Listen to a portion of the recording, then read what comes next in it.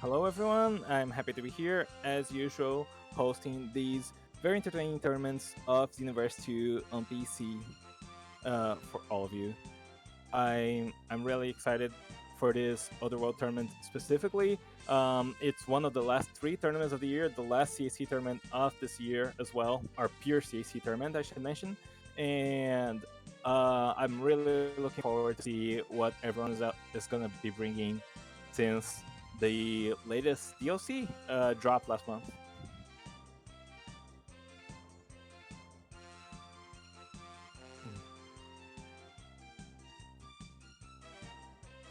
Who's the first? Let's see.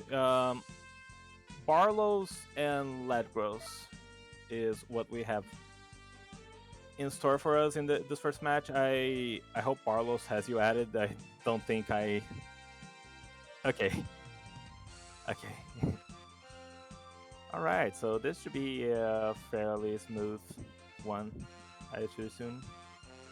I don't think I've seen Barlow's join any of our tournaments. He's been hanging on the server like for what feels like a few months at least, but he said he was more like a PvE universe kind of guy.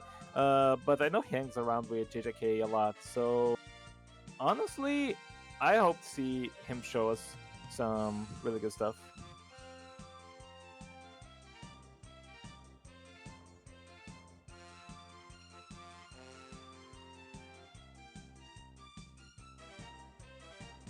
Yeah, exactly. The 3 minute timer is a new rule that's been put in place. The Namekian CACs and like the health regen kind of playstyle was a little bit too dominant. It was just all over the place. It was winning tournaments, stuff like that. So we decided to see on 3 minute timers. You know, if you're playing on the Namekian, if you're playing to stall, you still have to risk a timeout. So we're gonna see if that promotes a healthier environment for the tournaments, or and hopefully it's gonna be pretty exciting. Fighting under time pressure sometimes can give you quite a rush.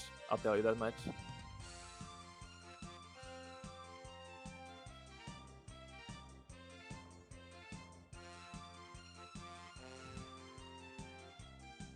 Right. hmm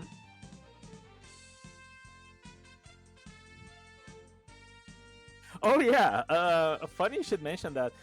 The We were talking earlier in the server. Apparently, Ladgros is bringing a 4 bar self break Namekian, and I mean, it's definitely very creative. I think there's some good stuff you could do in a self break build.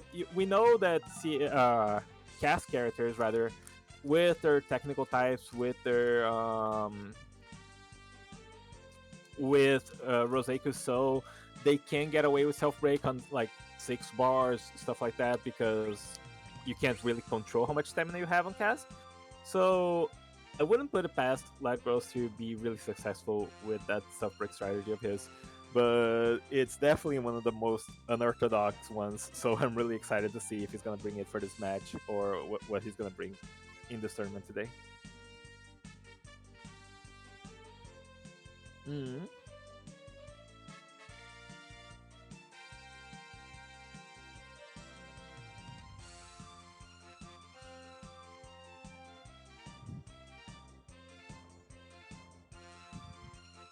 Yeah.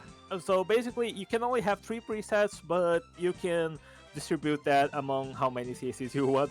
Why do they look so similar? Excuse me. Um, oh, their CACs are the spitting image of each other. What? Barlow's is just a Majin Buu version of it. Oh man. All right. Good start for Light Growth. Yeah. Yeah. Mel Earthlings, of course, regarded as one of the best races in the universe. These two guys seem to be minimum weight, so I imagine we're going to be seeing key blasters here. Just lots of key blasts, very strong type of super, of course. That goes for a nice little grab. He has low stamina right now, so of course goes to the ground to regen. First dash will catch him. alternating combo, I believe, that is for Earthlings. Does not do a whole lot, but keeps up the pressure. And Legros here already finding himself a little bit in an awkward position with his stamina.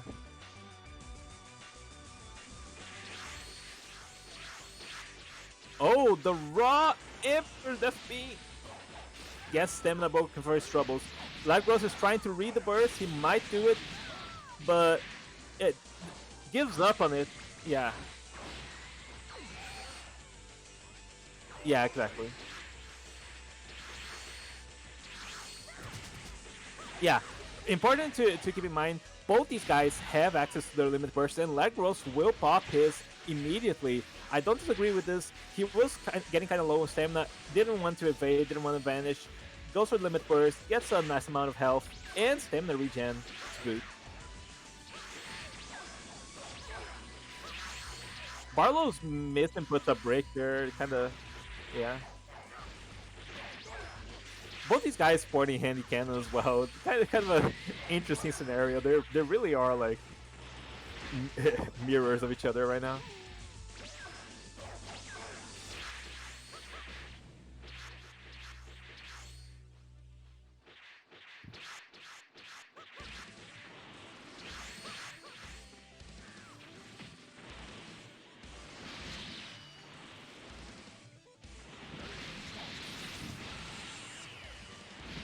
Right. Yeah, definitely so. Like, Handy Cannon is a super that nothing changed about it, but it really grew in usage in this tournament compared to our previous ones. It's a really good super, I would say, but also importantly, Legros, are you gonna evade? Oh my god. Um, yeah, that Emperor's Death Beam did quite a number on Legros. Neither player have a limit burst right now, and oh, apparently the screen can hear me. Um. How? Oh, multi is the one people can hear. People don't hear you on the stream right now. Sorry, I thought it was me. Yeah. Sorry, Felix, I misread what you said because of the Discord notif. Yeah.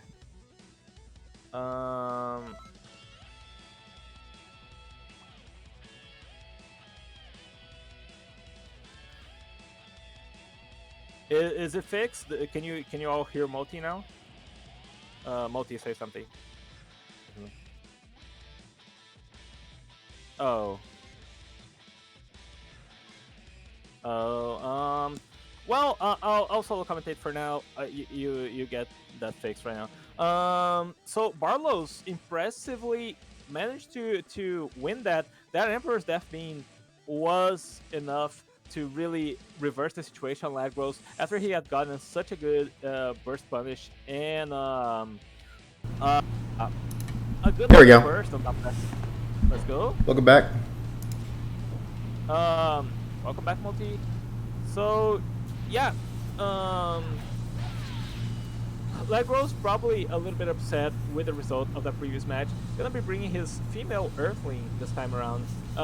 Knocks Barlow's out of the little nap thing, but still managed to just stand still, recover some key with the female Earthling passive, but it's nothing compared to the little nap. So Barlow's just step vanished into the water a bunch to increase further how much key he was getting for his troubles.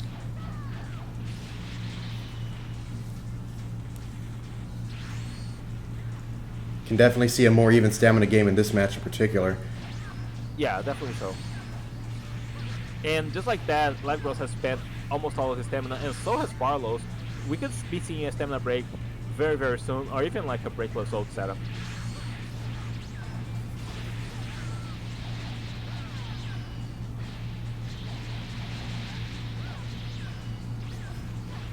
Legros going for some loops, forces Barlow's to spend his stamina.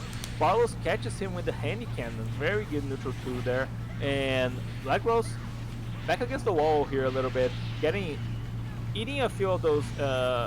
Oh, the circle flash in neutral catches Barlow's, good amount He of goes for it damage. again. Goes for a second one. Oh my god, that was terrifying.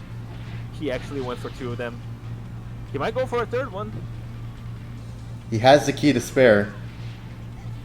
Oh! Oh my god, the raw fucking remote serious bomb. Goes for the double input, does get it, but Lagros had enough stamina to dodge it. Very interesting play there by Barlos. Honestly, situation is not looking good for him, but some pretty clever plays from Barlos in this match. Barlos only has 1 minute to close the gap in health here. Could be possible with the incredible DPS that Male Earthling offers, but he's going to have to do well to get rid of Lagros' stamina very quickly. Yeah. Definitely so. And especially on something like on CACs in general, I feel like it's very doable to just close the health gap, but the time pressure does get to you. You're like, oh man, I gotta catch them, I gotta do a lot of damage, I gotta win neutral, and then some mistakes start to happen. And Barlos, with the limit burst still in store here, he's gonna try to even up the health situation by means of regenning instead of dealing damage to Ladgros. 10 seconds, however, on the board, stamina broken, that's not gonna be enough. Ladgros evens us up, bring us to a game. Oh, barely. I was looking forward if it was going to get the kill or not there. Either way, victory by timeout. Ladgros 1-1. We're a game 3 situation between these 2 contestants right now.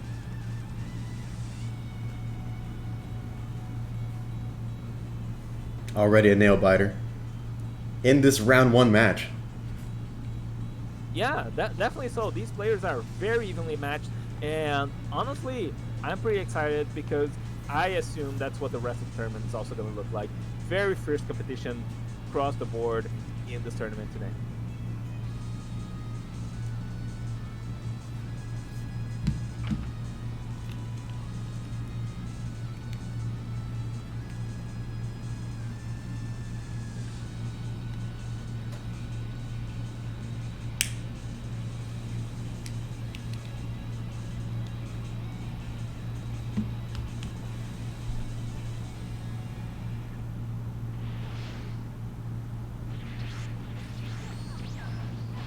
Very interesting little nap punish there.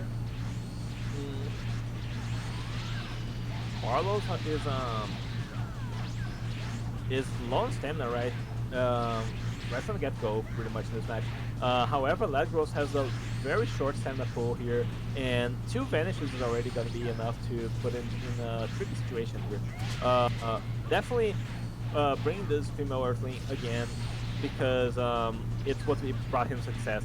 Barlos keeps going for that LHL, not realizing that combo actually doesn't work even offline. But still, where he's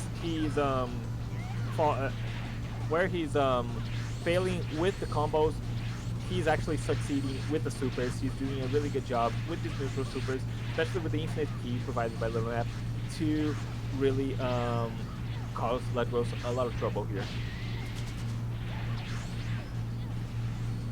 You can definitely see Ladgros 1 to score some extra P blocks, which is a very useful tool both for regaining key and, if it's used against a normal, taking out a little stamina of the opponent themselves. Right. Oh, remote serious bomb? Oh! Okay, Turbo Flash in neutral will get him. Ladgros back to white health thanks to his health burst, but definitely not when you wanted to use a health burst in this match. Let's see if Barlos can convert into a winning position from this stamina advantage. Apparently, he's having a lot of trouble here figuring out how to force Ladgros' stamina. He couldn't really do it, and Ladgros just sat into the combo, regened like 3 bars of stamina for free, and now Ladgros is in a very, very good position here. Barlos back against the wall, but still in this match. Apparently not for much longer. He has close to 10 stamina bars. If Ladgros gets a good burst punish here, or break punish here, but I think this is not going to be enough. Barlos still in this match despite the increased damage taken from the health burst. Able to do that light, heavy, light combo now that he's at the ceiling. Decent damage, but he'll need to do a lot more in order to close this gap here. Yes, definitely so.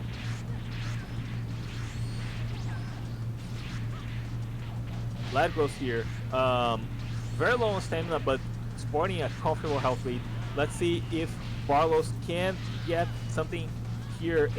The Emperor's Death Beam that helped him so much in the first round will not strike twice. Ladgross punishes it and wins the match with a very, very nice circle flash.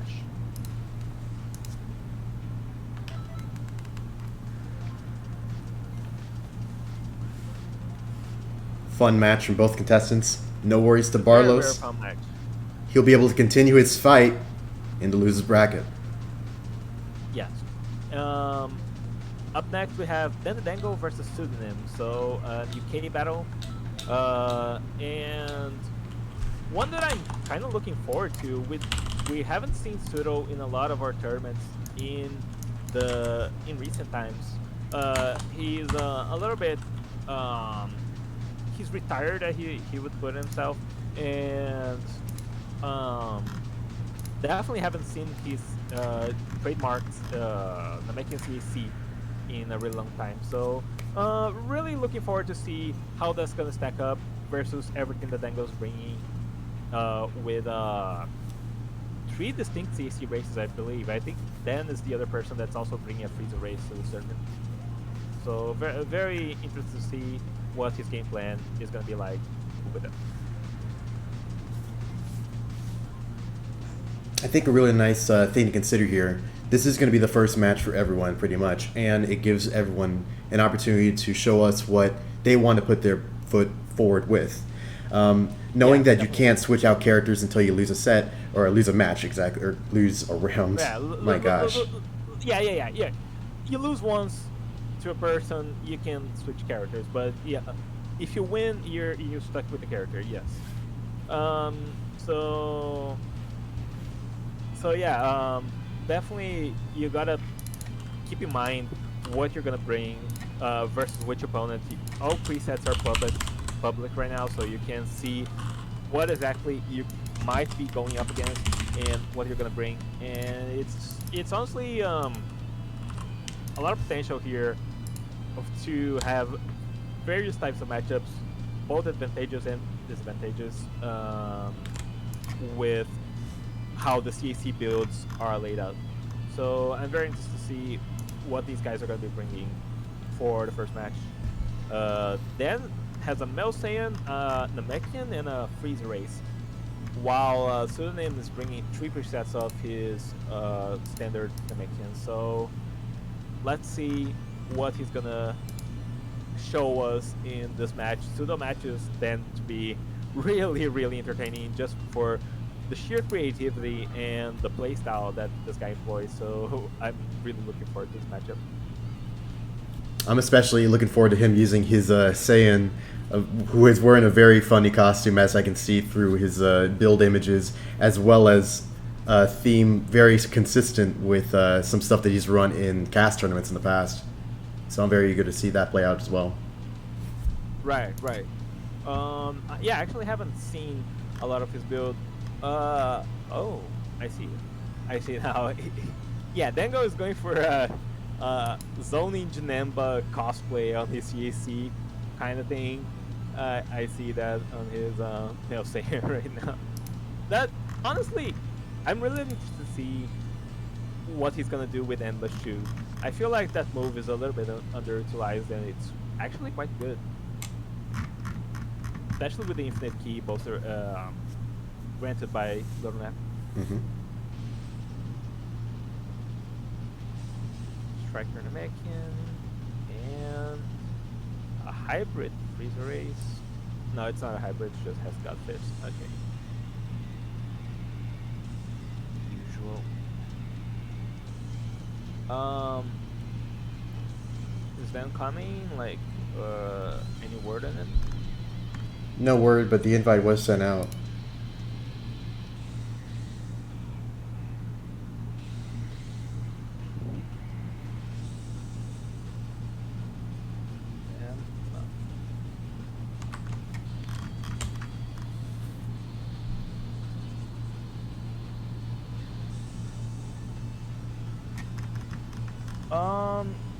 if these guys take a little while. Oh yeah, Felix heard Dan coming. He was like far away from the PC, so seems like he's arrived and he should be joining soon. All the other contestants are flooding the voice chat room that Dan was happened to be stationed at. I'm sure they're all giving him very reassuring words.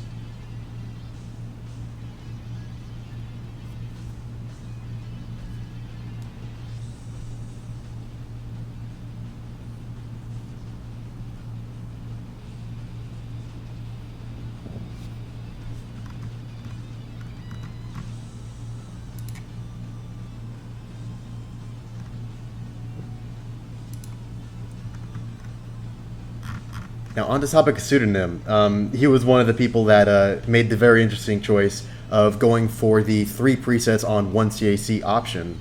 Right. And of course, every CAC looks the same, so you have to either run your scouter at the beginning of the match or just see firsthand which of these very devastating builds he'll happen to be running.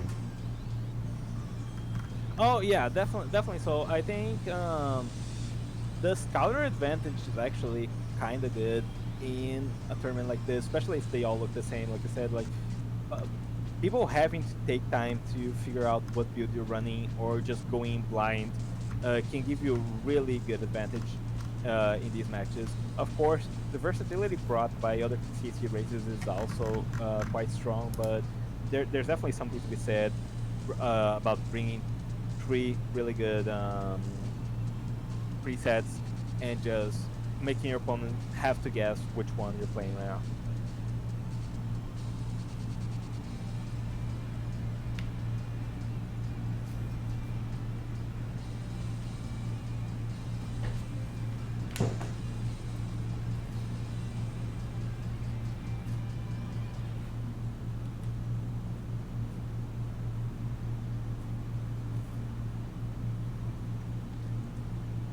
They can hear him wrestling around.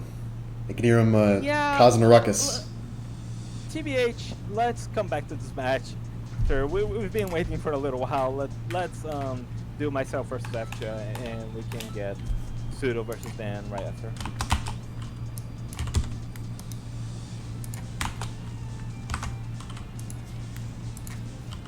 After, of course, really strong contestant.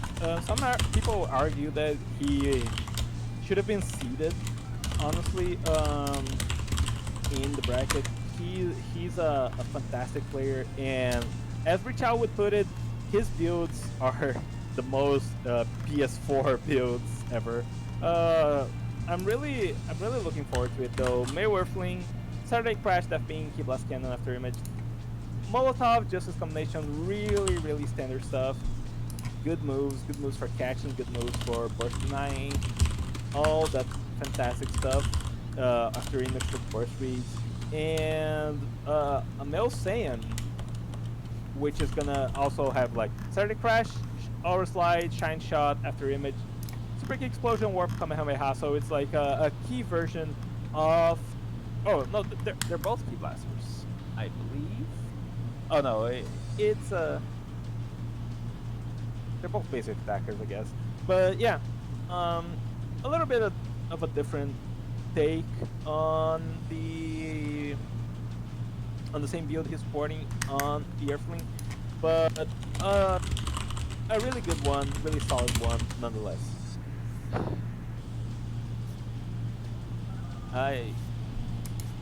Oh, Dan is okay.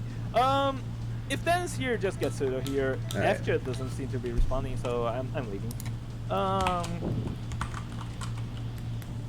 But yeah, excited for the match versus Afcha down the line.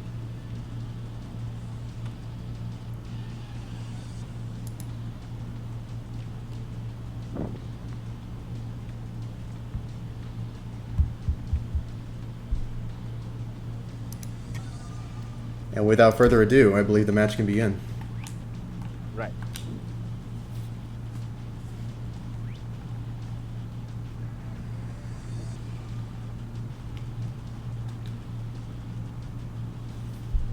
So Dango versus Sun.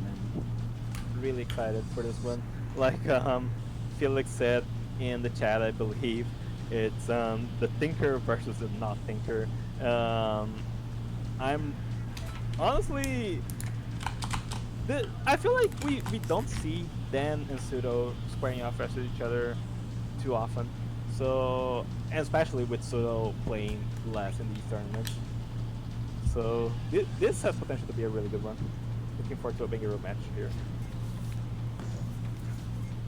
Apologies for the delay. It can be helped with how these tournaments are set up. Sometimes contestants are just not here. Without further ado, however, Flying Dragon number 13 is Dan the Dango's CAC here. The one that's gonna be cosplaying his trademark zoning Janemba. He has Time for a Little Nap, Heal Rain, really good Key Blast supers to pair alongside those. Aside from just the Zonemba aspect, one thing that caught my eye about Dan's presets is particularly all of them feature Rolling Bullet as the evasive. Yeah, Rolling Bullet, of course, extremely good evasive. It's quick, it punishes bursts, and it also has the potential to, like, if you perfect block it, it doesn't drain stamina because it's a Key Blast. It's not a strike like, say, Spirit Explosion. So, oh my god, Pseudo went for that Darkness, or Shadow Crusher rather, there, and it was really scary for Dan because it has no control over when the U-Rain's gonna fire or not. Whew. Okay. Pseudo had a very dangerous stamina. Just going for a little damage there on Pseudo, nothing to write home about, but keeping substantial health lead, goes for the Endless Shoot. Pseudo now, not really, a bit of a tricky spot. His Uiku Soul is gonna trigger, giving him more stamina regen right now, but you know, I have to imagine Shadow Crusher is gonna be deterring Dango for going for some of these U-Rains. Very impressed with both of these players right now. I saw Pseudo's ability to P-block his dashing light heavy from Dan, and also Dan, for his remarkable use of his zoning options, he was able to combo into one of his zone's attacks off of a grab. Oh, the Darkness Rush, Dango will fall for it, take a healthy chunk of damage there. Pseudo goes for a key charge. I'm not sure what the plan was there. Lightning will not strike twice, however, oh my god, he gets caught by the Endless Shoot while step vanishing. This is so tricky for Pseudo. He's trying to regain some health with the Namekian passive, with the health burst, but then will pop a burst of his own, forcing Pseudo to, oh my god, the Shadow Crusher is gonna deal so much damage to Dango right now. He can't get caught a second time right now. But Pseudo, with no stamina to work with, despite the Uiku Soul doing its work to ensure he might get, oh, he gets the stamina break. This could be it. Will Dango survive this break? I don't think so, ladies and gentlemen. This is a huge reversal. But unless like a leg spike? What? Excuse me? 10 seconds remain. Will they try and make it go to time? Oh no! Break. Then the Dango brings it back in the end. In a very gnarly way. Goodness. We'll have to wait to see if any of the contestants have anything to say about that. Yeah, I'm a little curious myself. You know, it would not be crazy for okay. Pseudo saying it was a shift tab. Dango saying it was not. Asking to run it back. Okay. Yeah, Pseudo isn't actually accusing it of being a shift tab. He was jesting, apparently. But Dango is agreeing to run it back. So we're running it back. Let's see if Pseudo. Yeah.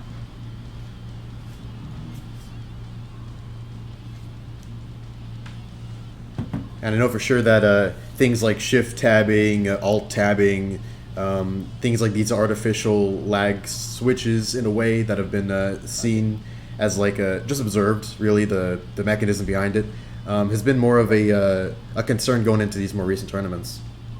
Yeah, definitely. So it is, of course, foul play. If you get caught, you will get disqualified. But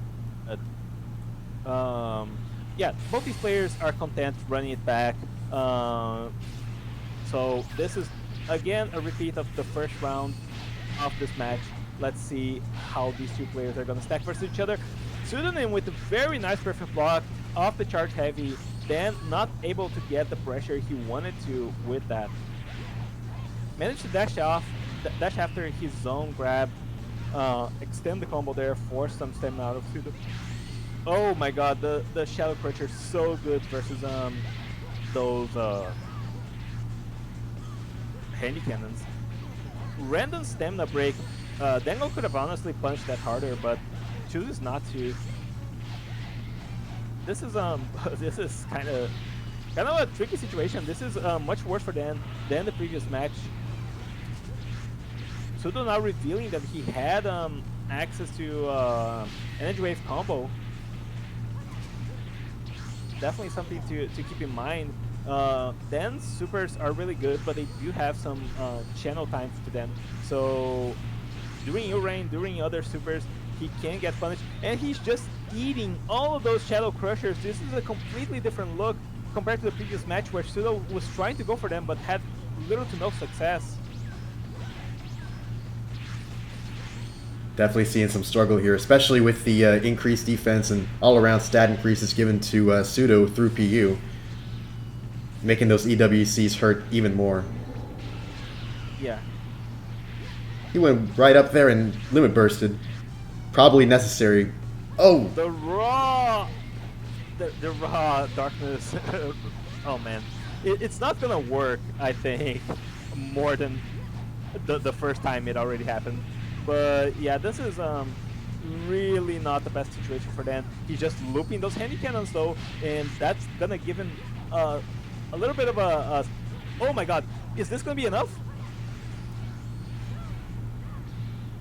Oh, oh my god, the Shadow Crush proccing after the Circle Flash. It's not gonna be enough, however, then the Dango comes back of a very, very rough situation there against Pseudo. Oh my goodness, what a reversal in this first match between these two players. Jesus Christ, I thought Dan was losing that for sure. Me too. Oh man. Goes to show the only health that matters is 0, and Dan taking that to heart just refuses to lose despite the overwhelming advantage that Pseudo had, and just comes back in the nick of time there, managed to score so much damage, stamina break, finishes the match against Pseudo. We never did see him use, and he might have a chance to this tournament or this match, but we haven't seen him use Future Super Saiyan yet. That's the Awoken that this preset of Dan is on right now. I have to imagine that's either him forgetting about it or just like not wanting to risk Pseudo punishing something like that, even though like it's not likely that that Future Super Saiyan is gonna get punished. Pseudo is very unpredictable and he has very sharp reflexes at times, so it's definitely something to keep in mind.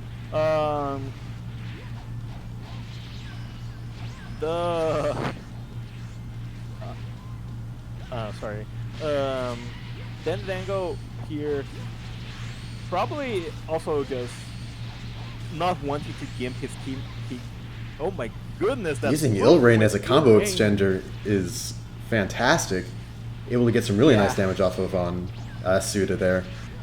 Really, he just allowed himself to eat it, possibly to retain stamina, possibly because he knows he has that incredible Namekian health regeneration at low health. But oh my god, you even see the little light of him getting grabbed, but it wasn't true. Yeah, false hit confirmed was not enough. Usually for grabs, that's the other way around, but Pseudo doesn't have Shadow Crusher in this. Like, I imagine he would be using it right now. Future Super Saiyan, then Dango, regening the most stamina he can right now, and with a lot of ki to boot, you know, turns it off goes for a transformation cancel of all things. Pseudo allowing him to use up his key, going for anti-cannons on his block. Oh! But yeah, this is over for Pseudo. There's no way he comes back from this, right? Yeah, I don't think so. Oh, Cutting it a little close there. Style points. That was fantastic. Then the Dango takes this match 2-0. Honestly, that Saiyan's looking kind of scary from that. It's no worries to the pink man, Pseudo himself. He'll have the opportunity to wreak havoc in the losers bracket. Yes, definitely don't count Pseudo out when it comes to these tournaments. CAC, CAS, he is always the wild card, and anything can happen when it's a match between him and anyone else. Now it's time for Psyker vs. FJ.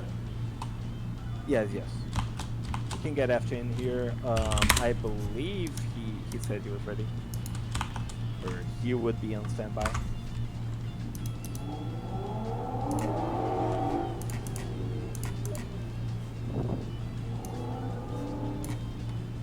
Indeed he is. Welcome aboard.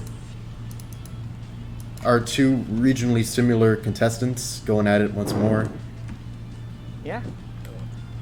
FJ, my compatriot, my bracket demon. Let's see what kind of match we'll be showing today.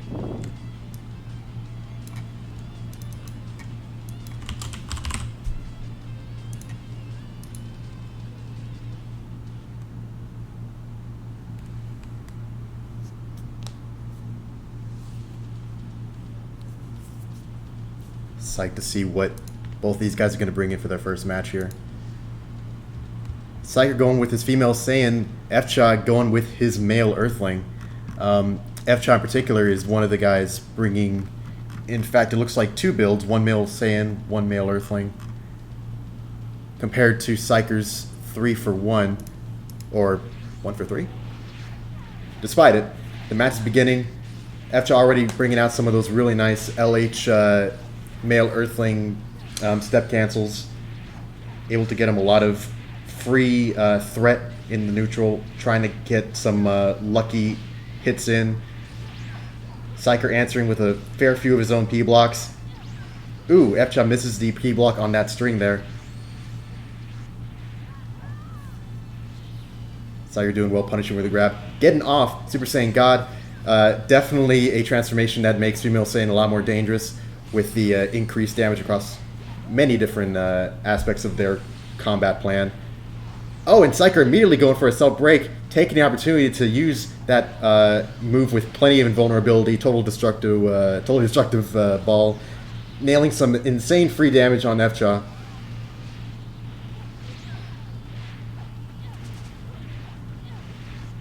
FJ's in real danger here. Is he already out? Oh my goodness. Immediately this first round is in Psyker's favor. What an incredible surprise. But the set is not over yet, and we'll have to wait to see if any of you guys have anything to say. But with still 2 minutes left on that timer, Psyker's able to take this first point.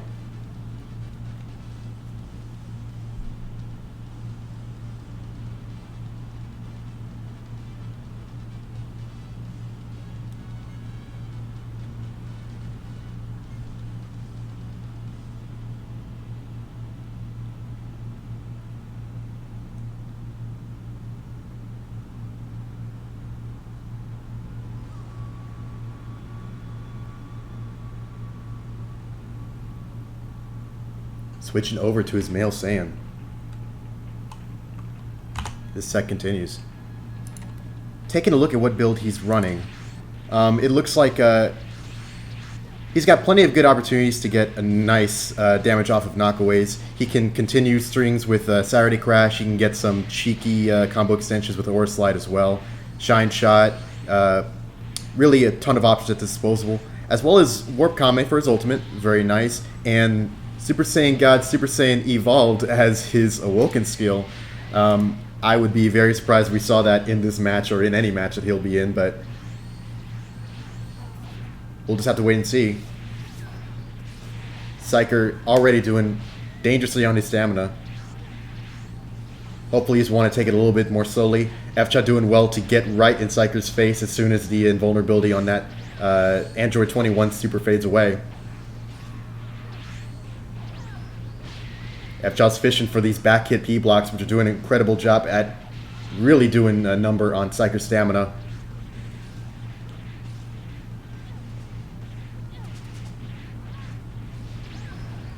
FCHA doing well to wait for Psyker throwing out a grab so that he can answer with his own. Oh! And now left with no recourse. FCHA was able to take that stamina break and use it to cleanly sweep up that point. The set's evened up. We're going into game 3.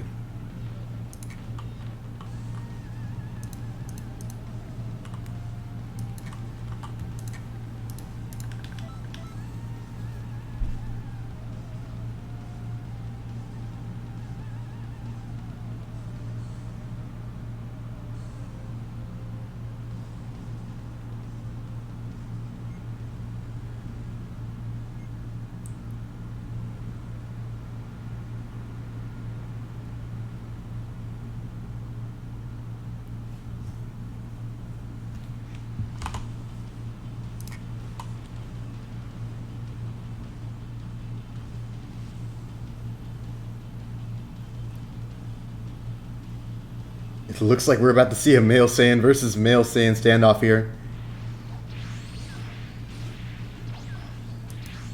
Match opens up quite explosively.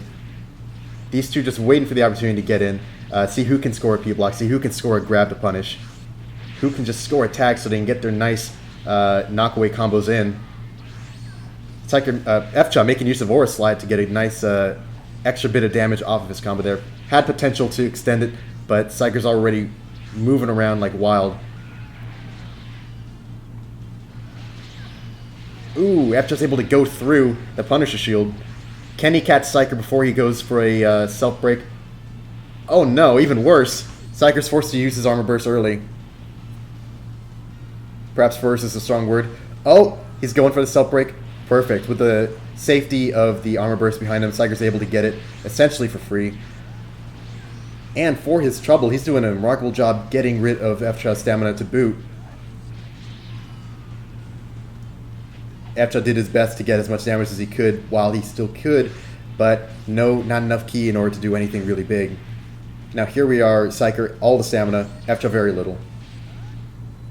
But there's still quite the health disadvantage, but not as much. Psyker making nice use of, I believe it was grab into the Spirit Pulse, the brand new UI Omen Goku's Blast Super. FCHA using his own armor burst. And in this kind of situation, well, it's a great opportunity for the guy who's using it to get some stamina back, perhaps go for a self-break. But if he's trying to go on the offensive, there's not too much the other guy can do other than wait it out for the 20-minute duration. Or 20-second duration, oh my gosh. Psyker's still trying to go for some cheeky tags with Punisher Shield, but FCHA's able to just go through it.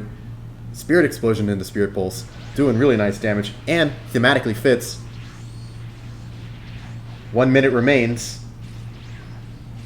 With these guys' aggression, it's possible this won't go to a timeout.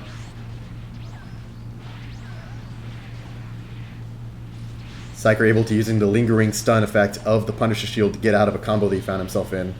Really nice fallback option to have, considering that using Punisher Shield leaves you in that extended animation for quite a bit. Who has the health lead? It's percentage based, so we don't know, but it looks like Psyker is going to take this set. My goodness. Whew.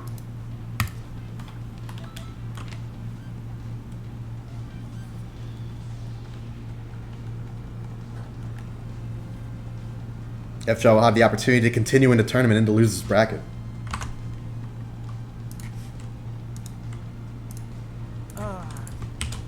That's good games as always.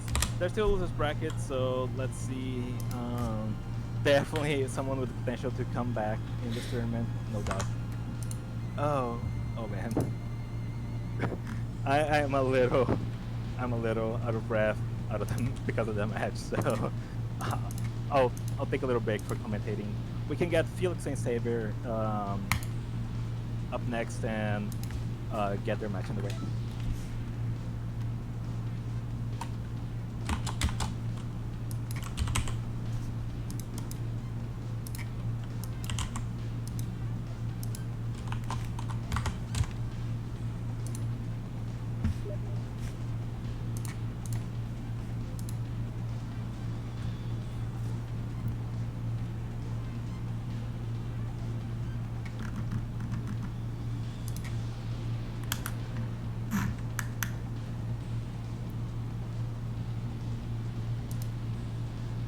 No, it's been so soon, but how do you feel after that match?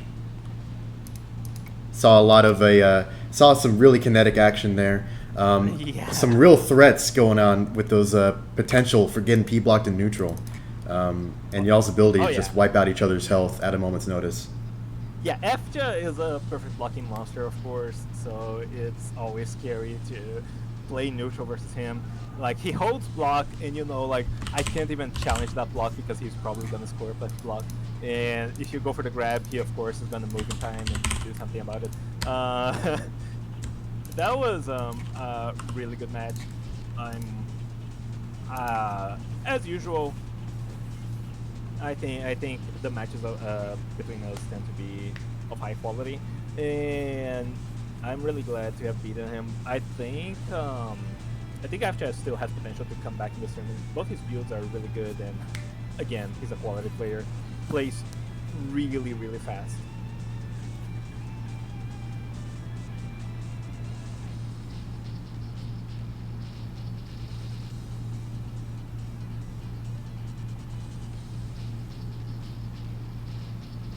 Felix started up on his male Majin. Oh yeah, for going back to the transfer.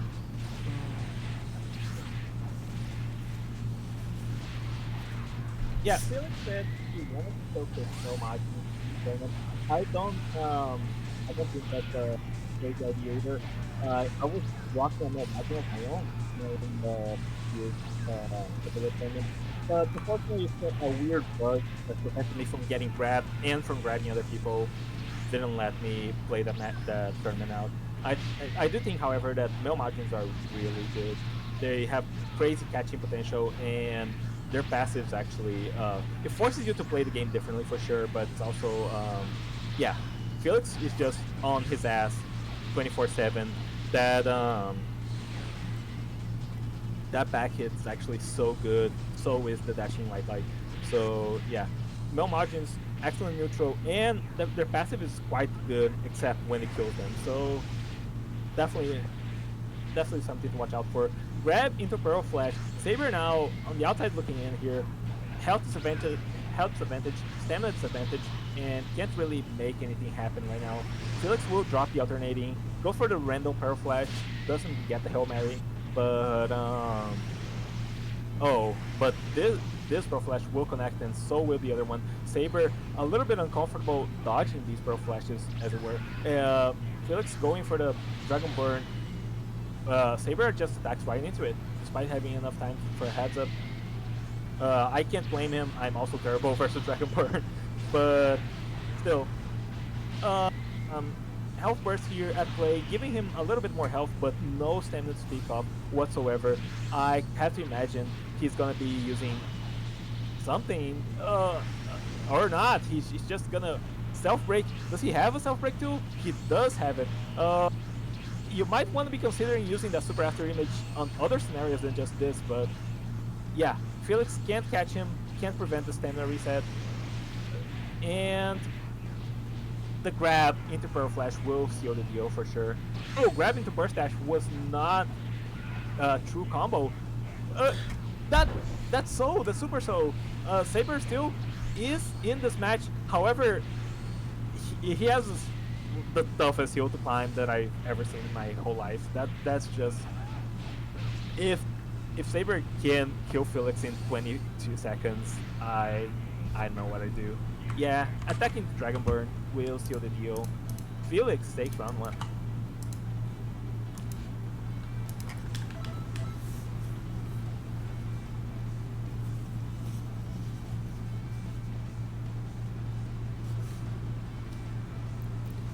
Definitely a threatening situation. There's a whole, I guess, mind game beneath the mechanical game when it comes to fighting someone with Dragonburn. Because, well, it's not the most difficult thing in the world to back hit, either on reaction or in anticipation of it coming Right. out. But at the same time, them knowing that you might do that, you have the potential of dropping combos that you didn't have to otherwise. On him in particular, on a male Earthling, perhaps there can be some option like using Super After Image on reaction, perhaps as an attempt to counter it if you're somehow close enough to get hit by it, because these vanishes in reaction to it, even though they're only costing him 1 bar of stamina at a time, clearly these are adding up, and Yeah, no, that definitely so. Still, like, it's in Felix's disadvantage to be using Dragonburn here and getting his vanish because no margins are so fragile if they're sub 3 stamina that you just have to be very, very careful. get him off the floor, man. Situations like these.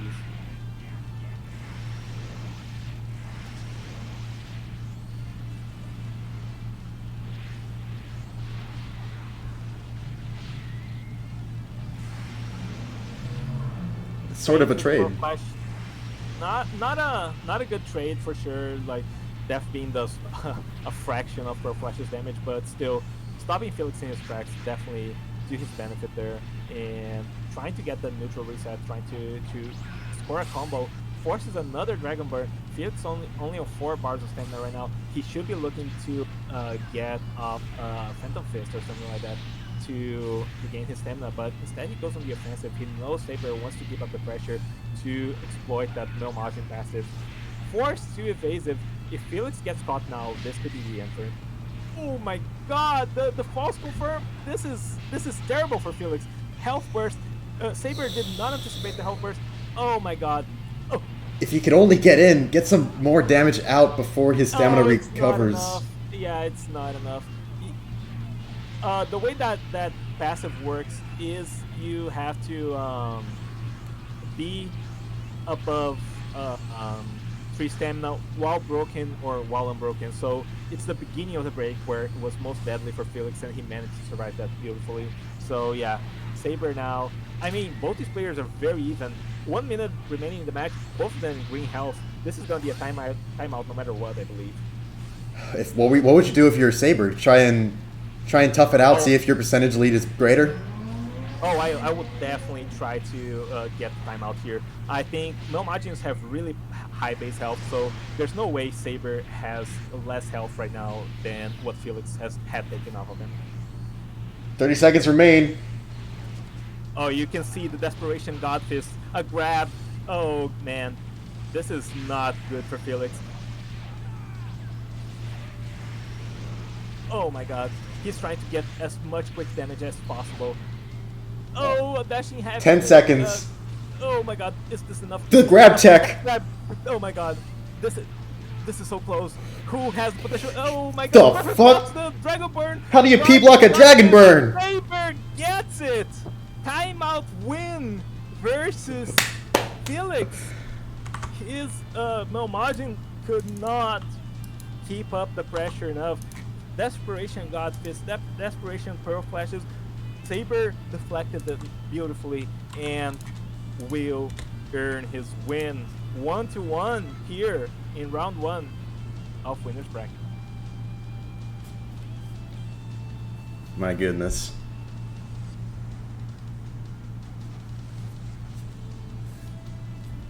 I would definitely say that was the best strategy Saber could have gone for in that situation.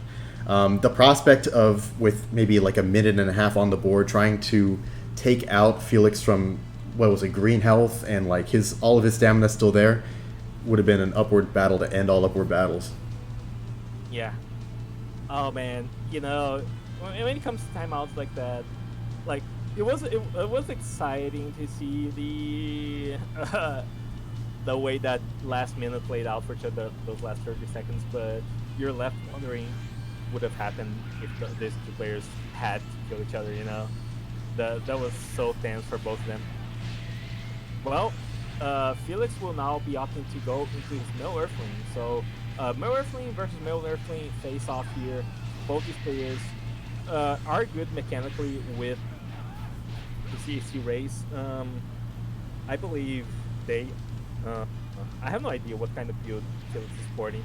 He goes underwater through the grab and takes the opportunity to queue up his potential unleash. So now he's gonna be doing more damage, taking less damage than what Saber can dish out right now.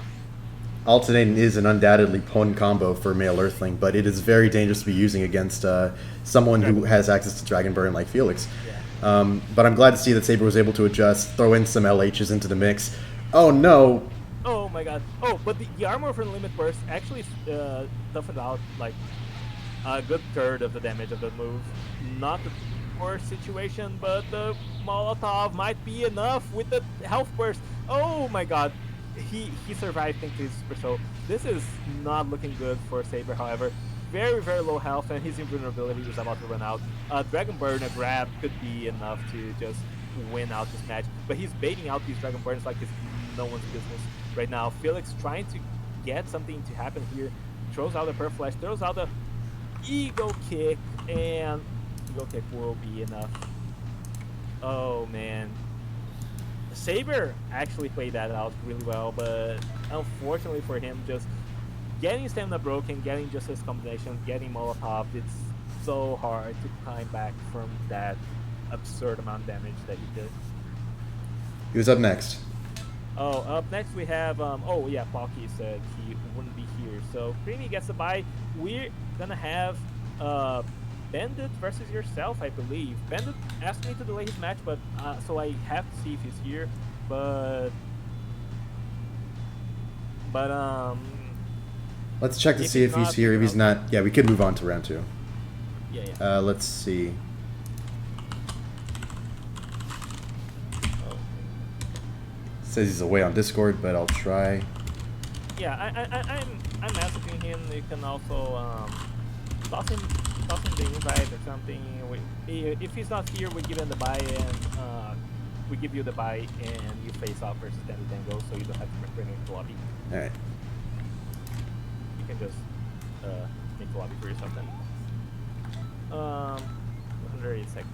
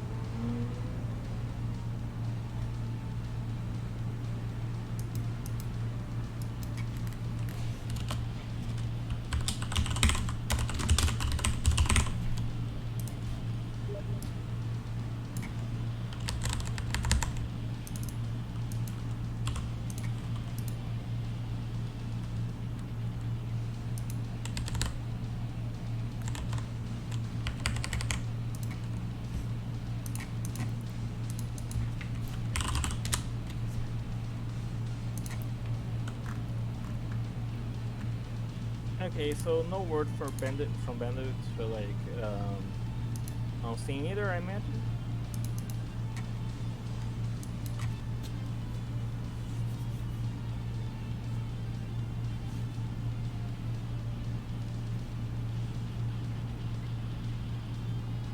Okay. Okay, so all right, we'll give you the buy. Bandit goes straight to losers, unfortunately, and let's get Bandit then go right in here to get round 2 started. Me versus Dan? Yeah. Oh boy. Let's do this. I'm pretty excited for this one.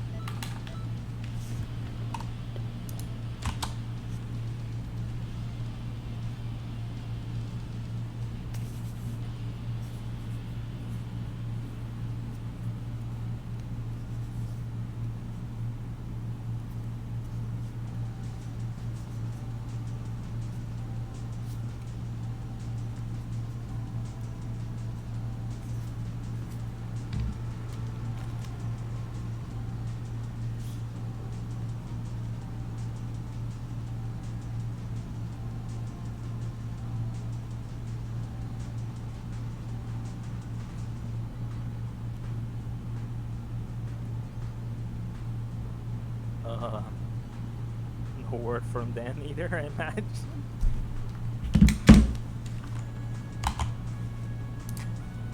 Let's.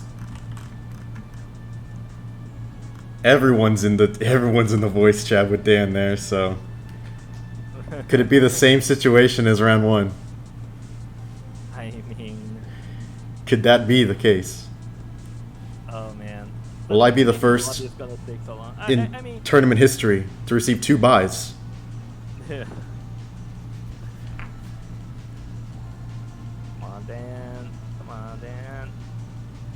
Denga's coming, according to Felix.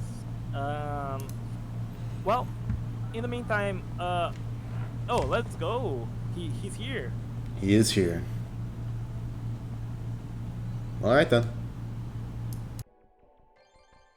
Oh. Okay, so Dengo explained the trouble. He has to put away groceries between matches, so that's what's been happening right now. All right, so let's get right into it. Moti versus Dan. Moti seems to be starting with Breaker, named after the iconic um, new game that's coming out in October, supposedly, as well as Breaker Energy Wave, which he does sport in his preset. Female Earthling, Timebreaker kind of deal, and he's gonna be facing off against Dan the Dango's Male Saiyan, which is a very strong zoning-based Male Saiyan.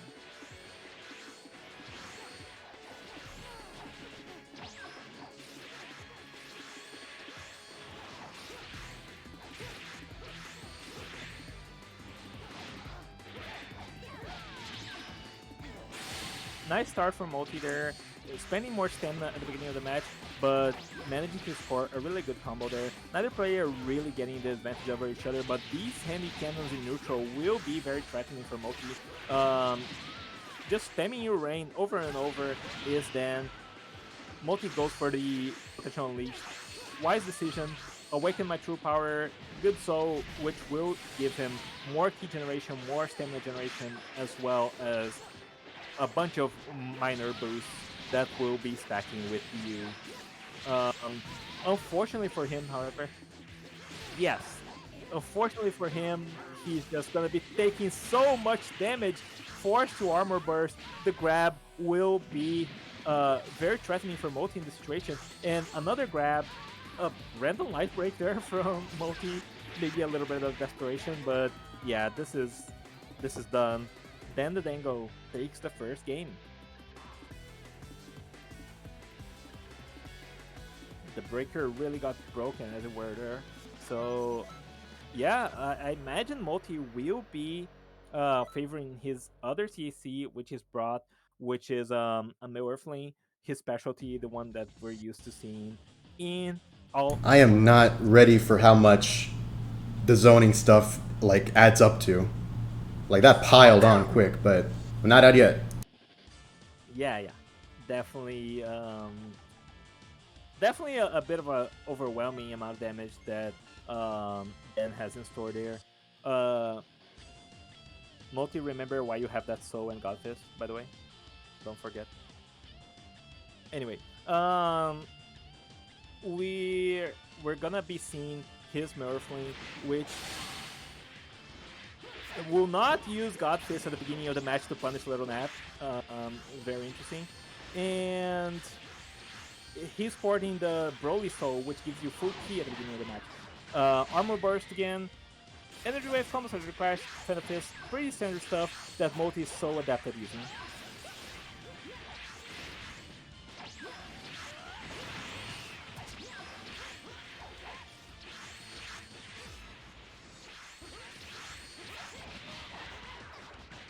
These players are just moving around at light speed right now. Raw times 4 Kame does not get punished. Scores a decent amount of damage there on Dango. Another grab to dodge the ill rains, and wow, this is a much closer match than the previous one was looking like. Unfortunately, he stumbles into the genocide shell, grabs to dodge the rain, and now Dan and Multi both even stamina, even health situation. This is a very tense match.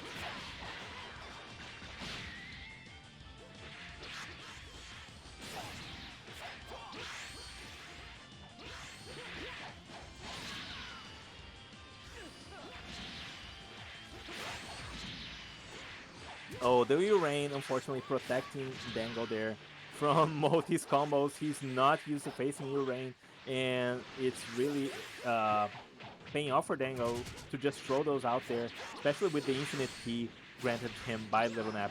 Of course, always important to note, both players steal their bursts in store, and Dango has a health limit burst, which might prove instrumental because this match is leading to its final minute round right now. Oh, Circle Flash catches Dango dashing. That's an incredible amount of damage. He's gonna have to limit burst if he doesn't want to get timed out. And Multi taking the opportunity to burst himself to keep up his aggression. Now Dan is forced to grab if he wants to make something happen there. He will take the opportunity to use his health burst, but Multi does not want to let him regen there. Goes for the... Oh, the dashing H God Fist. Dango now really rough spot. Multi, however, no stamina. He will get caught. He will get killed by Circle Flash in a fantastic fashion there by Dango. Multi almost came back there, almost kept up the pressure, but sadly choked when it mattered. Then the Dango advances 2-0. That Neo Saiyan of his is really strong. For sure. Very successful in this tournament. Good games. Good. I'll have a chance later in the losers bracket. Yes, that's true. I will have many opportunities to practice in the future. I would like to thank my future mentors for my future matches. That's really what I would like to say. Speaking about that, Multi, your first match of losers versus F2. So have fun with that. Anyway, yeah, let's move on with the rest of round 2. Up next, Horny Anime God versus Ladbros. Oh, whoops. How did I mess that up? Oh, you remade the lobby.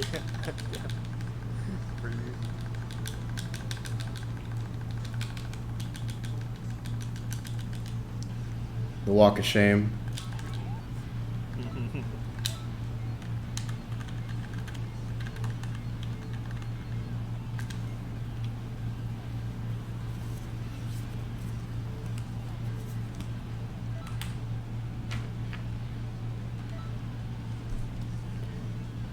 I mean, I see what you're talking in chat right now, guys, but you gotta keep in mind that Dan used a long knockback to set up Circle Flash. That wasn't even like a neutral one.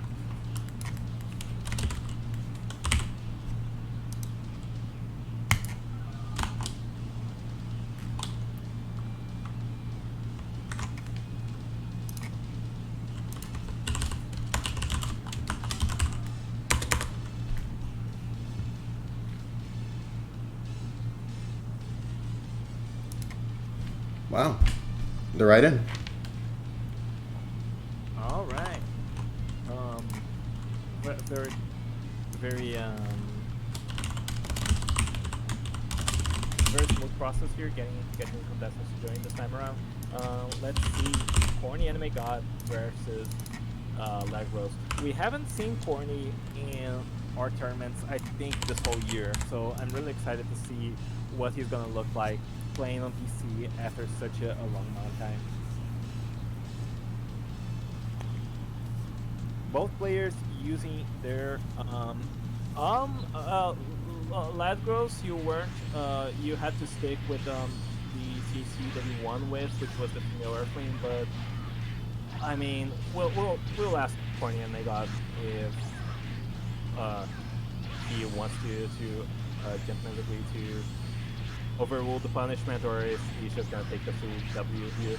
Either way, I don't see Ladros having a lot of success in this match.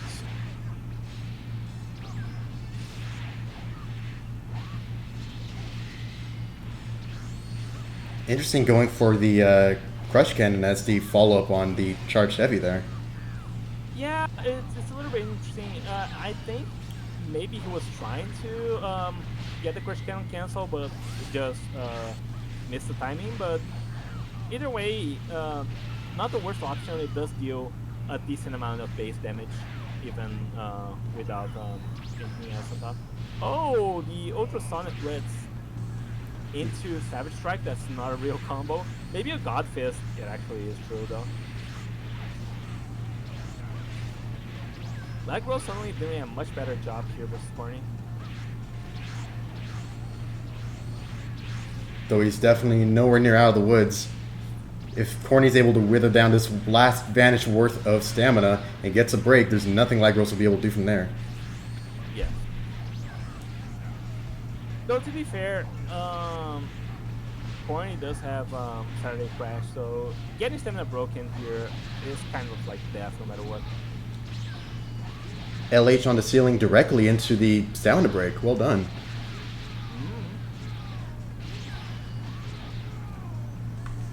Very fast match.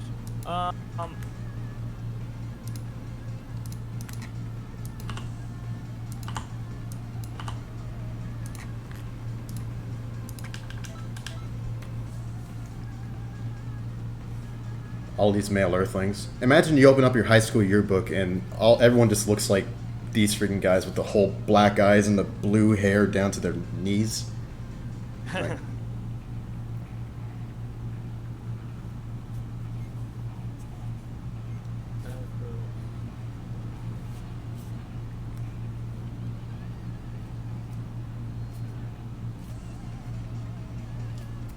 Well, both players are just going in no matter what.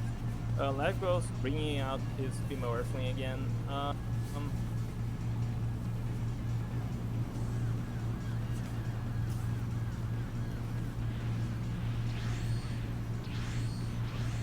Alright, both players moving about in the match, and Corny losing the first bit of stamina here.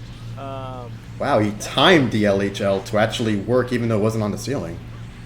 Well, I imagine these two players also have really good connection, so the movement is a bit more predictable, but yeah. Definitely some scary stuff here. Nothing Lagros enjoyed being caught by. Drops his own combo, however. Lagros showing a little bit too much respect there for Corny and didn't want to get caught. He will have to self-break or something now though.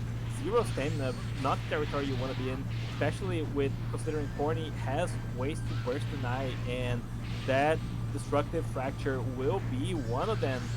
Lagros now on an extremely tricky situation here on the outside looking in, and I doubt, oh my god, that limit burst was so bad. But Corny doesn't get to punish it properly. Oh, Lagros still has a chance here to come back in this match. Oh man. Oh, Circle Flash? Nah. Not likely. And Destructive Fracture to seal the deal. Corny beats Lagros 2-0.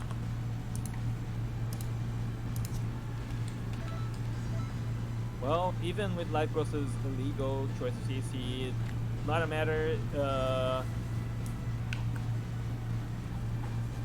Corny will be the one moving forward into winner's bracket. Yeah, he just moves on. Winners quarterfinals is where Corny is at right now. Alright, let's get the next match of round 2 started. JJK versus myself, the one and only. I need to load content again because moved lobby time. Oh. Actually, let's see if JJK's actually. He said that his computer shut down, so he was in the middle of trying to get it back up. He was wondering if perhaps we could do another match in the meantime. Oh, we surely can. Let's do Felix versus Creamy then. Creamy, of course, got the bye because Pocky was not here.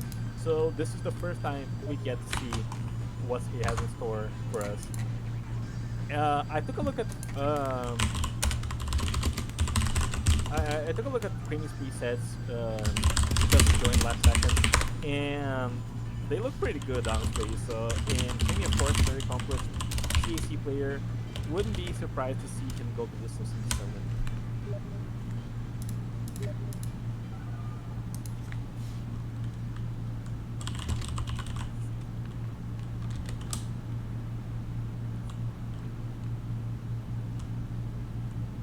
Alright.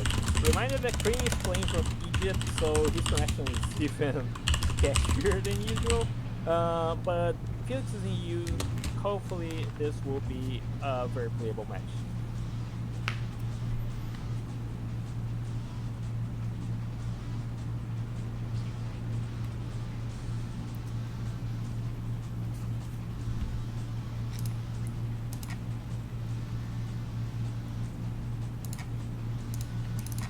As he won the previous set on his male Earthling, so Felix will stay. Yeah. Both of them running Little Nap, neither choosing to evade. They just wait out the Sleepy lead.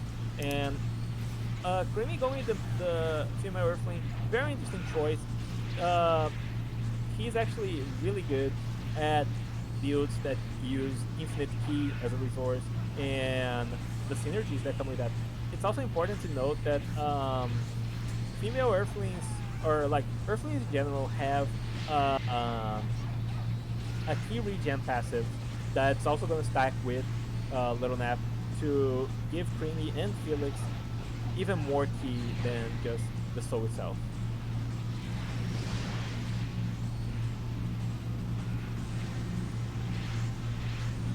Creamy going for those split finger shots, really good super.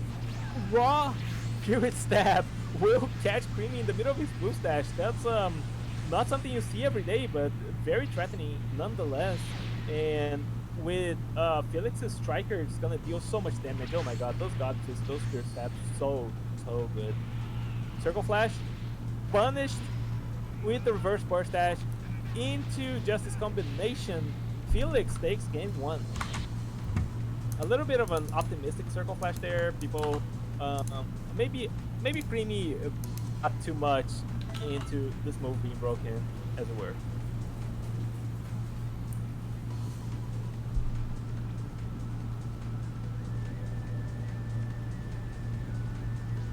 Moving on to the next match of this set. I wonder which build Cream might switch to. I have to imagine his trademark female Majin, but I'm not too sure. Either way, Felix definitely pretty good display in this match that he's not. Oh, Creamy's gonna stick with his female Earthling. So yeah, just a rerun of this previous match. Creamy thinking, of course, I can just play better, so he's just gonna go for it. Nap time's over. Match begins. Yeah. And a clash. Refreshing Little Nap. And the clash will be benefiting Creamy. Two clashes. He's getting so much key off of this. And, oh my god.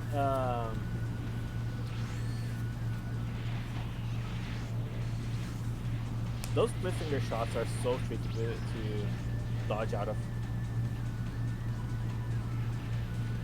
Oh my god, catches even the Hawk Eagle Kick better. Felix not really used to seeing that move, just not a popular move at all.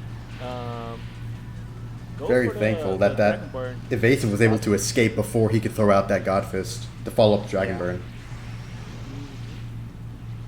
Very important because that's what Felix wants, right? The evasive into those very damaging single tick supers. But Creamy, of course, fully aware of it, timing perfectly his evasive here and trying to counter Felix with his zoning with split finger shot. He's able to move out very quickly after Dragon Burn. Do you think there's, well, I guess there is sort of like this small punishable window after he throws it out, but you have to be really on it, right? Yeah, no, it's super tricky to punish, really. You can start a combo, but you can't really punish it heavier than that.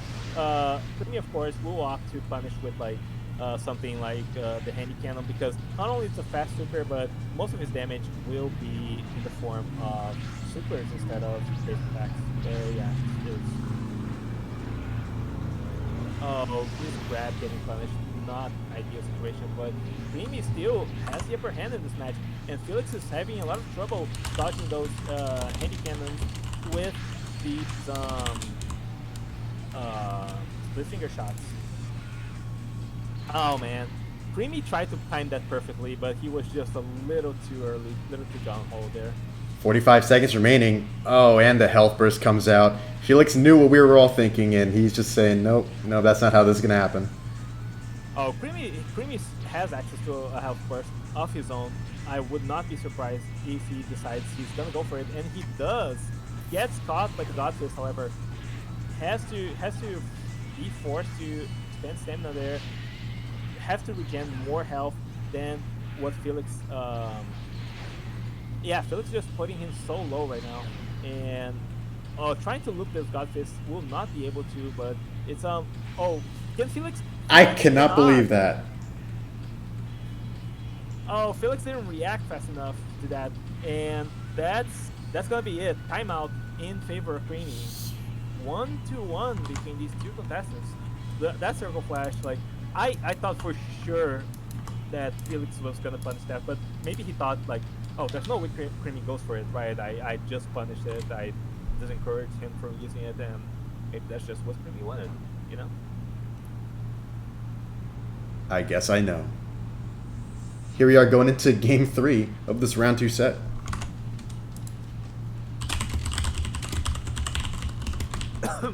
Yeah, these two players, of course, we've seen both of them in grand finals of Otherworld tournaments before, even versus each other, but also versus other people. These two are menaces, and I trust either player to really go the distance if they're trying to win this tournament. Creamy's build, very, very strong. So is Felix. Felix will have the opportunity to change CACs in this match, very importantly. And let's see if he goes with it or not. Nope. Earthling versus Earthling. These two are just convinced they can outplay each other. They can learn each other's habits and exploit them to its fullest. So let's see. Let's see what we have in store for us here. Creamy, of course, getting that infinite key, so crucial for him with how he's using super to basically bypass neutral. A little bit of lag spike here. Hopefully it does not persist. Seems like it. Not a huge trouble. That split finger shot that punishes the wind up on the burst dash. He's just trying to split finger shot into Death Wave. So scary. Creamy doesn't even have to basic attack.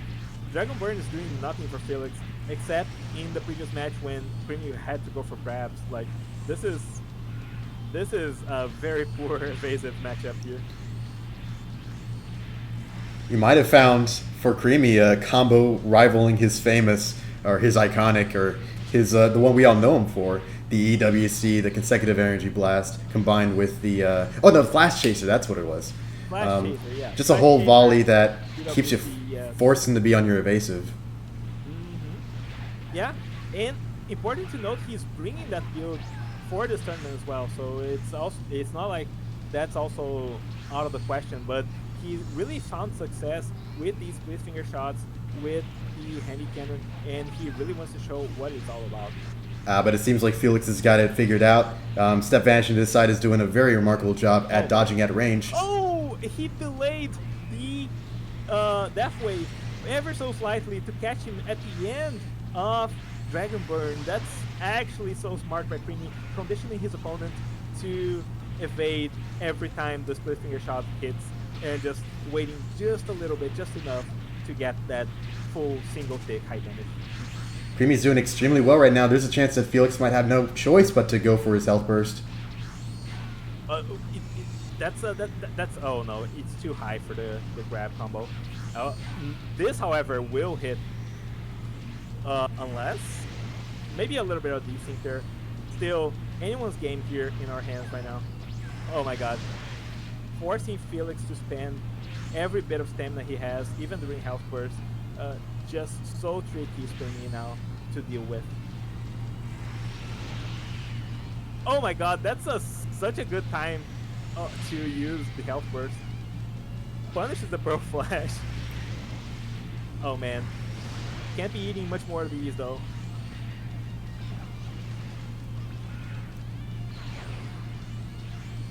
Oh, but Creamy definitely has the advantage here. 7 seconds, there's no way, right? Yeah, no way Felix coming back from this. Creamy might even get the KO. Nah. Time up. And Creamy takes it over Felix. 2-1. Really, really good match between these two players. Creamy advances.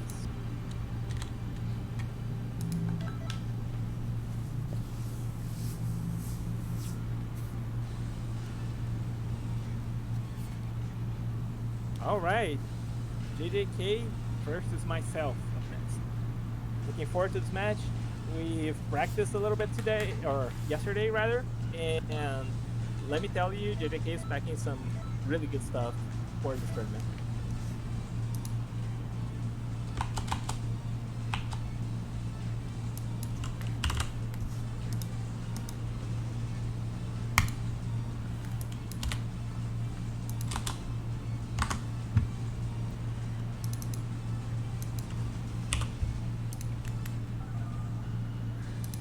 JJK last won with what was it?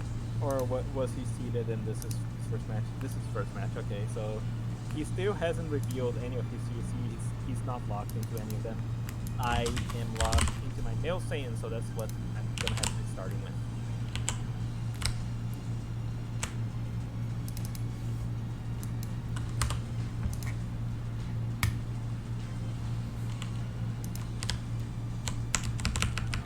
When it comes to what JJK has revealed about his mentality over choosing presets, among the ones that he's brought into this tournament, it's primarily a matter of preference, though in some cases where he might see some struggle in terms of the net dropping combos that he would otherwise be able to get on some other characters, he might have a particular preference. I'm saying that in this particular matchup because I believe we're about to see Psyker's Male Saiyan go up against a character that will do quite a bit better in this environment between a Canada connection and a Brazil connection. That is his butt-ass naked Namekian. God, man. What the fuck is that?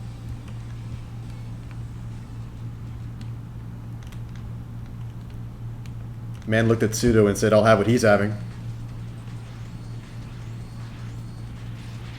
And the match continues. Did they have to color even the moccasins pink?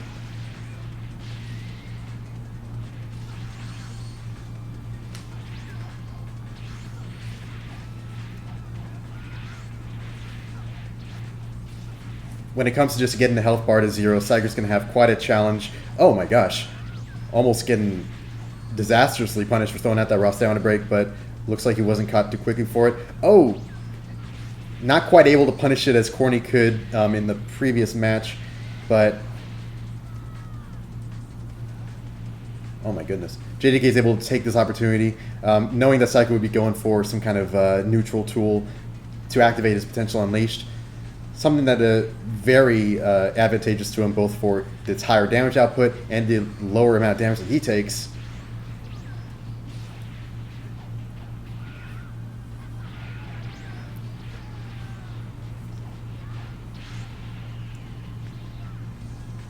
On his last bar and on an armor burst. Looks like JDK wasn't going to try to go for the reverse burst dash. Wasn't going to do too much. Oh, his Hail Mary heavy break. Not in the cards, it appears. Psyker, no burst, no stamina. JJK allows himself to get caught up by the circle flash.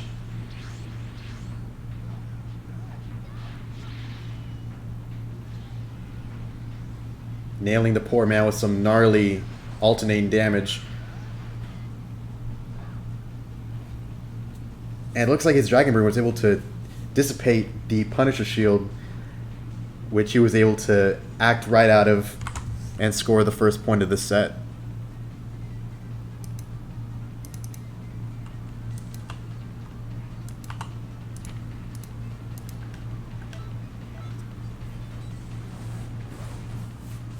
Unfortunately for Psyker, since JJK has won the first of this set, He'll be having to face that Namekian once more. Outside of his Saiyan, which one will he be running?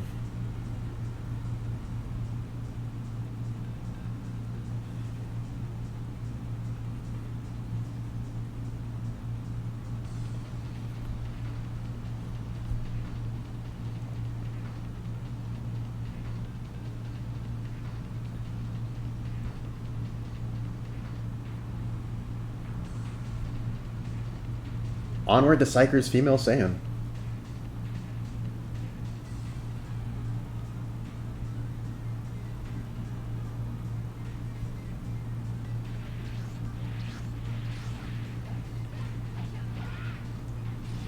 Ah, Psyker making good use out of backflip to stay out of range of the Dragon Burn. He just has to be careful to not be caught in a combo that he won't be able to cancel out of too quickly.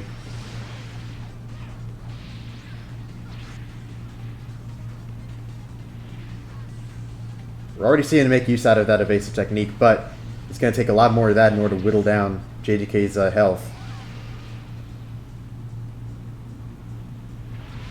I'm not sure what I would do in Psyker's situation. Clearly, considering the health, raw health deficit between these guys, perhaps going for just trying to damage him as much as possible and then seeing about a health lead timeout is feasible, but without any nice health regeneration on his own, Psyker might find that to be very challenging. At every turn, JJK's hitting him with the Dragon Burn. Psyker isn't able to get out of it in time, forcing to either trade with his own stamina or eat a whole new combo to begin with. Interesting, using the Total Destruction Ball to escape out of the Dragon Burn hitbox. Oh. But these combos are just not hidden the way he wants them to. Psyker goes for a self break. Backflip doing major work in order to keep him out of harm's way for a good portion of time. But it was not enough. With a Pearl Flash, JJK takes the set.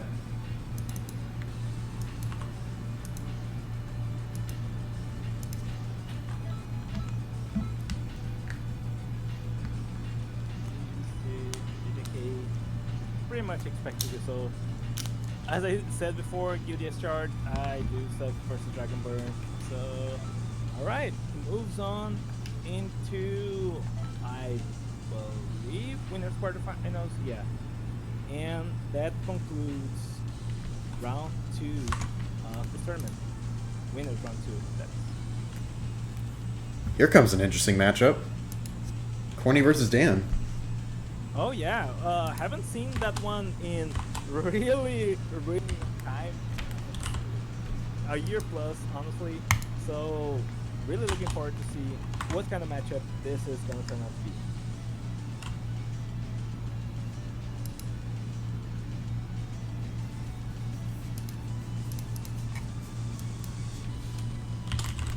The fight of the two guys with pretty long names.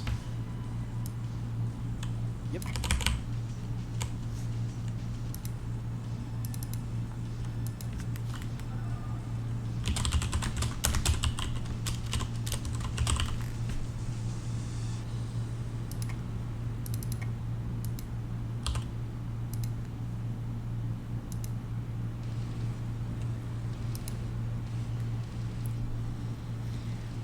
As a whole, this winners quarterfinals is looking exceptional.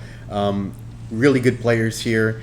We've already seen plenty of them. We've already seen all of them put on some great performances already throughout this winners tournament. I am sure sparks are going to fly between this, the semis, and winners finals before we finally move on to the losers bracket. Oh, definitely so. Yeah, very high player quality in this tournament altogether. And Dan has been putting out a show. He's just playing so clean with his male Saiyan.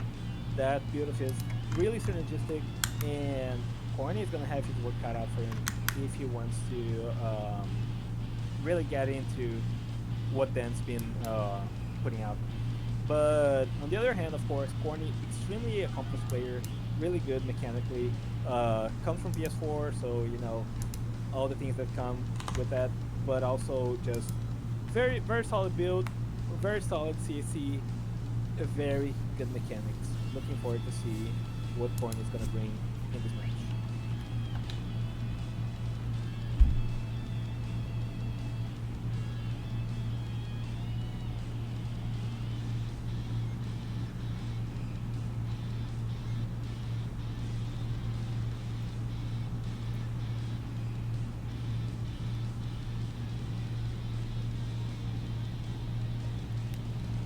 One thing to notice, haven't seen any particular builds focusing around or even including poison yet.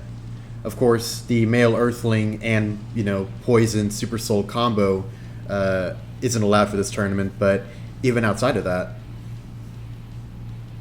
I guess there just aren't too many easy ways to pass it. Of course, you can have other races running that same soul, but yeah, no, that definitely is something that's much more male Earthling kind of territory.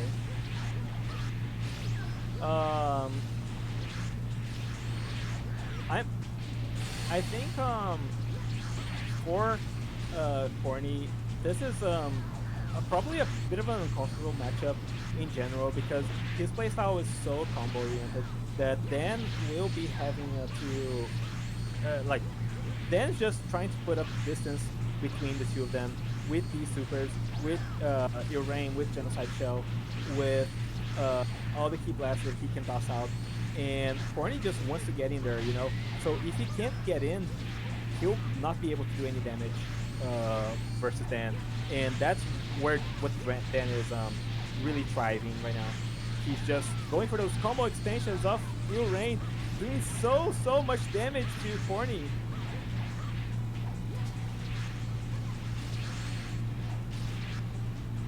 Oh my god. keeping him in the combo as well.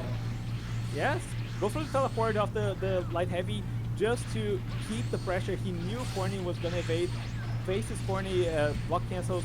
He's just keeping up the pressure here, and Corny has access to, I believe, an armor limit burst, so he cannot make up this health deficit that is between these two right now. And Dango, on the other hand, has a health burst of his.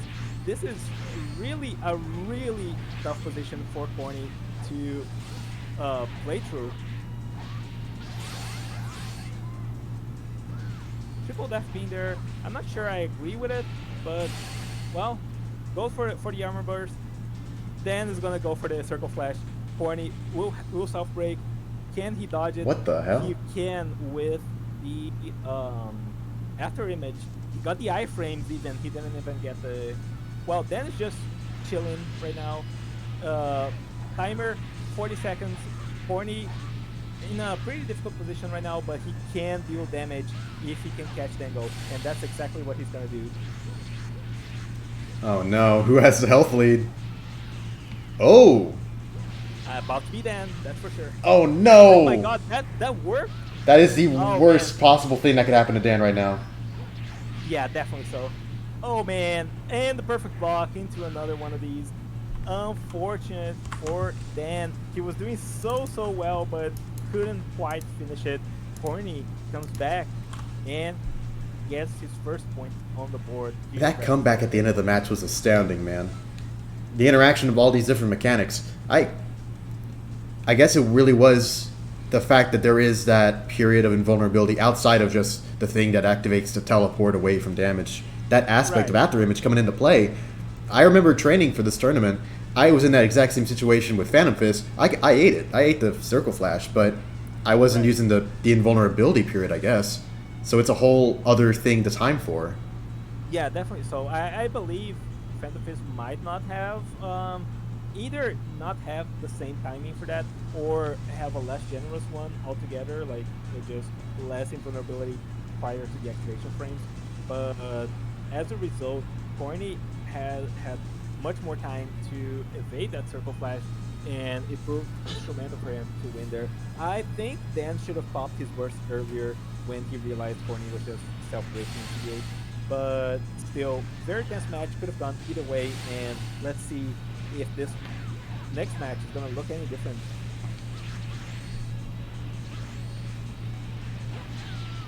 It's a very frightening prospect to be caught in any animation between these two guys, both with Dan's ill flashes waiting to rain down on you, or Corny able to always just be right on you the instant he sees a drop of blood in the water.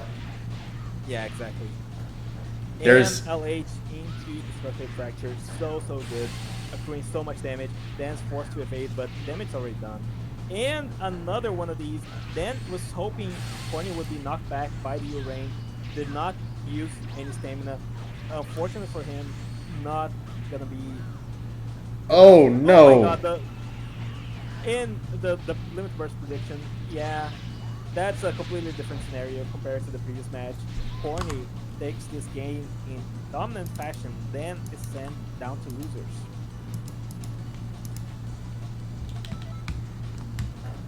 I would say this was definitely an example of Corny predicting and exactly taking advantage of a sudden desperate reaction on Dan's part. He had great strategies on hold, but like he was seeing that these things weren't working. He, in his mind, there was no other choice but to go for the burst, and Yeah. Corny knew it as well. Man, Yeah, definitely so. It was the only move was a losing move. There was no way to get around it, unfortunately for him. And yeah, fantastic play there by Corny, fantastic adaptation. Dan, best of luck to him in the losers bracket. Up next, we have JJK versus Creamy, and God help us all, I am not looking forward to the connection between these two. But hopefully it will be playable, hopefully it will be a good one, because these two players are sick. And I know they're supporting really good kits. Hoping to see good stuff from them.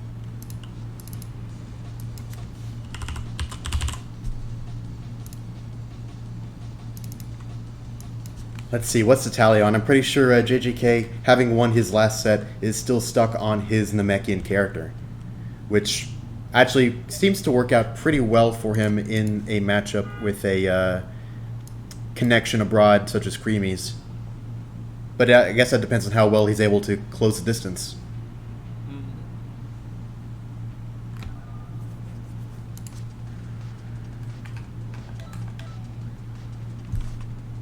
All right. Good to go.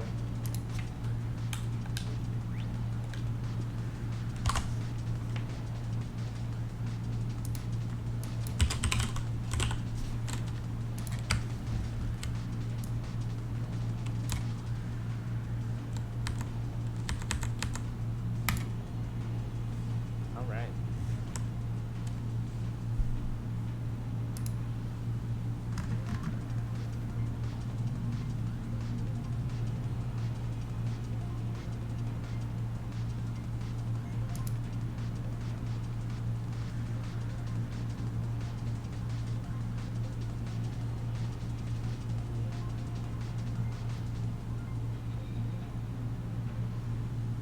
Alright, both of them having to stick with their winning characters. Female Earthling versus the Namekian. Let's see what kind of match they're going to be showing us here today.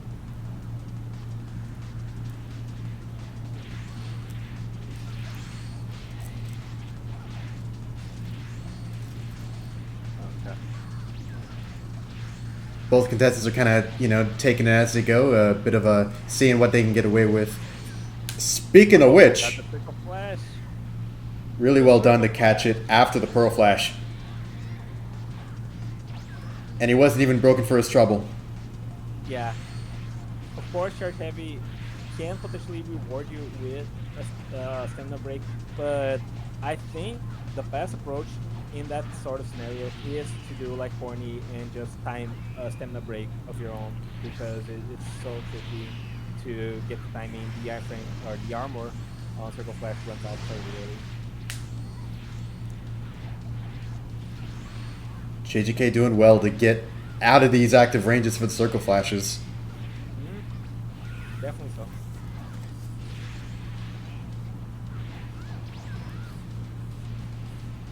Honestly, I'm. Oh my god! What These in two the... traded Key Blast Supers in a very interesting way. Yeah, but I honestly, this connection is pretty playable between these two players. And this is a good match so far. Creamy was leaning hard into the circle flash. Maybe he still is, but it's JJK is just not getting caught by those whatsoever.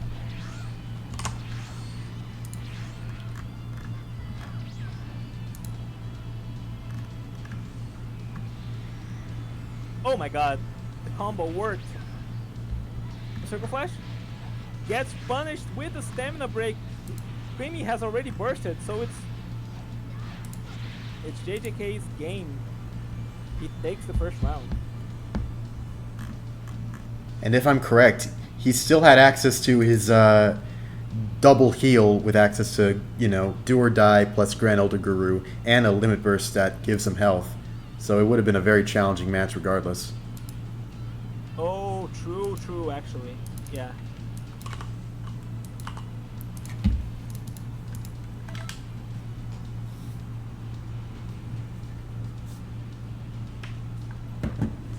Dude's like a, what do you call him? I guess a starburst. Pink with a purple juice filling. A gusher. A freaking fruit by the foot. Yeah, it's, I have no idea what you're talking about. Onward to Ghost, Creamy's iconic female Majin. Yes, sporting a halo for the first time ever. Character development, Creamy with a halo bursting. Is this the same guy? But he is bringing us the traditional Creamy build that he popularized with the Flash Chaser, with the Energy Wave combo, and the Darkness Twin Star. Really good stuff here by Creamy. Looking forward to see what he's going to do in this match. It's already in motion. Yeah, it certainly is. JJK doing well to get past the Darkness Twin Star using blocking, moving forward while blocking to get rid of it, not take any damage himself. But all he can do is just get rid of it.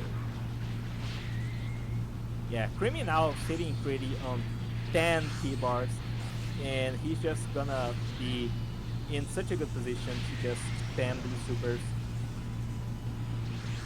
Remote Serious Bomb. Honestly, such a useful thing to have for this tournament in particular. Even if you can't get the stun effect, or if you aren't able to get the follow-up Key Blast attack, it's still very nice to get these characters who benefit so much from Potential Unleashed out of that buff state.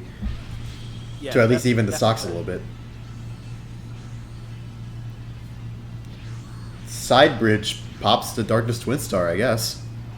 Yeah, no, Darkness Twin Star only protects versus very low priority blasts, kind of like consecutive energy blasts, stuff like that. But side bridge is definitely enough to punish something like that. Very quick times 4. Creamy still has a lot of key in the tank for another times 4. Should go for it. Trading with these Pro Flash, this is... Oh my goodness. Oh my godness. JJK staying out of dodge. Boomerang. You could have made Creamy. Come on. Ah. JJK takes the second match. He advances into winners. Into winners finals, Multi. It's finals. It's I don't know how to tell you this. The grand finals is the other thing. I gotta fix it right now. But anyway, JJK wins 2-0, but Creamy put on a really good show, and that was not nearly as laggy as I thought it would have been. Good job to Creamy. Hoping to see more of him in losers bracket. Definitely a contestant that could climb back all the way and win the whole thing.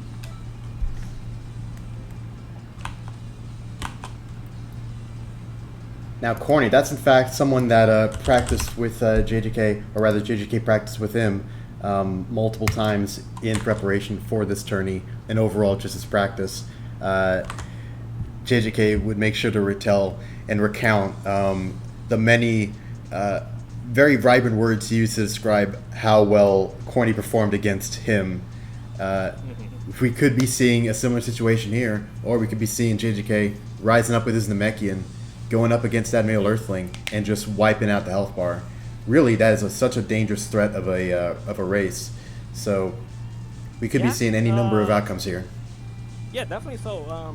JJK is playing a very solid Namekian build, and he's not being forced to use either of his CAC so far. So he said he was going pretty even, or like he was winning more against Corny and Zake earlier during their practice sessions with his Namekian and with his Earthling.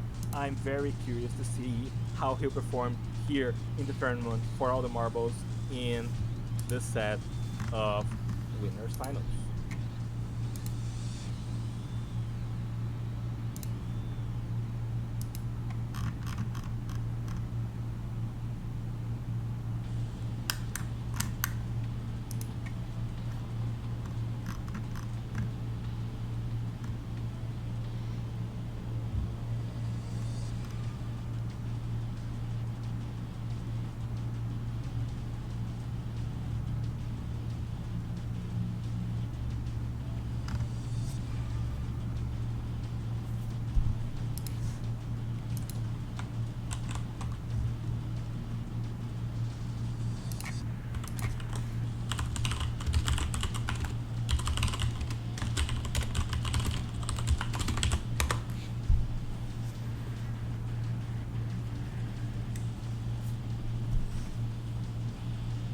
Just a matter of time.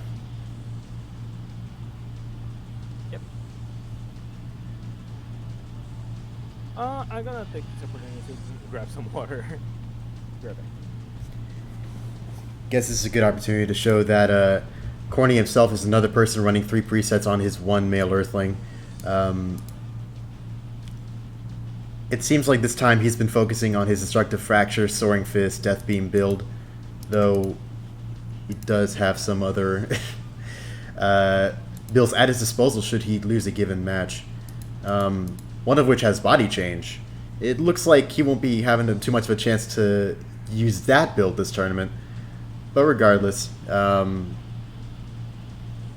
looks like he has a couple options for every occasion. Including one with Flash Twist Crush, that's interesting. Combined with Irritating Little Pest, that would surely be a massive amount of damage.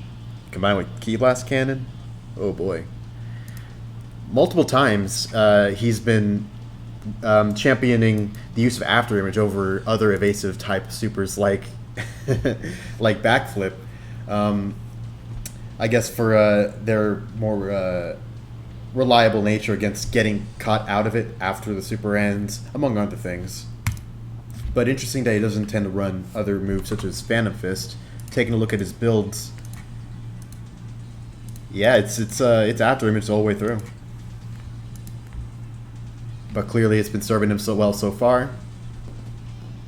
And moving right along with it. Right? Right?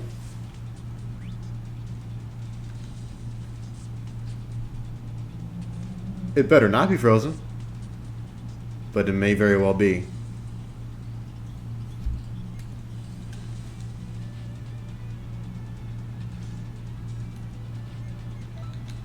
Naturally. It's all good, folks. I'll rebuild the lobby and we can get our contestants right back in here.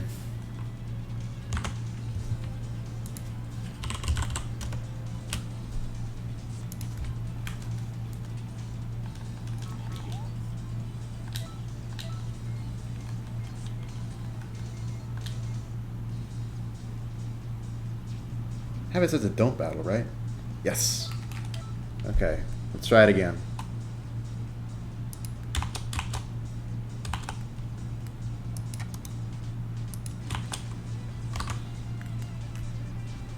I'm back.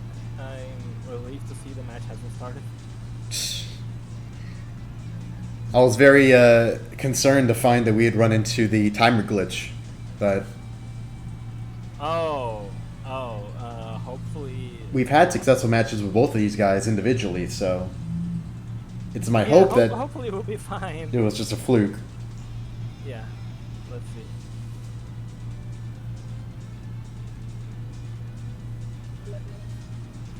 All we need is for the cadets to return. Hopefully.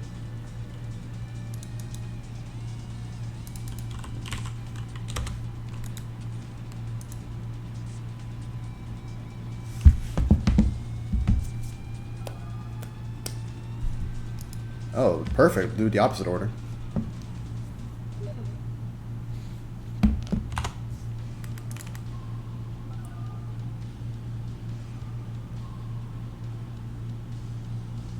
I've already forgotten to say you're welcome in French. Alright. DJK is here, Corny is here. The timer is ticking down. Hopefully no issues arise over this. I'm worried that the timer is still ticking down even though they readied. Uh-oh.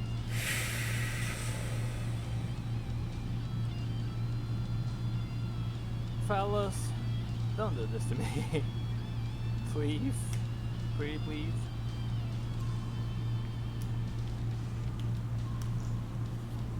Pretty please. Oh. Collection error here. Man. Perhaps a, Warney said, I think I might know what the problem is. Hold up. Let's see what the problem might be. I mean, I guess we're on intermission right now, but yeah, we can't even. I guess we could start with losers, but surely these guys will fix their stuff. naturally.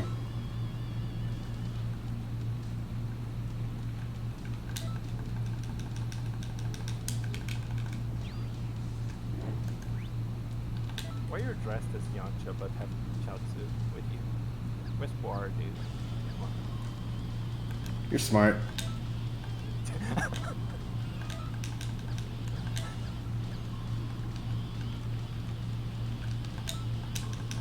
Let's go, hardcore.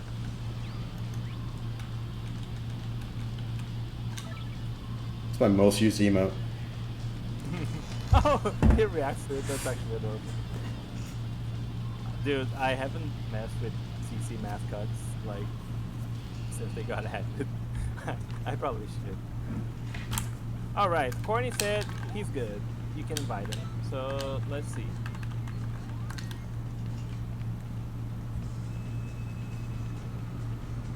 My CACs turn invisible for some reason. I really hope it doesn't have anything to do with the little visual tricks that we use in order to get the custom looks, like the blue hair and the breaker mask on our characters. Yeah, it's very possible. Let's see. Let's see if whatever happens is fixed now, and hopefully get this match in their way. I'm really looking forward to this.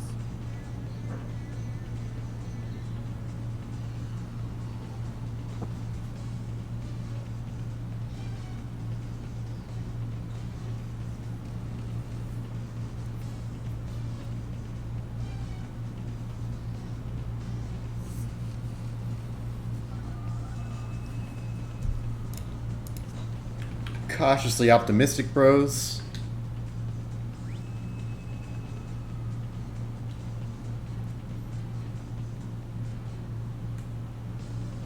Yes! All right, let's go.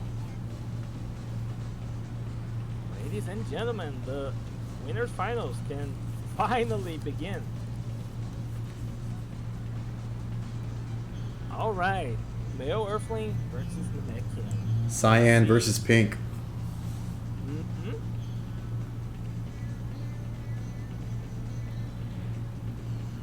Same brain. Or perhaps just a consequence of playing together so often. That's very true. Yeah, DJK and Corny, these two play each other a lot. Probably not the person Jack plays the most, but definitely one of them for sure. And it really shows. He is really trying to overpredict here, but probably so is Corny. Gets him with the Dragon Burn. Corny is now pretty low stamina, but we know the damage he's capable of if he gets even the slightest combo off. Oh, gets Dragon Burn even after using After Image. He predicted it, but didn't predict it good enough. It does take quite a short range in order for that to work. Mm-hmm. Corny had a dangerous stamina level, and Felix is JJK is A-okay with that. No need to break. Why fix what isn't broken? My alternating combo already does like 8,000 damage. Yeah, very, very true. And perfect blocks will worsen Corny's stamina situation even more. He has a armor limit burst, but JJK predicts that, goes for the grab. He does not have circle flash on this character, I think, so not going for anything like that, but just the side homing bridge on that might side be bridge. enough.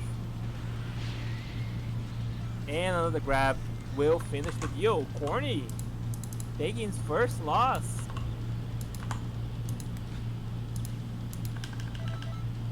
GGK up 1-0. This is best of 5 because we are in winners finals after all. So let's see if this will remain the result or if Corny will adapt, will make the series go to deuces.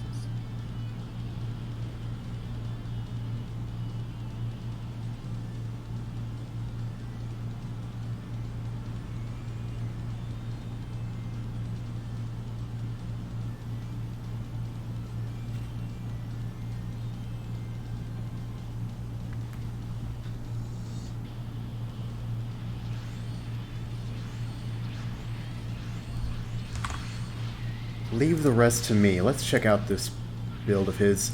This is the one making use out of Death Beam, Crush Cannon, Saturday Crash. Plenty of good options for combo extending. Sign of Awakening and Body Change. Oh, this is that build.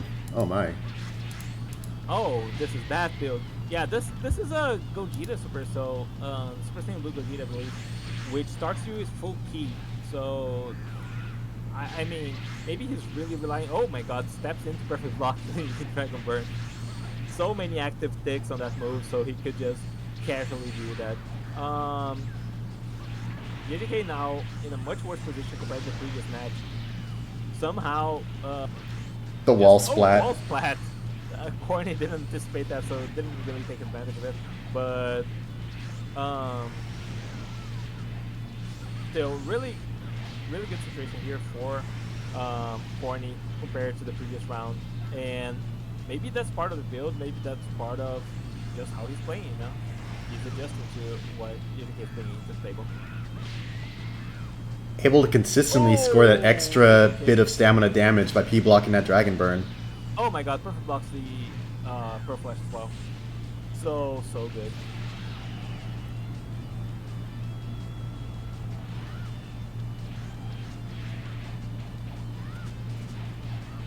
Gracefully avoiding the Eagle Kick, or blocking it rather. Oh my God. And this could be over, honestly. Can Corny accrue enough damage here? Oh, it's looking like he can for sure. I know, there's always the making percent, but man, it's not looking good. Oh my, oh! My goodness. Barely. That was perfect from him. A true testament to the strength of male Earthling normals. Of course, he couldn't quite rely on a ultimate to help him rack up that damage. Sign of Explosion, yeah. Decent damage, but also takes quite a bit. You didn't need it. Yeah. Here we are moving into game 3 of this best of 5. Howdy, Justin. UGK, of course, opportunity here to switch CCs. Corny only is bringing the one, I believe, so he can swap between his presets freely, but JJK here will have access to Smell Earthling to his female margin, and he's gonna stick with just the Namekian, this seems like. So, let's see if he can just outplay what Corny's bringing.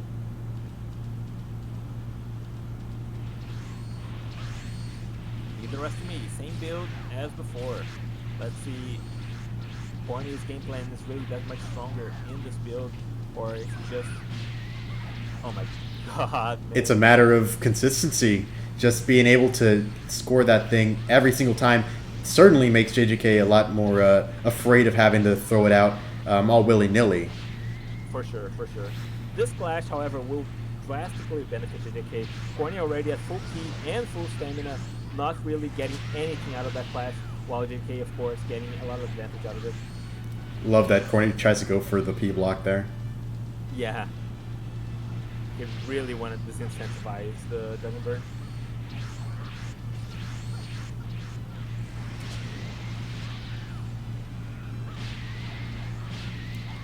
And just like that, JJK's stamina is wiped out. P blocking the Pearl Flash, P blocking the Dragon Burn, punishing the burst. Stamina break. It seems like it's a fast break. I can't quite tell. Maybe not, actually. Really, that's all it takes. Will this be enough? Last time it definitely was, but oh man, it's so close. No point going for a Dragon Burn there. Definitely not enough. But it's not over yet. He still has the passive and his Super Soul, essentially giving him a second health burst. I was definitely expecting that health burst, but the thing you have to watch out for is do or die can be reverse burst dash. So I thought Corny might read it, but seems like not the case.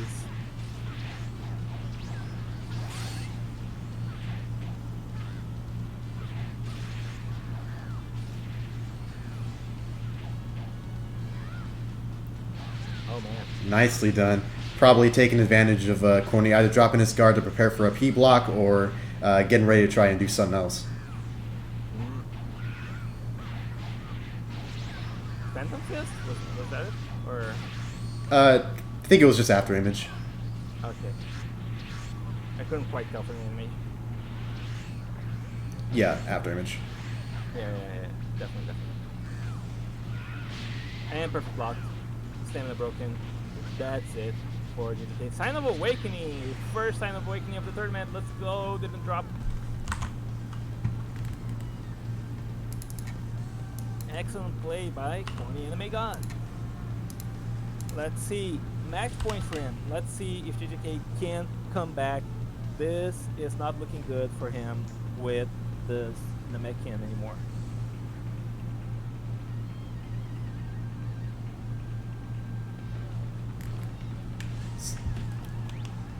That's it. Perfect.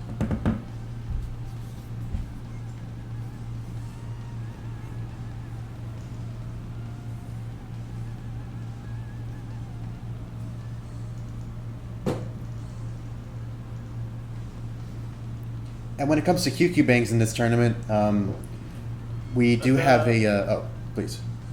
Yeah, the QQs are plus 22, 0 downward arrows, or plus 23 with 1 downward arrows. Those are like the max legal QQ bangs. We allow people to save the edit them in, but it's like it has to be obtainable vanilla, you know. So that's what it said it as.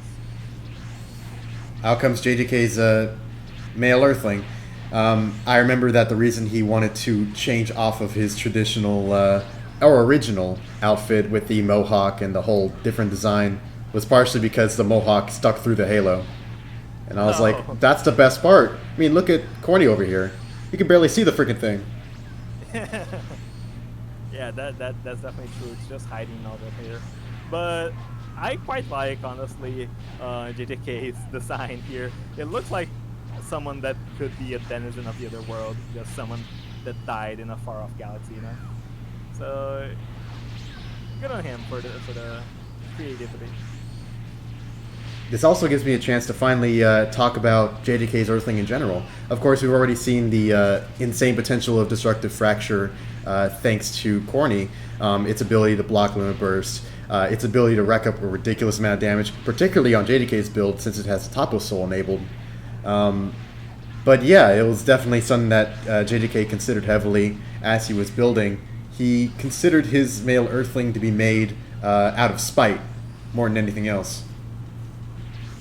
And perhaps you'd be able to detect it, seeing him block Limit Burst, seeing him do a ridiculous amount of damage thanks to his LH Destructive Fracture. Oh my god, that grab did so much as well. Corny is on the ropes right now. Another grab. And catching the vanish, too. Vanish. Yeah. And just like that, the set is evened up. Apparently, my volume is a little quiet compared to yours, Moti. I'm not sure. Justin just said that in chat. Let's try this. How are you?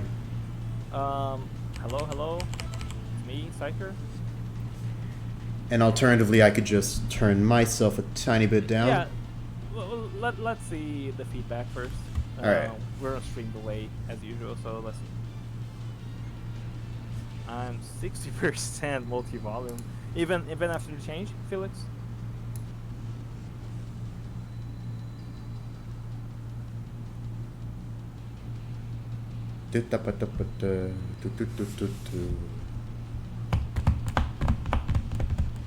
Okay, turn yourself down just a little bit, Multi, and it should be good to go, I believe. Okay.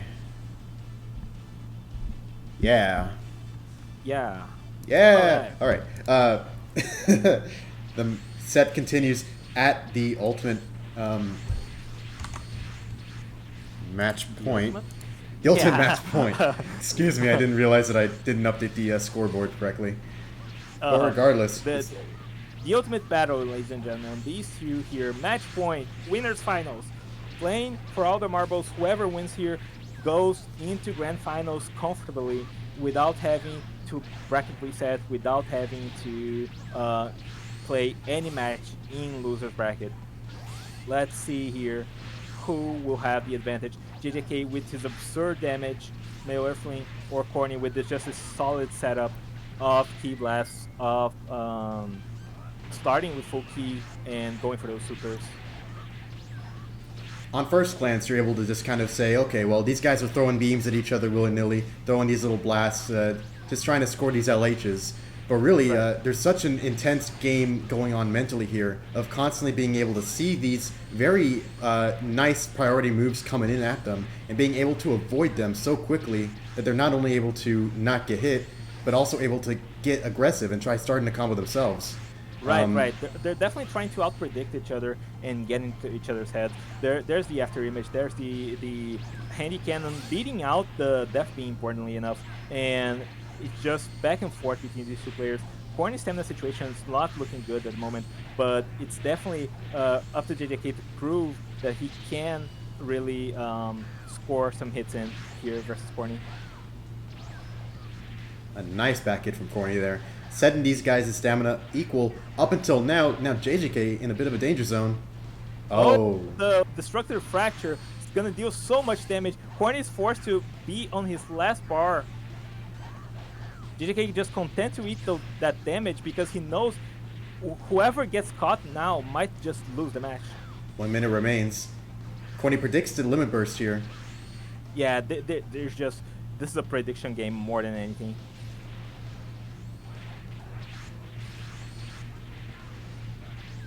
Oh god, that handy cannon is so good at catching Corny. It will trade, but Corny recovers faster. JJK gets the destructive fracture. This is it. JJK takes winners, finals, and moves on to grands. Sends Corny tumbling into losers after that destructive fracture.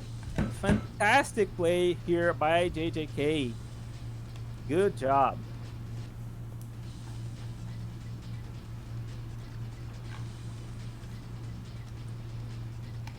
What a crazy set. Crazy. Oh man, that was an exciting one. I expected it to be good, but I didn't expect JJK to win, and I didn't expect it to be so close. That was some fantastic Xenoverse. All right. Let's see. Up next begins losers bracket. Let's see if Bandu's around so we can get this match started.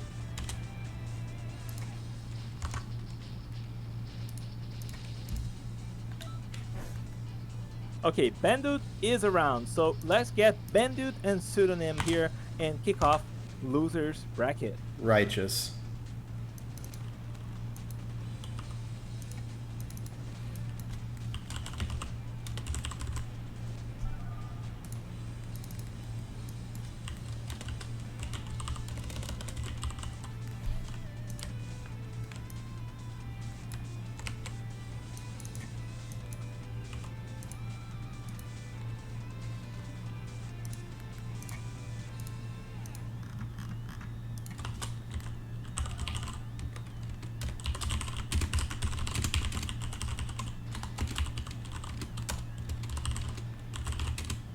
Let's go. Bandit, Sudan. Oh.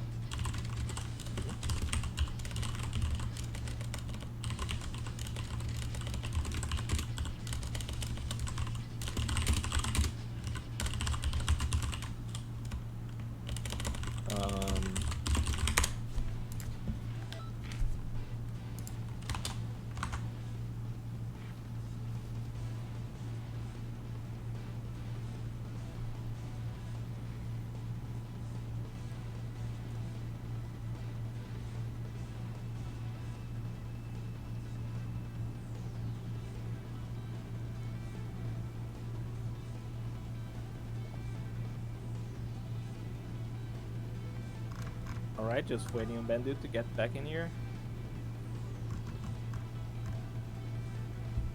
Welcome back. Yeah, let's go.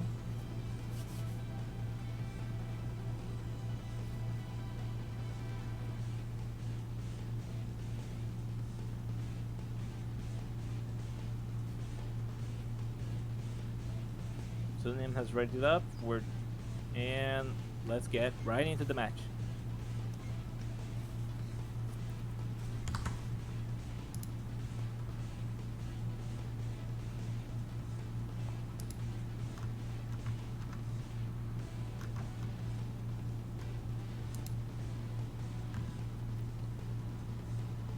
Just in case you're missing JJK's pink Namekian, here we have Pseudos. Yeah. Honestly, somehow I find Pseudos very pink Namekian easier on the eyes than JJK's. Either way, Bandit here with his female Majin sporting any taller and it would be unnatural. A very good Super Soul. Essentially power craft KO Super Soul in the sense that it gives you a large boost to all damage. Oh my god, the Destructive Fracture actually ate Pseudo. Vanished there. Bandit really scoring so much damage now.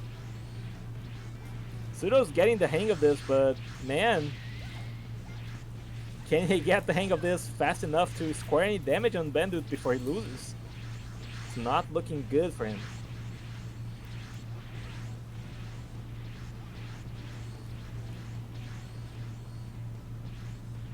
It's tough to really feel that improved stamina recovery there, especially with all the movement that Pseudo has to do to stay ahead of Bandit.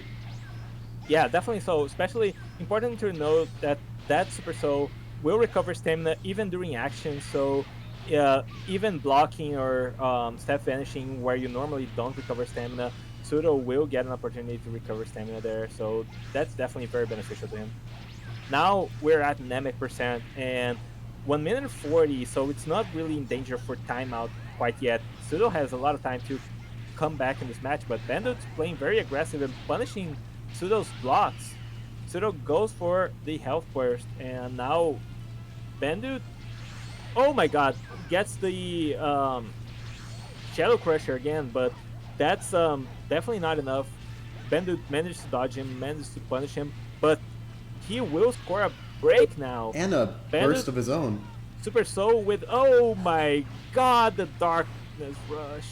Oh man. Oh my goodness. Oh man, 8 has vanished, yeah. Oh god. You can really feel the devastating power behind the female Majin's strike supers. For sure, for sure. And also boosted by that Super Soul, very importantly. But yeah, Pseudo managed to play around that limit burst very, very well. But unfortunately for him, still at a deficit of health here. Has 30 seconds to even it up and maybe bring Bandit closer to danger health. If he can do that, he can get an opportunity to win thanks to that Namekian regeneration. But so far, it's not playing a factor whatsoever.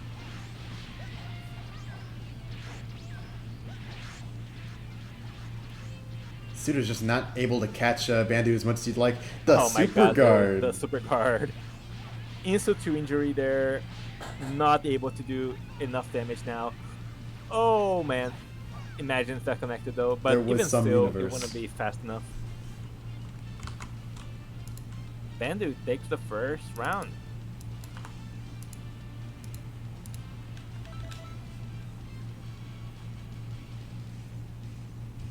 just like winners bracket before it, this is a really good match to start off with losers bracket. Bandit's playing really well right now, and it's reassuring too because Bandit couldn't make it for his winners match, so this is the first we see out of him, but still playing a solid game, not ready to lose no matter what. Believe in you guys.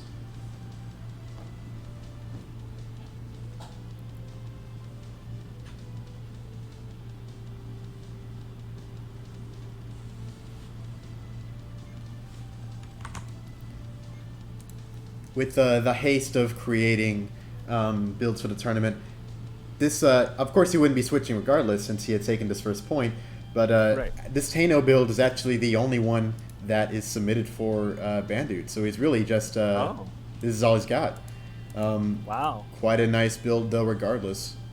Yeah, definitely one that he knows how to play through as well. Just really good stuff here from Bandit.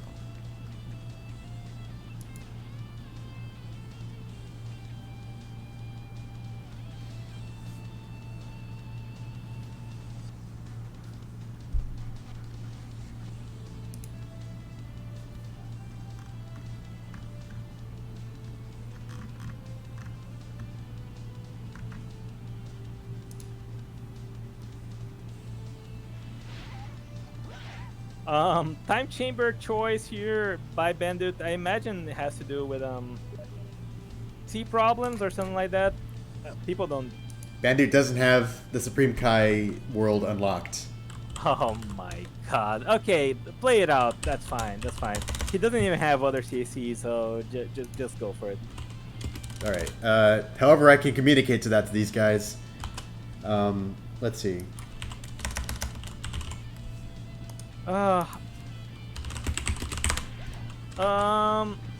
Okay, just let Pseudo kill you, and he chooses the map. It's fine.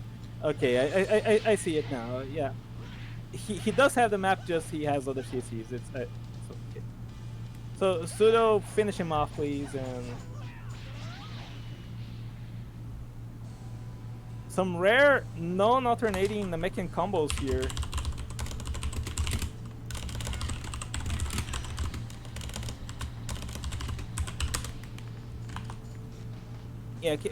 Yeah, seems like yeah. Pseudo's a little mixed up in the order here. Yeah, definitely we're just gonna kill him. Come on, Pseudo. You got it. Do like this. You know how to do this. Oh god.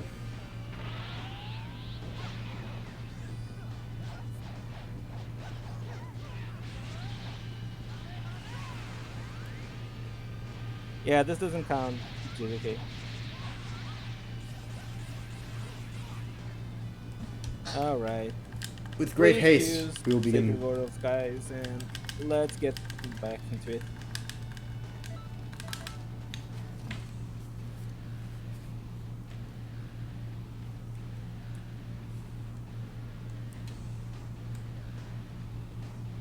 And of course, at this moment, the score is still 0 Pseudo, 1 Bandit. Yeah.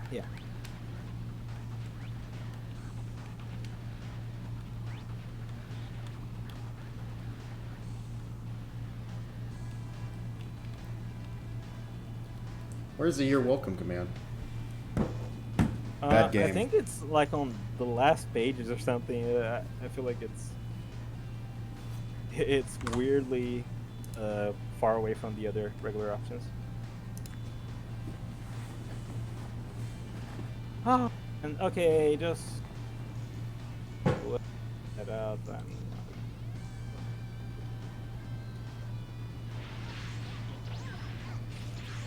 All right, gentleman's agreement to just playing this map. Let's just get this over with.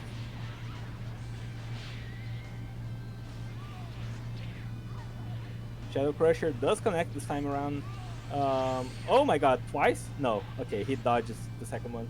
On the topic of Shadow Crusher, Hmm. definitely an interesting tactic to use both against zoning options and against regular key stuns in general. Yeah. As we can see, it's not always perfectly accurate to landing on his target. I guess it kind of depends on connection or who you're fighting, that sort of thing. Yeah, no, it's also like you can dodge it like with step vanishing and steps, just regular frames and stuff. It's just the tracking is really good most of the time, so it does have a factor also of just like you have to move at the correct time or else you get caught. And when it comes to P blocking it or missing the P block, suddenly it's so Yeah. much more dangerous. Yeah, definitely not something you want to do. If you P block or if you fail to P block it and get guard broken, it will be a slow stamina break, and you know how dangerous those tend to be. With his low stamina, Bandit wisely goes for the self break, and with the female Majin passive, he gets his stamina back quite quickly. Yeah, not as fast as it used to be, but definitely still faster than regular cast and or than regular CCs. And now up to Bandu to really convert this in the winning position. He doesn't have a limit burst to speak of anymore. Pseudo still has his in store, which is a health burst on top of it, or at least I believe he might be playing a different preset. But yeah, definitely the same preset.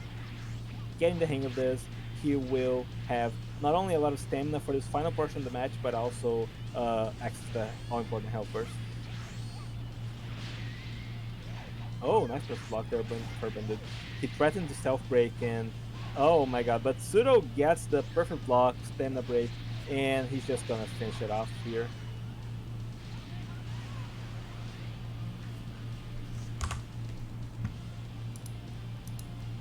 Now it's 1-1.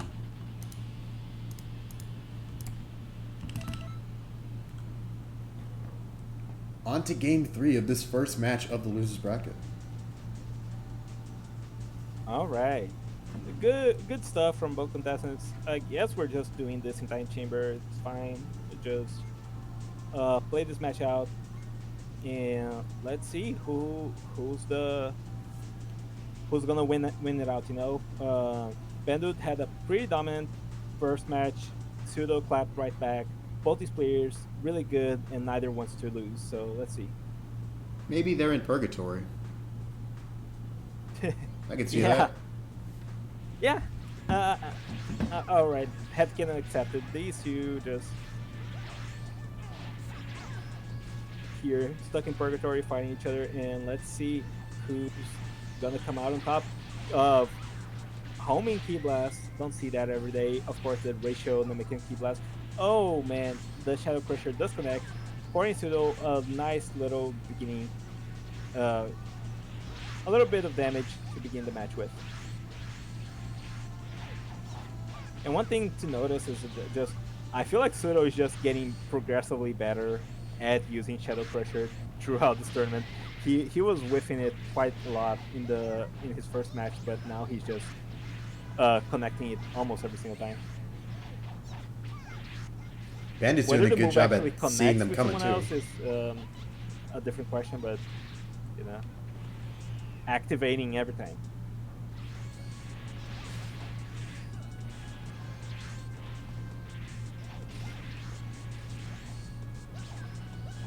Sorry, you were saying something, Moti?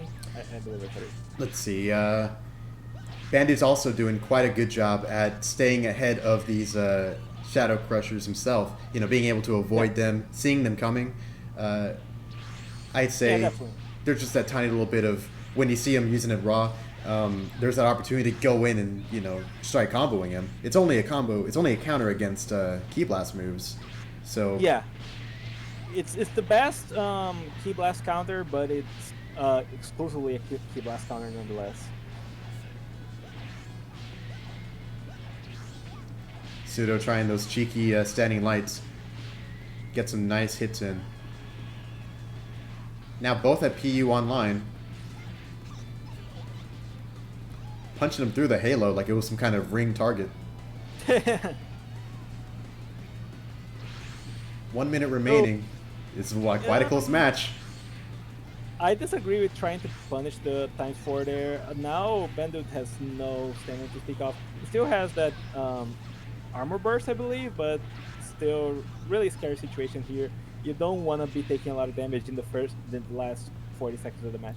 I appreciate that restraint of Bandu not going for the back hit when Suda was very clearly trying to go for like a P block on it, take out that last bit of stamina he had.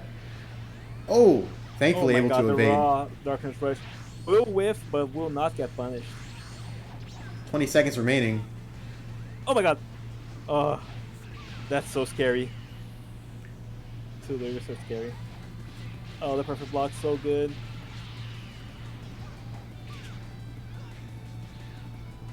Oh man, is he about to win this with the health burst? Then, dude, you gotta do something, and it's over. Pseudonym advances. It was not looking good for him in the first match, but he does manage to get the timeout in the end.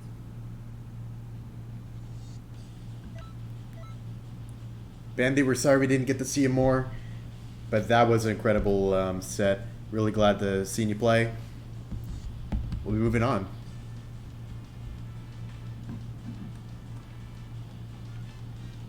Yeah, we're moving on. I believe Palki is about to get here, but he's not here quite yet. So let's get Felix versus Barlow's right out of the way.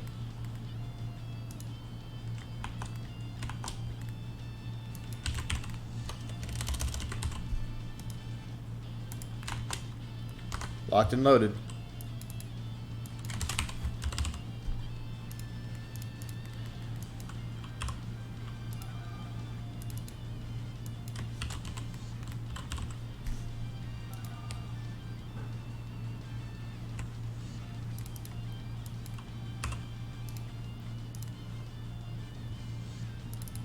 My goodness. Excuse me. Much better.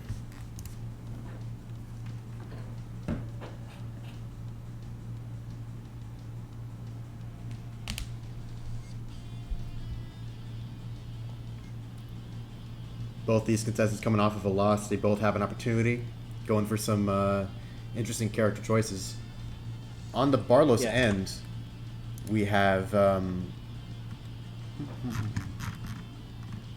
he only played his male Earthling. I don't know if he has other CCs, I believe.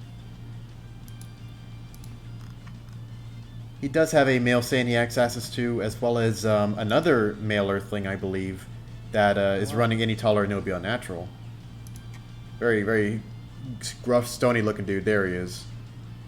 There he is. Tony doesn't even begin to describe it. Dude's outright a statue here, but let's see if he has what it takes here to beat Felix. We'll be playing Male Saiyan? I can't. Yes, it is. Yeah, it is.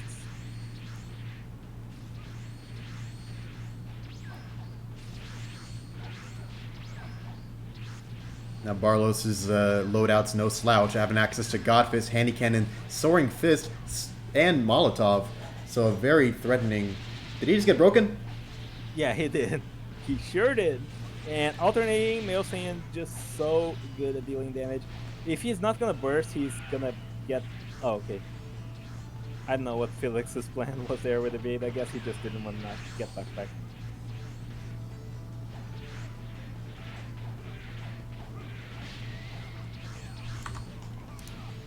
Grab near the ground, Death Wave. This is not looking good for Barlow's. But here's how Barlow's can still win. Interestingly, Felix has access to both Super God, Shock Flash, and Phantom Fist. I guess. And fist it to the chest. It's over for Barlow's. I suppose he enjoys the Shock Flash for general melee use, Phantom Fist for getting around zoning. Good to have your bases covered that way. To have one that's more offensively centered, while one's more for a very general use. Yeah. Reach Out popularized using 2 counters on his custom Blue Gogeta, so definitely something that has good use cases, especially since as you described, like Super God Shock Flash so good versus melee options, but you know, useless versus ranged options. Always good to have something that can bail you out when it comes to those kinds of zonings, those kinds of super attack reliant strategies.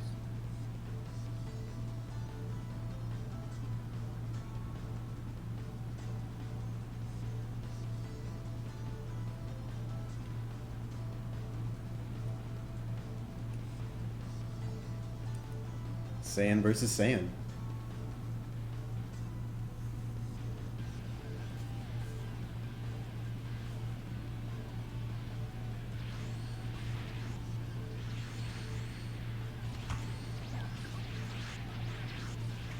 So very nice. Any taller and it will be unnatural, sort of being the popular Super Soul pick for this tournament across multiple players. Yeah, that's definitely a very solid. So, like I said, like it power craft Chaos Soul, which was already um. Oh, you mean Hold I up. hate what I become? Yeah, I hate what I've become. Yeah. That was a really good super soul. That was Felix. You're not using a halo. I just noticed. You Oh my you goodness. sus imposter. Is it Come on, true? dude. Yeah.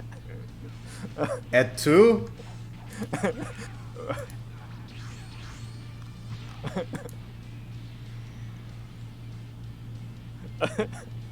Oh my goodness. Felix. Oh my goodness. Not even on his sign I up can't. thing. I can't, dude.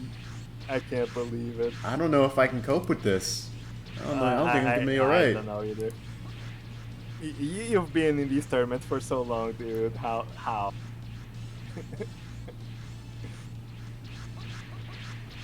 Can't believe there's a living being in the other world. Either way,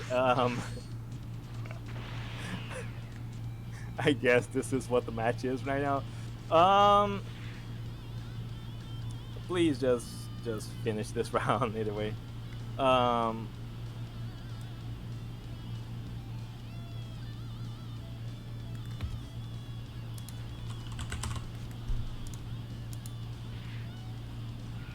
if Philip just switch, just equips the motherfucking Halo on the CAC, we'll just redo the round. That so please just finish the one.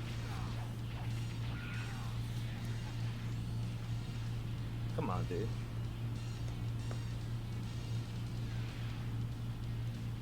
He has that? I wish he'd used I it guess more. we're waiting. We're waiting the next 36 seconds. Uh, all right. So while we're just meandering here, what I meant to say was like the any taller it's a natural soul is a stronger version of I hate what I've become. Initially, you might assume that it's a small boost and then a large boost, like stacking up on top of each other, but it's actually just the large it's just a large boost. Small boost gets deactivated after the 30 seconds have elapsed. Still, uh, a strong attack boost for free with an armor limit burst. So definitely a very good option here, and definitely a reliable one. That's why people are running it.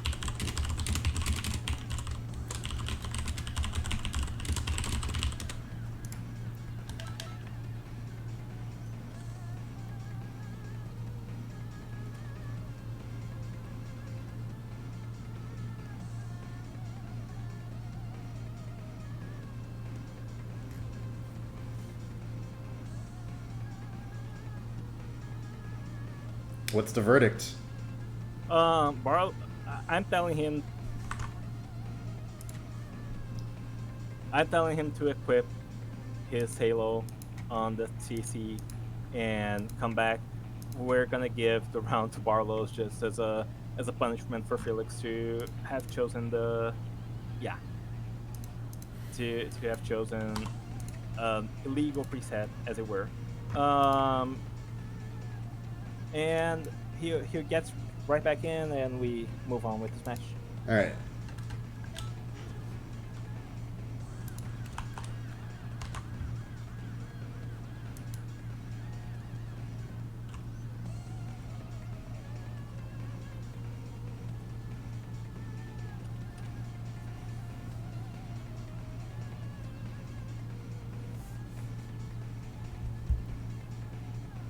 I'm sad it took us so long to notice.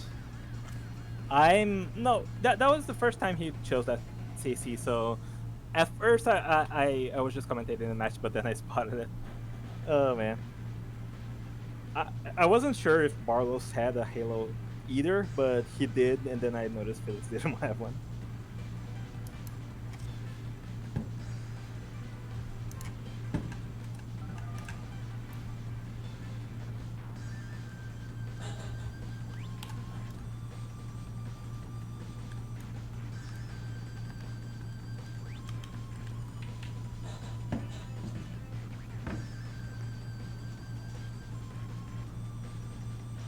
Here we are at match point. Match point.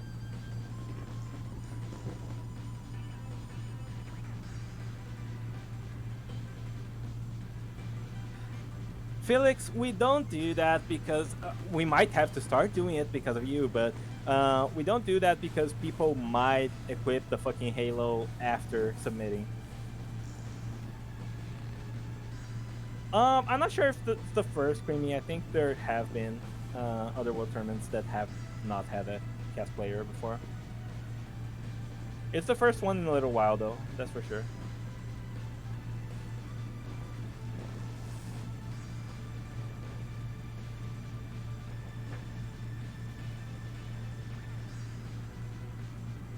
All right. It's like he's holding it's like he's holding his loose skin with like a rubber band on the top of his head. I don't even. And his brain's held so tight he just passes out. Yeah, Barlow's changed. Oh no, no, actually, do we count that? I guess. Yeah, Barlow shouldn't have changed CCs. So yeah. My goodness. Double.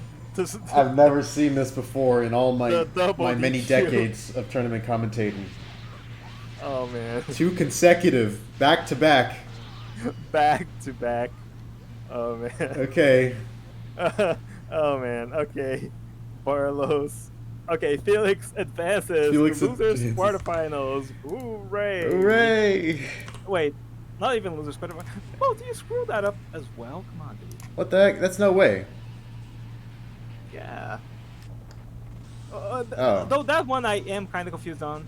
Oh, maybe it was when I added more people. Actually, I think that one might be.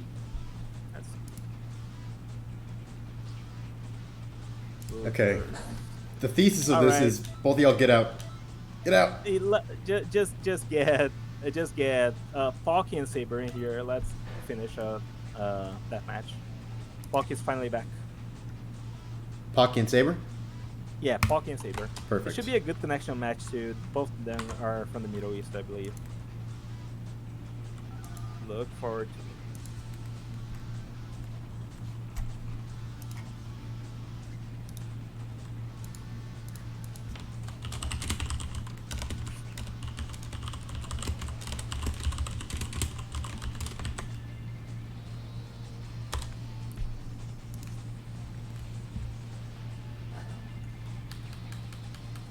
This will be Pocky's first match of the tournament. He wasn't able to make it for the winners bracket. Yeah, he wasn't here for winners. He had told far in advance, so he's here.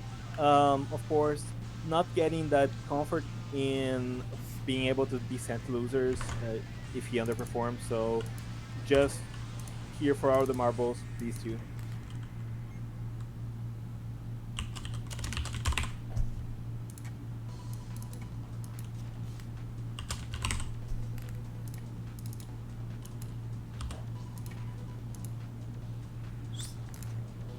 Okay.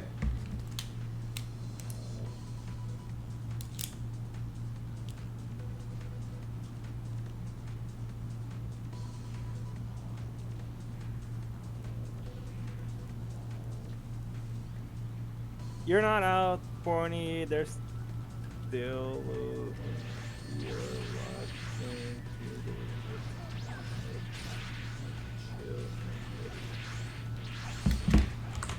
You've already seen some of Saber's antics on Male Earthling in the past, but let's check out Pocky's build.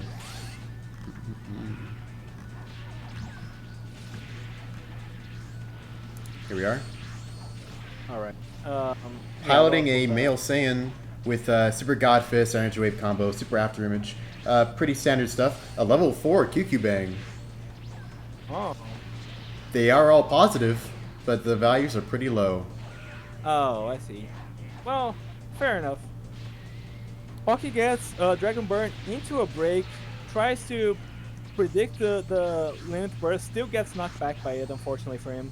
And Saber will get his stamina reset. However, he's forced to use that burst quite early. He's gonna get put into white health. Oh my god, that was... I mean, he could have been in trouble there with that whiffed T-Blast Cannon.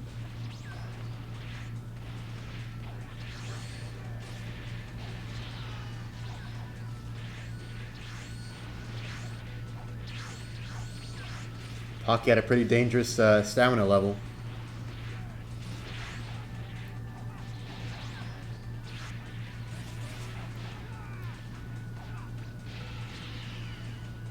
No activation of his Vulcan yet. I'm finding it interesting that Pocky decided to burst early rather than letting himself get stamina broken for the reset. Saber is just grabbing him again and again and again. Very little damage, but Pocky can't really do anything, and now he's on super low stamina without any burst in deck. This is very difficult situation to be in if you're Pocky. Throws a random God Fist, gets punished for his troubles, might get stamina broken very soon. 1 minute remaining in the match. I don't know if either of these guys necessarily have the damage output to close it out one way or the other. Oh man, yeah, no, definitely enough here with how low Pocky already was. Yeah, that's such a safe way to do that. All right, Saber takes game 1.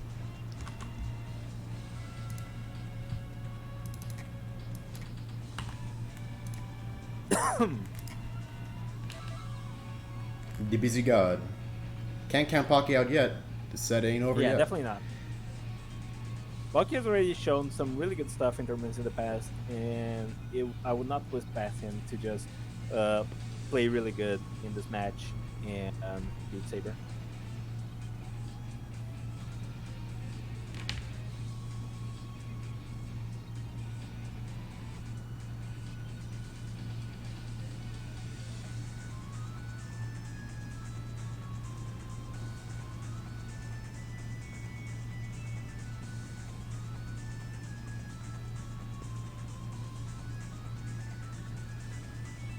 Alright, we're back to Time Chamber. I imagine one of these players has a weak PC. I believe Saber did.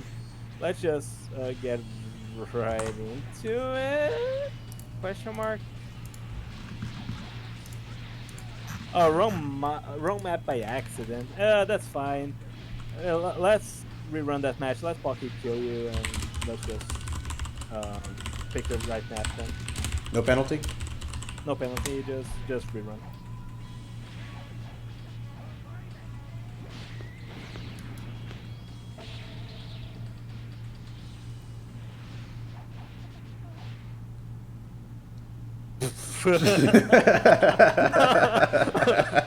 that was oh man, that was funnier than it should have been. Oh man, oh, he no. has the no dice out. Oh man. He's doing his best, man. He's just... There we go. There we go. Oh man, I was not ready for that stamina break drop. Oh, fuck. Alright. Now for real. Real map, real fight. Let's see. Oh man.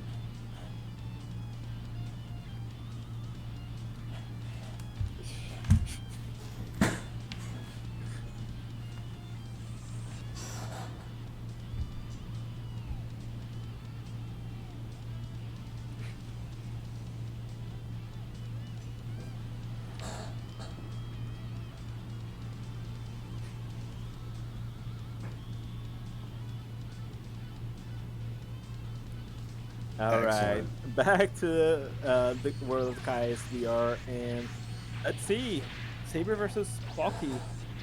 Uh, um, Pocky, of course, did did quite decent at the beginning of the first match, but then nothing went his way anymore. So let's see if he's gonna be able to just do a much better job here getting around Saber's playstyle. Stamina's flying in this match so far. Oh, Yeah, definitely so. Pocky, of course, having that Dragon Burn forces Saber to spend his own stamina. So Saber now below 2 bars of stam. If Pocky gets anything, he could get like a breakless ult. He could get a stamina break, but a perfect block. Oh, fast break, break. but it's a fast break. He can still get some nice damage off of there. Here we have Yeah. Pocky activating that Super Soul. Awaken my true power. Really good Super Soul, of course. Small boosts all across the board, especially to stamina regen and key generation. So making PU even better transformation. Almost like giving a whole new stage. Mm-hmm. The power wall. Power does not connect. Unfortunate for Pocky, it will drop. Saber gets the opportunity to use Super After Image and will get his stamina reset.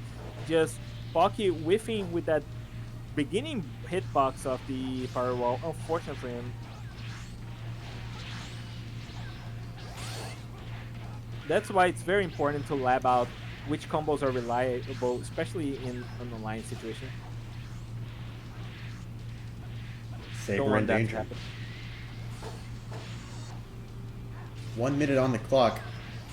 Trying to play for time is possible. Yeah, it's definitely possible. Saber still has. Does he have still the health burst? Aki has an armor limit burst, so definitely he needs to be focusing on doing a lot of damage here to Saber. Trying to do just that, but it's so tricky to catch Saber in these situations. Saber now less bar of stamina. This could be really bad for him. Probably aware that he likely couldn't rely on that break combo at that present moment. Yeah. Nice. Perfect blocks the integrated combo. Goes for the limit burst. Gets punished for his troubles. If Pocky catches him right now, this could be really bad for Saber. Oh my god. Grab able to go through the After WC. grab. This is not looking good for Pocky anymore. If he tries to self-break, you can't self-break while you're using health limit burst. Oh man, but Pocky drops the combo. This is it. Oh, tragedy. Pocky is out of the tournament. Oh no. Well, yeah, Pocky is out of the tournament. Match point for Saber. He wins out through means of timeout. So unfortunate that he couldn't capitalize on Saber attempting the self break.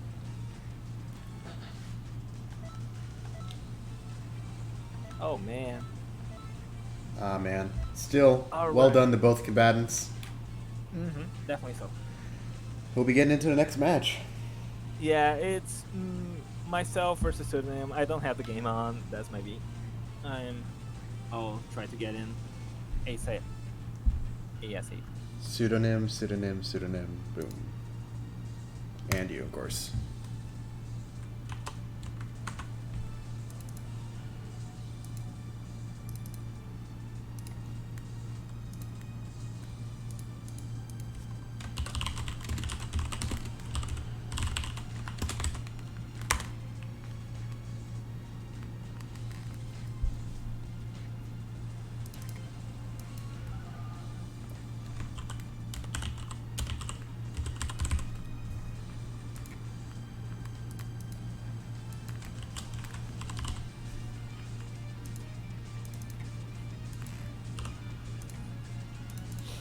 Jean. Pocky saying his low key triggered, but GG. Unfortunate for him having to play. For him and Bandit having to play straight from loser's bracket was a major disadvantage. But that's the way the cookie crumbles. Sometimes you can't be here, so you know.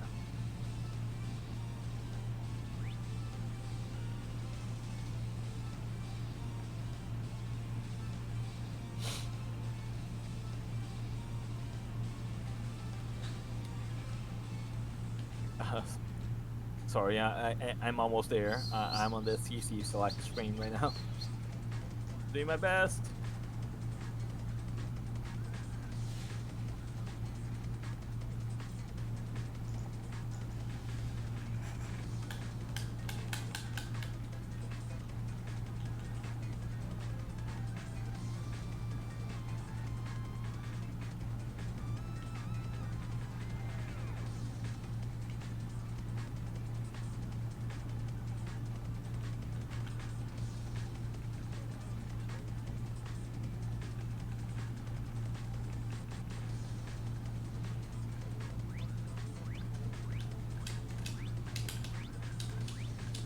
I wonder how fast I can send messages. You can do it pretty fast if you get in the groove of it. Ah, I see. There's like a rhythm. Yeah. Okay, loading content. I should be getting the lobby any second now.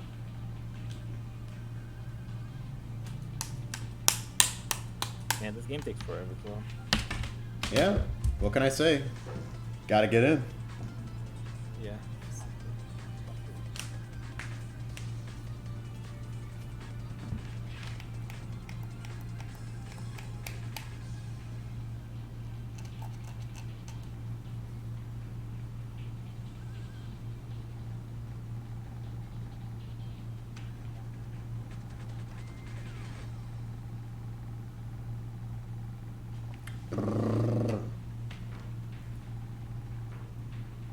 All right, I'm in.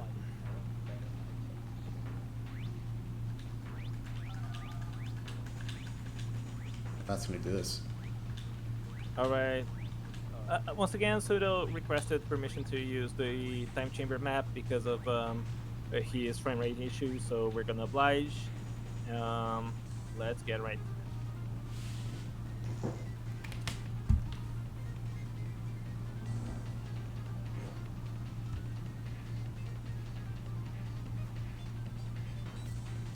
Welcome back to Purgatory, ladies and gentlemen. There's actually a good chance with this being Psyker's first match in the losers bracket, we could be seeing a new CAC of his. Indeed we do. His Freezer race Barafu, I think. Up against the pseudo Namekian we all come to know and love. And no telling which build it could be. Well, actually, I think it was he already won a match beforehand. Let's see. Oh my, a little bit of a desync issue there. Oh no. Oh, you hate to see this.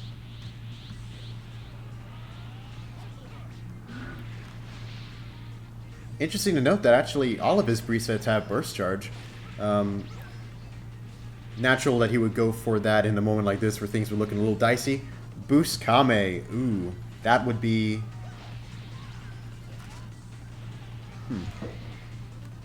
Ah, there it is. Oh, this is a preset with Go-Go Gum and... Ugh. I guess there's no real good way to commentate this. Things are looking pretty wild right about now. Okay, well suddenly we're in a same health situation.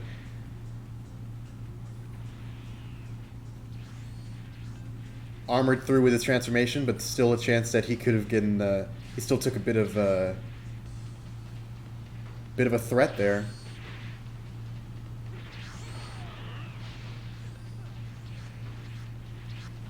Pseudo down to his last bar of stamina. Psyker out of resources. He tries to go for a Hail Mary evil ray strike to break Pseudonym's stamina yet again, but that didn't seem to work out. In very strange fashion, naturally, I suppose. This first round goes to Pseudo.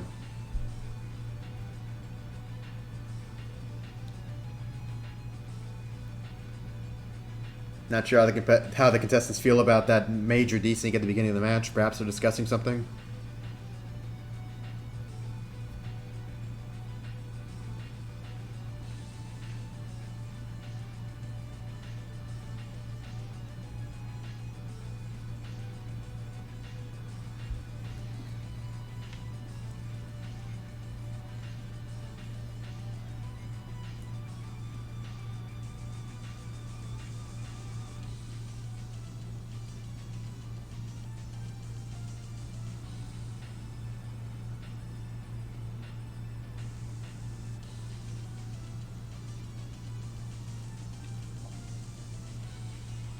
either a run back or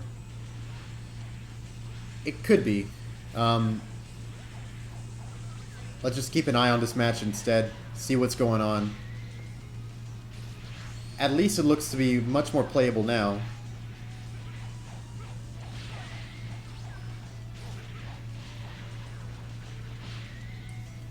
Clash going through. Oh, nice punish on that transformation, I believe it was. Able to get a nice reverse burst dash.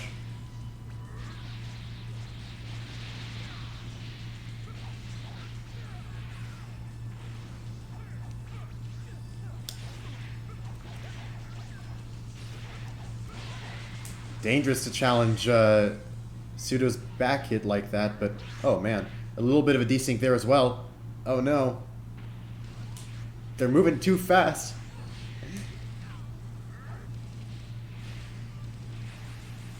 Psyker making great use out of Crazy Finger Shot to get some combo extension as well as good damage in its own right. But Pseudo's got all the resources in this situation right now.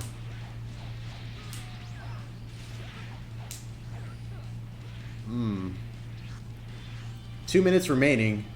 A little bit early to be starting to play around any sort of timeout situation. So these guys are still doing their best to play for getting the health down. But really, they're taking centimeter after millimeter.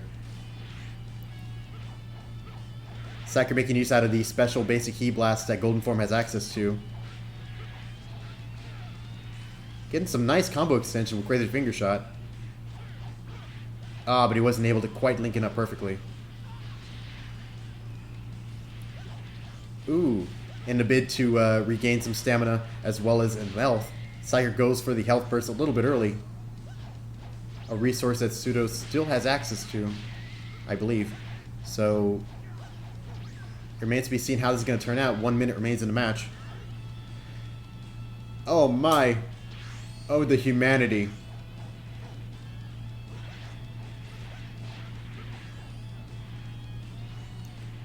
Pseudo goes for a raw boost Kame, try and get some hits either with the blast or with the backwards blast. Speaking of backwards blast, throwing out the Mystic Flash and it working, I'm frankly amazed and very happy to see Mystic Flash used in this tournament. Oh, with a charged heavy that Psyker missed a perfect block on. His stamina is broken, no other recourse. 20 seconds in the match, Pseudo takes the round. Perhaps the set. I don't quite know for sure whether they chose to count that first round or run it back. I'll need to make sure we have Psyker back on this call so we can see about him and how things are going in that direction.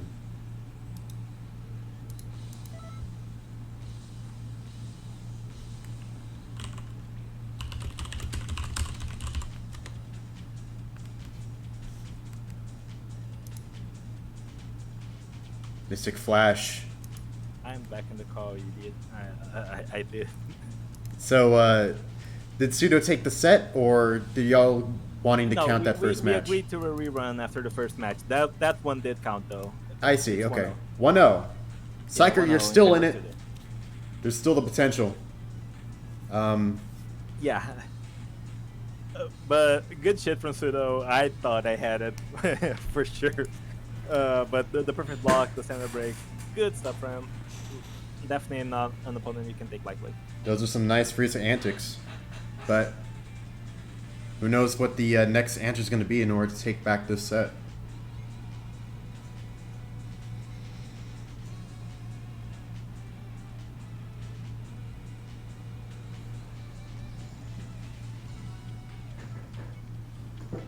Moving on to his male Saiyan.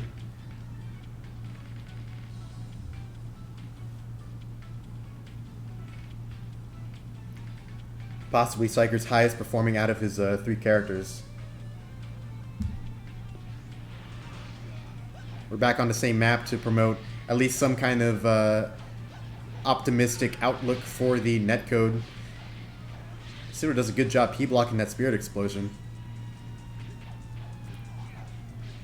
And throughout this whole tournament, you know, Pseudo's really been on point when it comes to his P-blocks. Oh my gosh. Bending Kamehameha into the Punisher shield. That was beautiful to witness, but now it's a much more up-close match. Psyker doing well to pick out that one point of the... Oh! The bending Kamehameha going over and behind the Punisher shield. That was... please, I need that clipped. Spirit Pulse, its stock depends on who you ask how amazing it is. Only as strong as a fully charged energy shot, I believe, but a lot more immediate. Could be used as a other option off of grabs or dashing heavies. Psyker nailing the Circle Flash, getting a nice amount of damage off on Pseudonym. Suddenly, this match has really come to life. Even though Pseudo was wise enough to stay out of the range instead of trying to combo in and getting hit by the stun of the backwards Punisher shield, didn't account for the protection still being in effect on there. Thankfully, Psyker was able to... He blocked the Limit Burst and broke Psyker's stamina. I mean, honestly, it's a good thing for Psyker. He was probably going to go for a stamina reset regardless, but... Ooh! The boost Kamehameha into against the Spirit Bomb. I don't think you can get any more based in terms of move choice from this.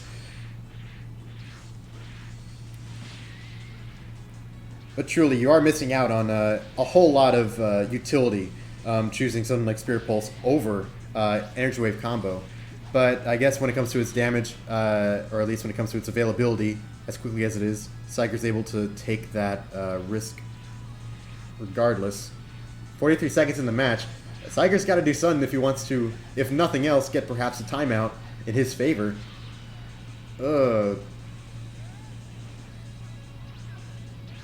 Oh!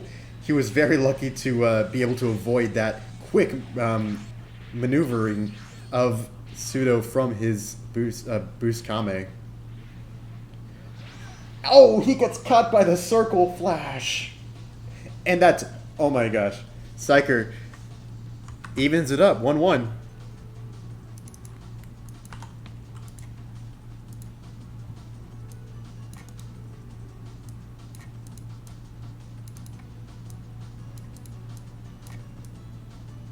Allow me to please copy the freaking link to that. I am so saving that. Okay.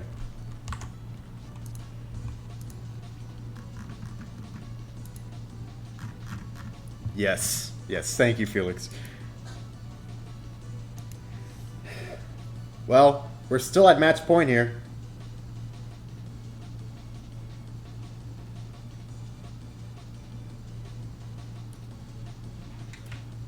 Anything could happen. Anything at all.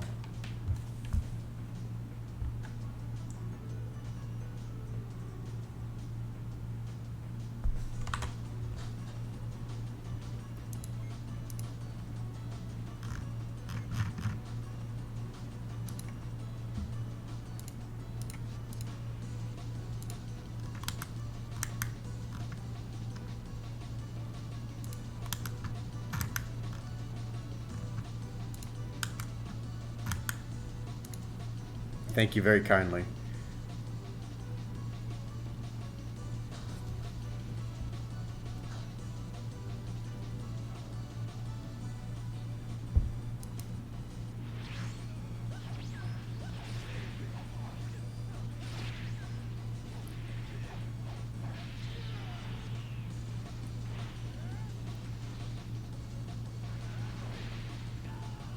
Psyker taking advantage of your expectations of his full light string by throwing out a Punisher shield immediately after, knowing that Pseudo would probably go right in there to punish.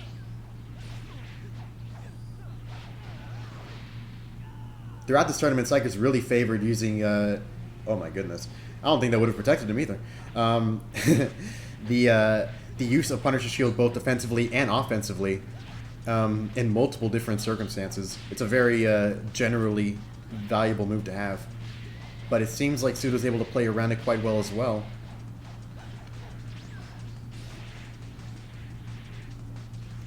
Little bit of a connection who Dicky Ware. But it seems to have passed. The second input Spirit Punch Oh my goodness.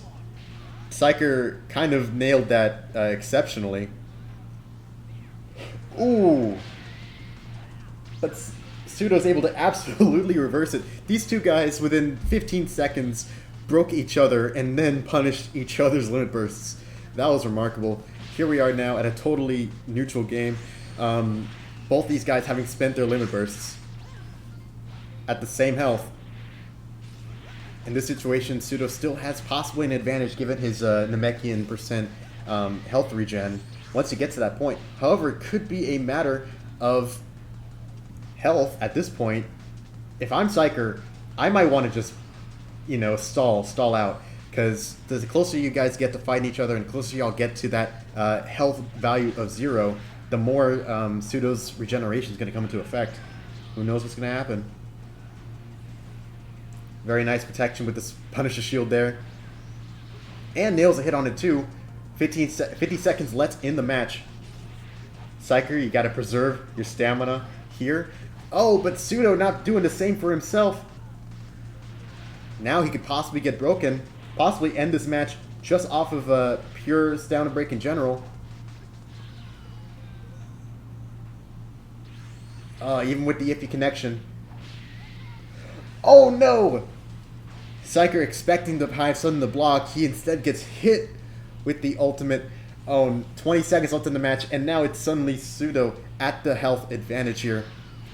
Misses the block, isn't able to get that cheeky reverse burst dash down on a break. And the last ditch effort, Psyker goes for the circle flash, and it hits! Ooh. Creamy is suddenly validated. With 2 circle flash finishers, Psyker is able to take this set. My goodness.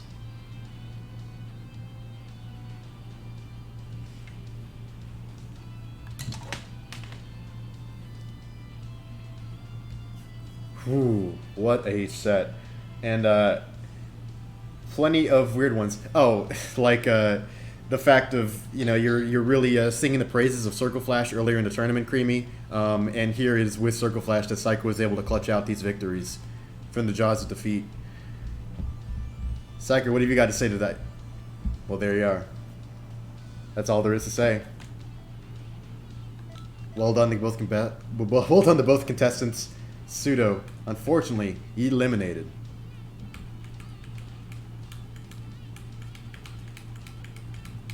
All right. Whew. Okay. All right. Up next, Ladgross versus Saber, and then we can save Multiverse Left for the tail end of it.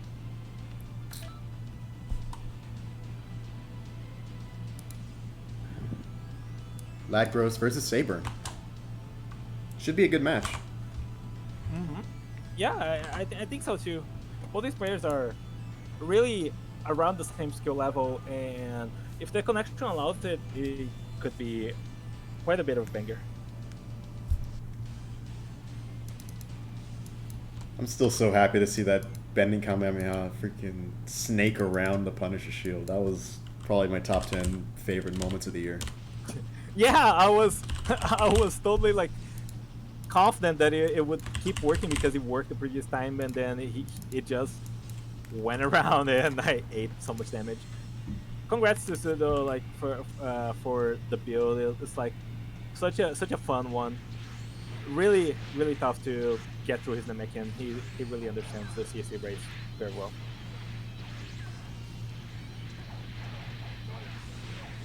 Here we have 2 male Earthlings going at it, both with a significant key pool for use with any number of supers, although it looks like Saber's having a bit of trouble right now stamina-wise, but doing a really nice job still, scoring damage where he can, scoring tags. Moti, you just saw the ping that we got right now, right? No. No, it's not important regarding the tournament. It's just... Do it, Ladgross! Hurry up! Oh man. Oh, he hit And the brave oh heat right after. God, Oh that my was. goodness. I've never seen that. Oh wow, that was a impressive combo, honestly. See, like Gross is scary sometimes, dude. Oh man. Saber could benefit from some aggression here, but also plenty of trouble. No safety net anymore with his limit burst being used. Oh wow, that raw Savage Strike catching him was really rough for him. Ugh, things looking a little bit rough connection-wise. Yeah, that's really like fucking Texas versus Middle East, I believe. So it's not even like um it's not even West Coast. Yeah, yeah. Um, this is but Saber's still definitely not out of it. He has a lot of damage and he has a bigger stamina pool than Ladgross. He just needs to really force Ladgross to stamina out, which he's able to do right now, but Ladgross still one vanish in the bank and I believe still has access to this limit burst unless he pops his limit burst at such a poor timing, honestly. Now he's back on 2 bars, no bursts, and he took increased damage from those Key Blast Cannons. Saber is not out of it yet, but still Ladgross's game to lose right now. 30 seconds. I mean, it depends. Oh no.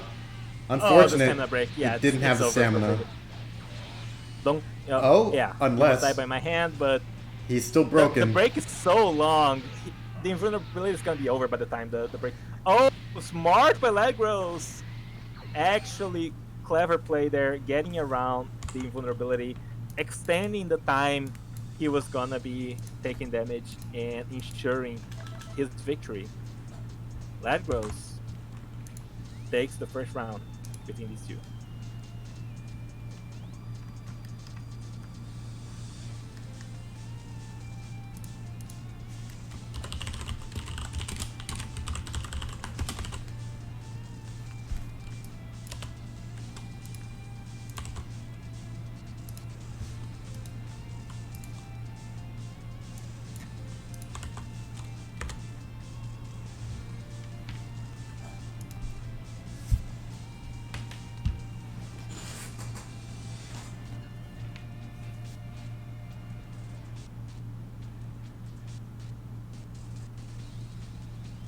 Romantic grandpa.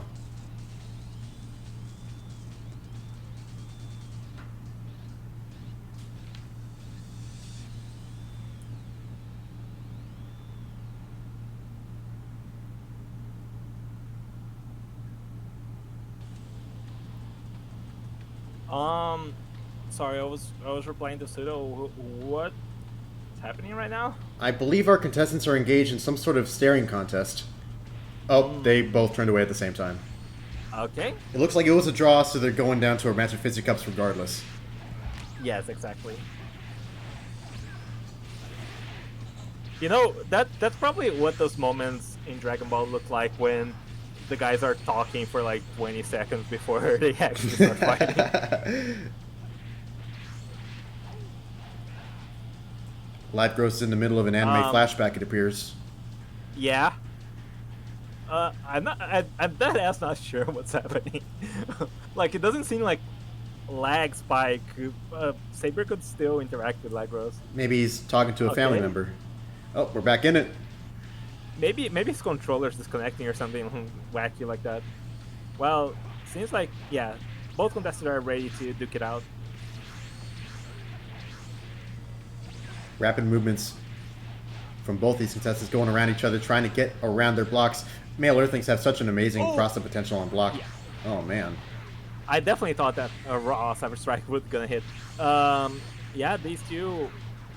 Yeah, male Earthlings, female Mahjins, male Saiyans to a certain degree are just so fast in neutral. They just spam cancel so often and do so much with it. Ultrasonic Blitz into Handy Cannon, actually kind of a good combo there. It's a combo starter linking into another combo starter just to extend it further.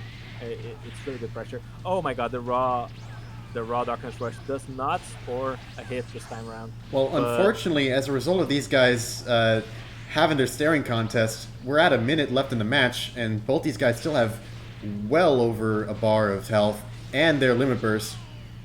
yeah, I stand I corrected. imagine that Gross will be popping his very, very soon as well. And yeah, this is definitely a match that's going to time. And eating on his vanish. Yeah, unfortunately. Oh, the double Savage Strike almost catches him, but managed to.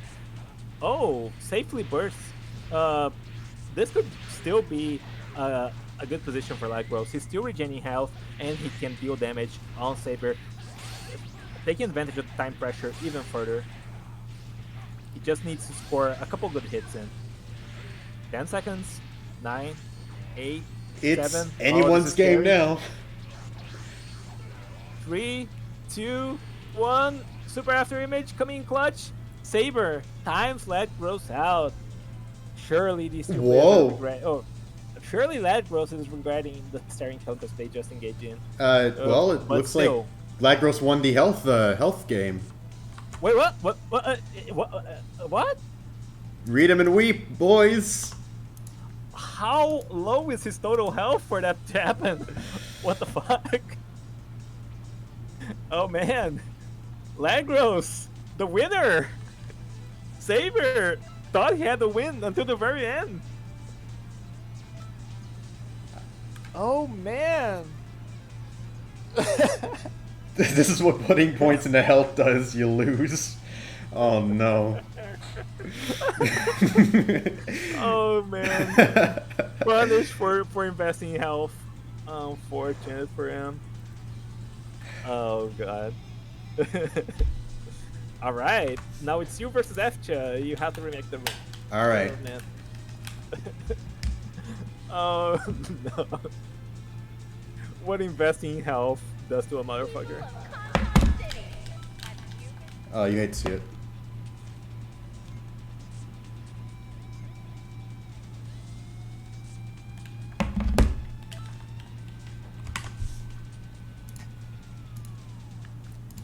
Just 1 second, I'll be back into my own lobby and back into the multi-lobby, and we'll be able to continue on to the next round and the final match of Losers Round 2, I believe. Yeah, that is correct. We're gonna get into round 3 very, very soon, and Losers Bracket should be moving quite fast from there on out.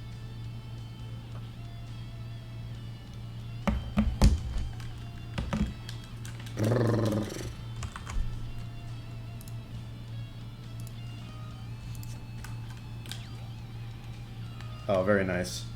Thank you, Poir.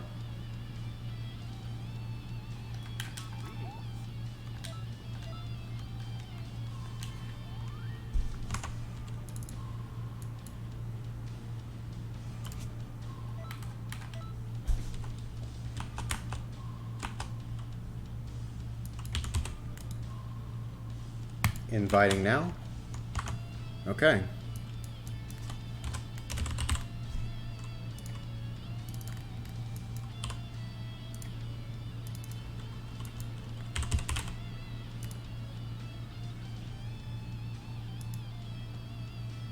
Let's see. Efcha. This is my first match of Losers, so I have my freedom in choosing my character. Yeah, so does he, I believe. Mm-hmm. Yeah, neither of you have. Though I believe Efcha is just bringing 2 characters, so there's it. All right.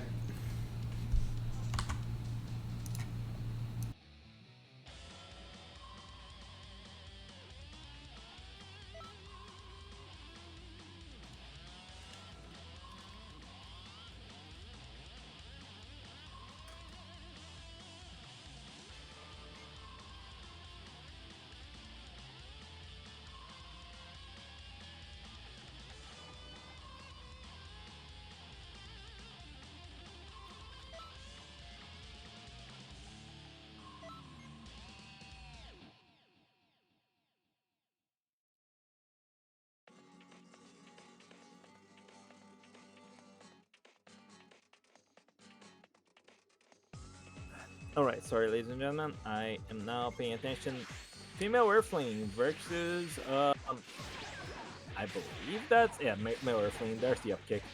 Efcha versus Multi.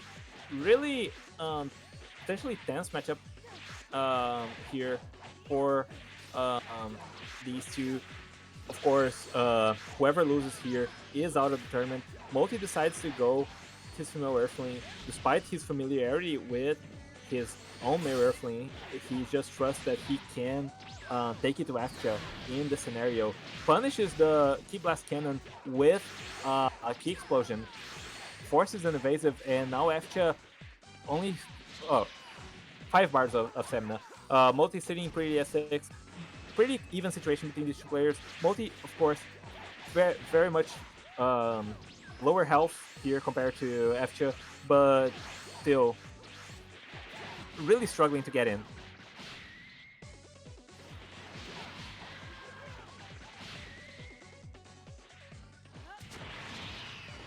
Oh! A really nice PU there. Efcha was trying to anticipate it, but did not manage to get it. A little bit of an over prediction. He thought Multi wouldn't go for it at that point in time. Cat being caught over and over again. Efcha now on his last 2 bars of stamina. Multi, despite the health deficit, sporting a much more commanding stamina lead here. He only needs to get Efcha at least once here.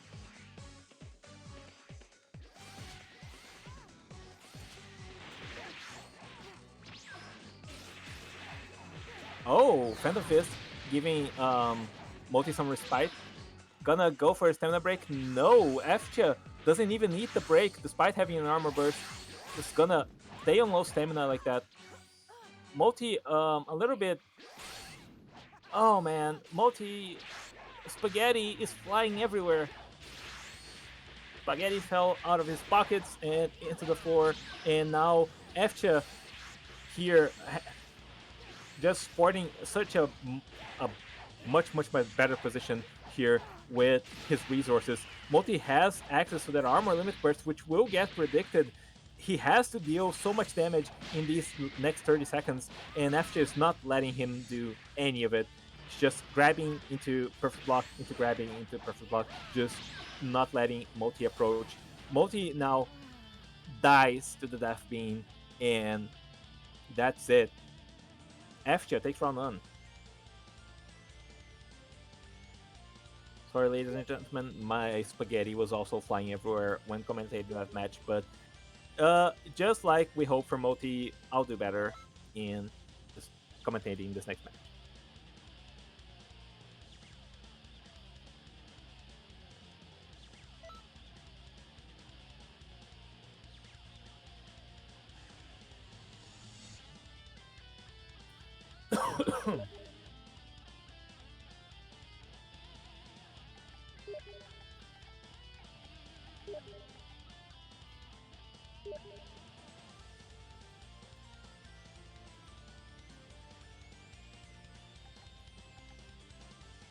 Multi considering going for his male Earthling. I do not disagree with this choice. He's definitely comfortable with the race the most, and he was very close to winning it out versus Efcha in the previous match. If only his spaghetti didn't massively spill everywhere. So let's see if this CAC can contain spaghetti in its much larger pockets. Early PU, good stuff. Access to that damage reduction and damage increase, and trying to get some damage here on Efcha, who's still sitting pretty on white health. Knowing Efcha, he wants to go for that perfect, but already perfect denied. Multi goes to the ground to regain some stamina.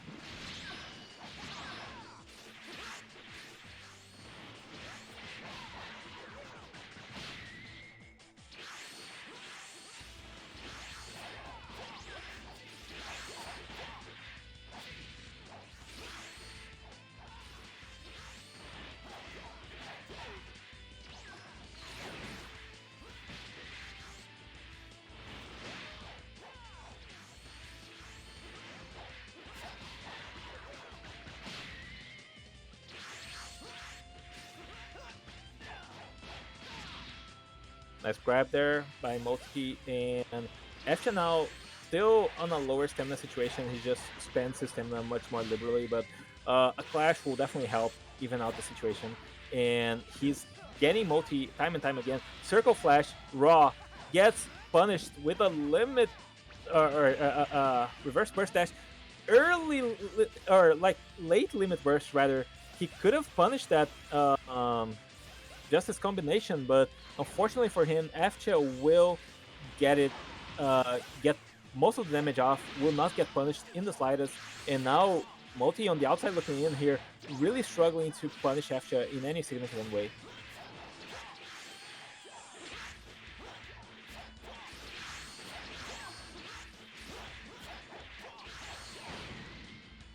Nice, nice, nice. Oh man, Multi. Oh my god, Multi!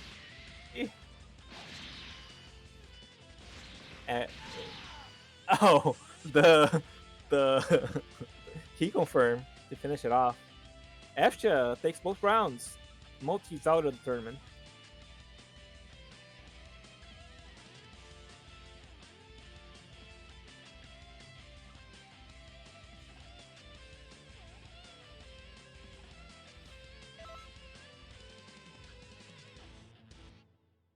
Oh man, that was heartbreaking.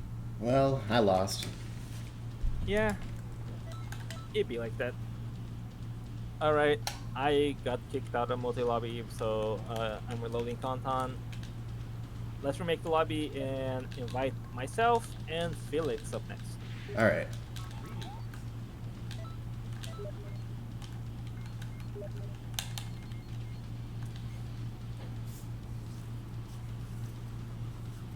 I won with my male saying right. I have to stick with him. Yeah, so gonna actually load Tauntaun with him.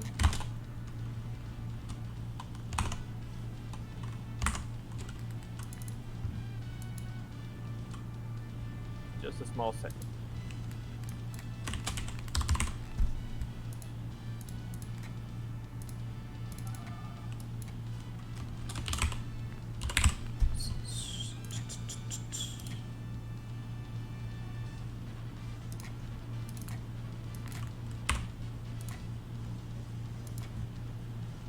Okay, the score is set. Give me just a second. Tauntaun takes forever to load on my machine for some reason.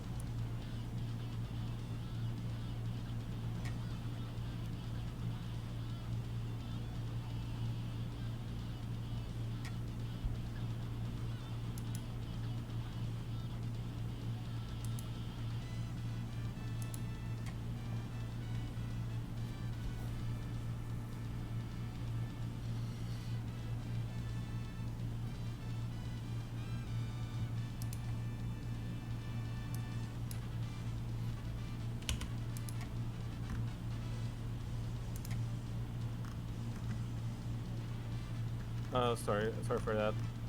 Just taking care of something real quick. Hmm.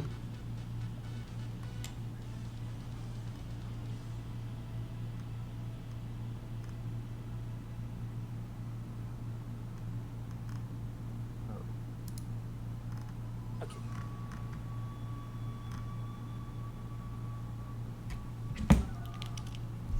All right, our combatants are set. Ready to move on with the losers bracket. Good luck, have fun, Felix. Let's make it a good one. Losers round 3.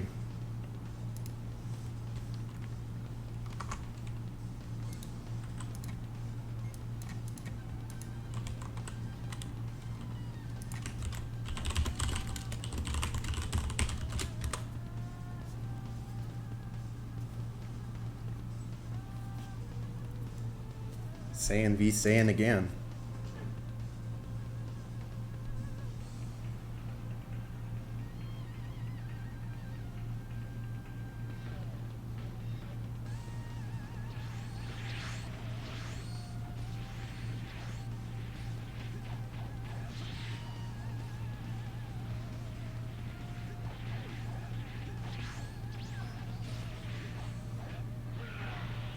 Ooh, almost does a good job out of getting away from that Dragon Burn, but still gets clipped by it. Felix tries to follow up, but doesn't quite connect right. Oh, and the timing is just barely off for Psyker to get hit by that Dragon Burn again.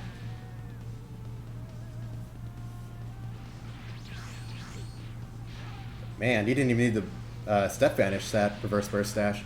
Able to immediately punish it with a grab. Go into a clash. Now both these guys have plenty of key reserves to work with.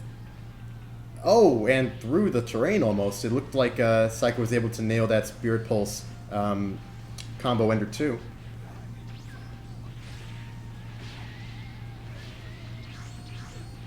He P-blocked the charged heavy.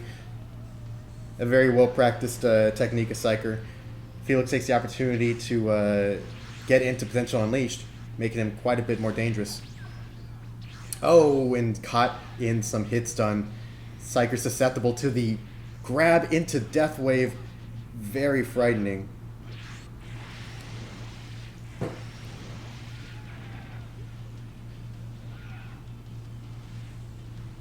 Of all the ways to get out of Circle Flash, that was definitely one of them.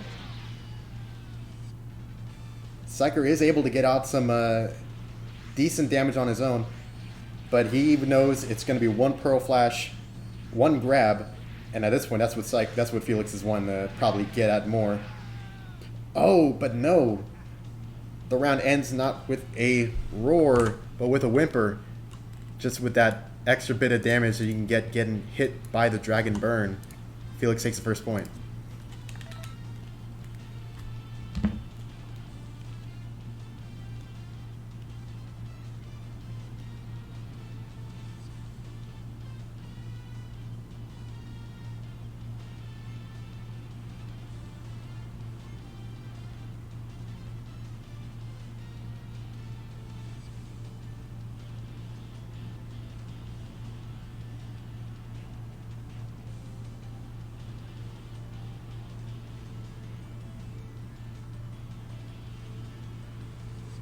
Psyker moving on to his female Saiyan.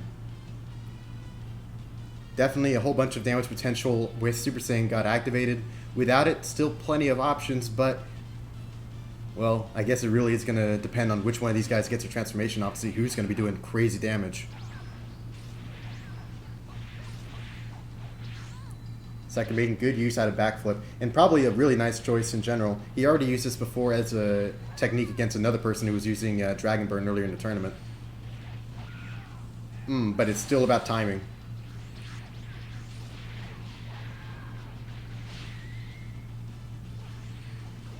It is clearly a exceptionally close battle we're seeing here. That's awesome. Psyker with the stamina advantage. Oh, but grabbed for a gnarly amount of damage from Felix. Thankfully, it looked to be a little bit too high to get hit by the Death Wave as well. The Death Wave going through the super explosive wave. Super. Oh.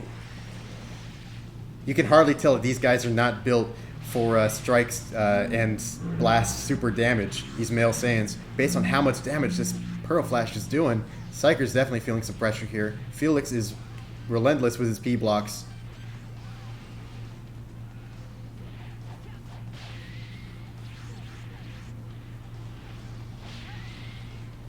Psyker saving himself with a Crush Cannon, or with a Crush Burst, I think. But, ooh.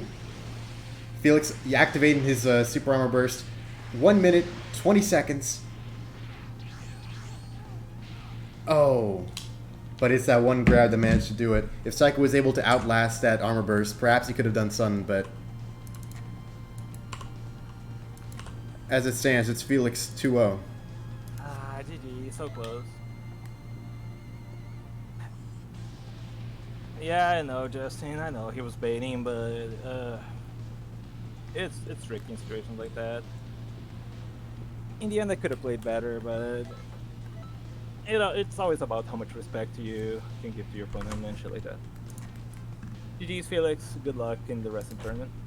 Going into FCHA versus Ladgros. Yes, that's correct.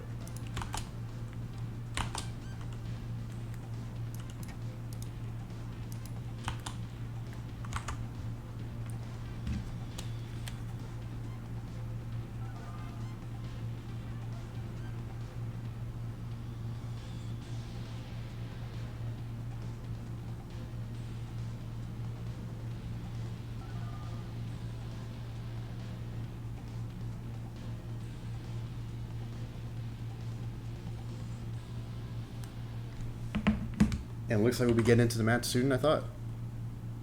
Yeah. Loser's bracket tends to be like that because most people are already on standby. Thank you very much.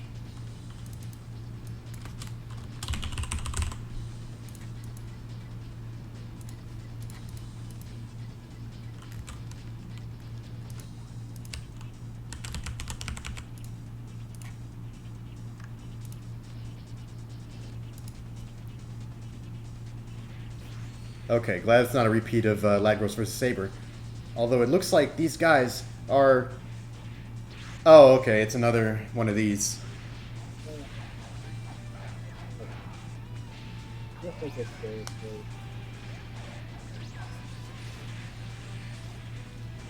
Well, we'll let him play it out for now and see how we feel about it afterward.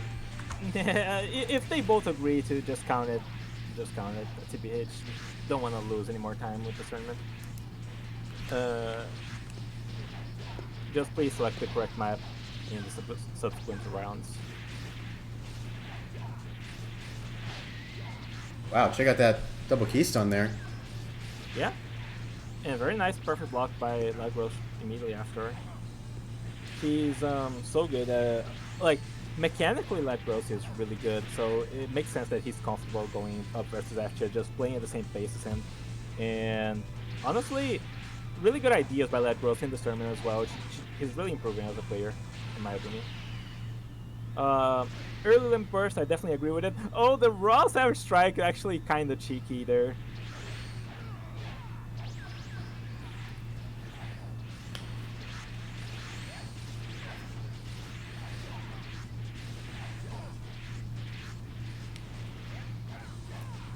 Health evened up here, but Lagros getting on a lot of damage on himself.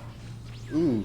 Oh, the combo drops. Lagros goes for a counter, badly timed, but he will get a lot of stamina thanks to his Super Soul. But wow, probably not enough with how much pressure F is putting on his HP right now. I'm surprised FJ was able to put on that very technical combo.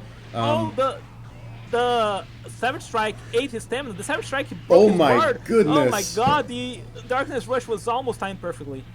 Oh man. Oh, Lagros. Tragedy. Oh man. Savage Strike did so much for him in that situation. It was like FJ was wanting him to try that again on him. Yeah. Seemed like it. Actually, it's now just BMing. He knows he holds the full advantage here, but I hope Lagros wins still. Here's how Lagros can still win, ladies and gentlemen. And he will lose. Zap. That's just the first round between these two players, however. There's still much more Xenoverse to be had here in this tournament. 0-1. That's the way it is, and if y'all don't like it, well... Extra won anyway, and Lagros, yeah, Lagros was the one who picked the wrong map. Okay, please pick the correct map, you two. Yeah.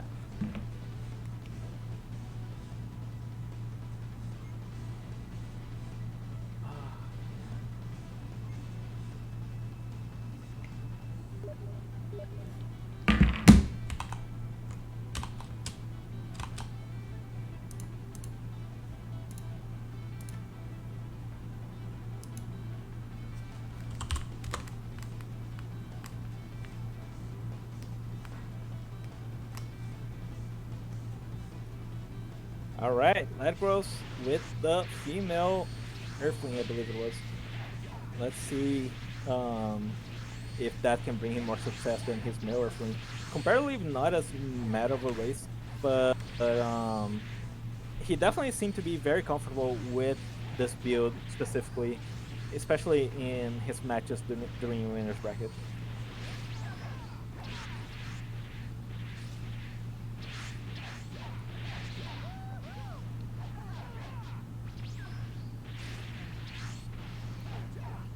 Good restraint from F-Shot. Pressure sign? Yeah, that's pressure sign. Weird counter, but not most terrible one.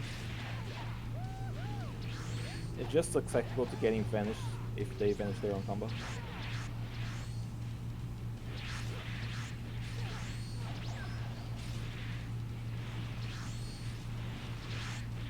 After is just controlling the tempo of the match right now. He just gets in, gets a quick key blast cannon, gets out. In fact, I hadn't noticed at this point that he has access to both Key Blast Cannon and Saturday Crash. Yeah. Normally, I would have imagined, I guess conventionally, they're both for the same purpose of restanding, but, I mean, Key Blast Cannon, you get to enjoy quite a bit more damage. Oh man, you can just do stuff like that. Yeah, no, Key Blast Cannon definitely has some other different use cases compared to just... Did he just not do anything to avoid that Circle Flash? Did he just step? Excuse me? Anyway, yeah, they have different use cases, but there's also a lot of overlap. Yeah, I guess After just didn't have anything else that he wanted on his build, so he was just content in stacking them. But yeah, After wins 2-0, so we are finally in the last portion of the tournament. Losers quarterfinals, losers semifinals, losers finals, and grand finals. Who's up first? Up first, we have Dango versus Felix. Battle of the U lads. They didn't meet in winners bracket. They were on the opposite ends of it. So let's see what kind of match can be shown between these two players.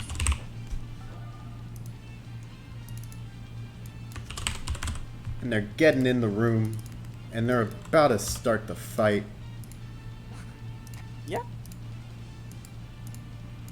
I'm stoked. Honestly, Dango has been playing so good in this tournament. And Felix is no slouch either. He is the currently... Oh, I forgot to put the kanji on his name. It's a little late, but I'll do it.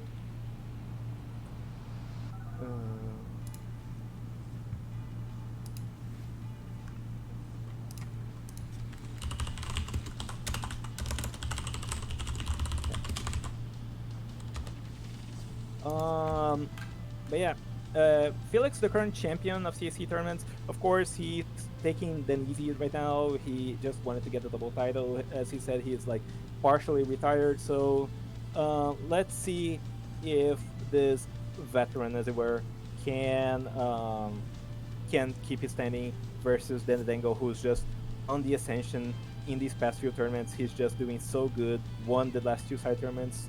Did extremely well in the 17th Tenkaichi Budokai.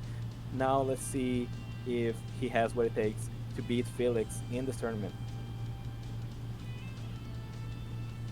We've seen throughout the tournament just how devastating his zoning capabilities are with this build of his. Both just as a neutral tool and also even as a combo extending tool. Right. Definitely not something you want to sleep against. Speaking of sleep, very nice punish there onto Dango for that little nap of his. Felix's grabs deal immense amounts of damage, so he also got a grab into a dashing heavy just to really capitalize on it.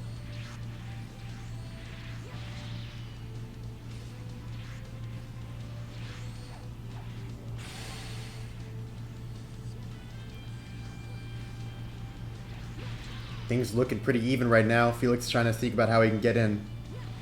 Dango's doing a really good job at throwing out those ill rains. Not for the 3 pellets of it, but for the beginning portion, just making contact with his opponent. Really good stuff for him. The death waves to get past the murder grenade was something nice to see. Or the genocide shell, I should say. Genocide shell, yeah. Murder grenade is the other super. Yeah, very good stuff there by Felix. Of course, Death Wave has a really high priority as a Key Blast. It will cancel out weaker Key Blasts, so definitely something to keep in mind when using supers like Genocide Shell. Look at that. Felix saw that Dan likes to go immediately for the rolling bullet after getting Dragon Burn, so he took that to his advantage, both to move away the first time and to score a grab the second time around. Oh my He's trying gosh. to get a counter there, but then falling short of connecting, didn't connect with the grab or the counter either. So now then, popping his health burst, definitely don't disagree with this. Last minute of the match, but will get clipped by the Pearl Flash. Felix takes round 1.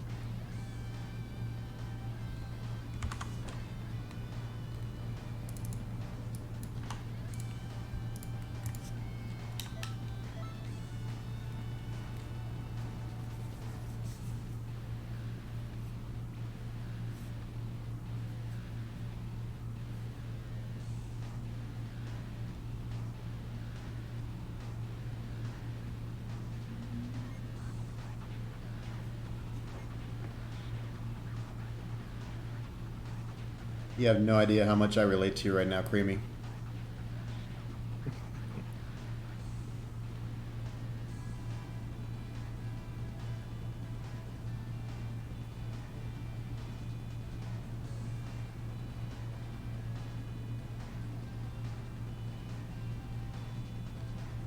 No, some of us do, but most of the people in this tournament play on PC. Sonic Fox, the real Sonic Fox in chat. Yo, hop in. Imagine. Yeah, that would be funny. All right, then evading does not want to get punished this time around. Of course, starting the match at a stamina deficit, not the ideal situation to be in, but with his zoning capabilities, he can get lots of breathing room to actually recover some of the stamina.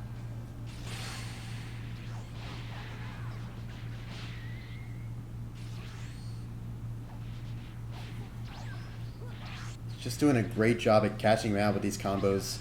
Could we see a break here? Yes, we do. Stamina reset for them, but Felix might just kill here. TBH. He has so much damage thanks to that Toposo, and then has 10 bars. It's so slow to recover. Yeah. Alternating into Pearl Flash, then the Dango is out of the tournament.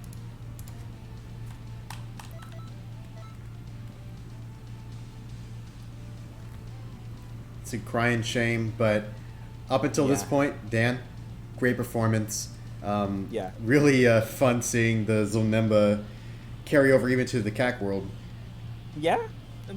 No, that build has a lot of potential, honestly, and it was really exciting to see it work against TOURNEY earlier on in the tournament as well. Good stuff from Dan. Looking forward to more of you in CAC tournaments as well as gas tournaments, of course. Up next is Creamy versus FCHA, so let's get them both right in here and pray the connection isn't the most tragic thing we've ever seen.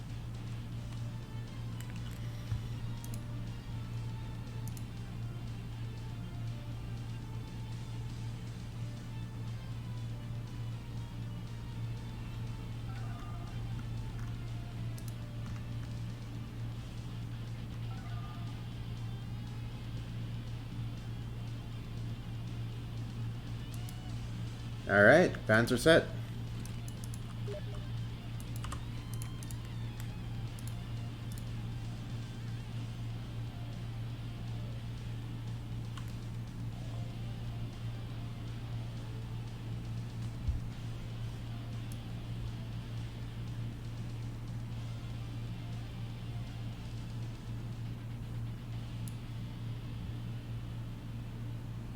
Well, it looks like one way or the other, this could be Creamy's last match of the tournament.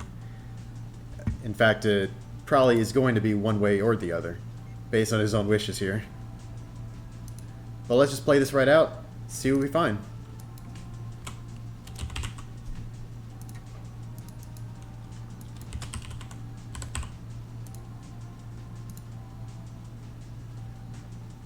Alright, female Earthling for Creamy, male Earthling for Efcha, nothing unusual here.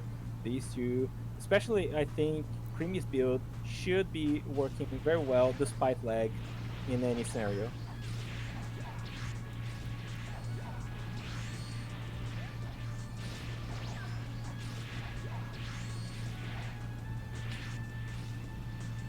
"15 seconds in, Creamy already has enough for Circle Flash."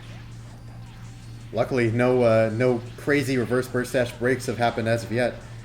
Yeah, I think Efcha's the distance between the two, as well as like the connection, didn't allow Efcha to punish as fast as he otherwise would have. But Creamy, of course, already has to be wary of using Circle Flash at all versus someone like Efcha. A lot of errant stuns coming around. Oh! Oh, oh my god, that's so scary. Oh, catches him at the tail end of the reverse burst dash. That move is really tricky, huh? Split finger shot does not see a lot of use, but it's a very good move nonetheless.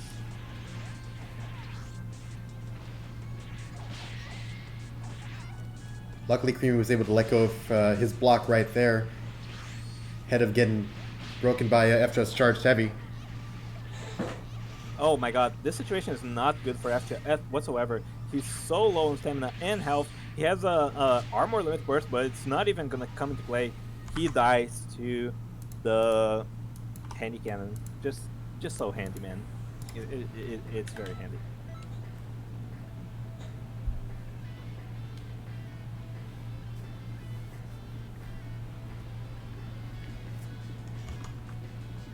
I hope everyone has fun. Moving on to the next point of this set.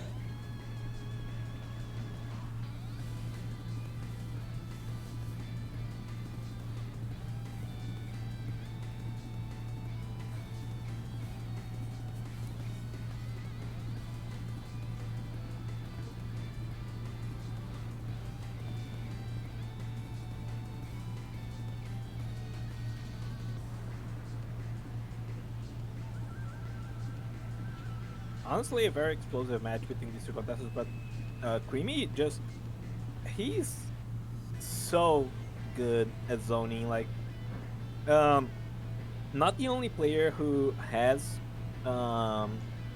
messed around with zoning builds in the past, but this man just understands them. He's been polishing his own like Flash Chaser build for like upwards of a year, as well as coming up with new stuff. You can see here, going for that for the split finger shot, so good. Going for those death waves, and most important, like he's playing female Earthling, so should it come to it, he can stay in the ground, grab into death wave, just like what Felix did in the previous match as well. It's just so good.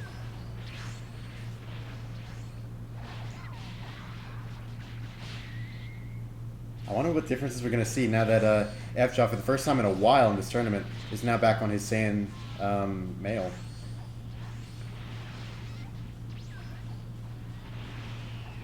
A few iffy connections and attacks seems to be what we're starting off with, though. Oh, he was able to get that reverse burst dash immediately. When he has a health burst, it's not going to save him here. Unfortunately, Efcha has way too much damage for this break to be survivable, I believe. Unless there's still a chance. Just two characters, each with an insane amount of damage in their respective attack types. Yeah, welcome to CAC world. These guys are just going at each other with so much damage back and forth. And yeah.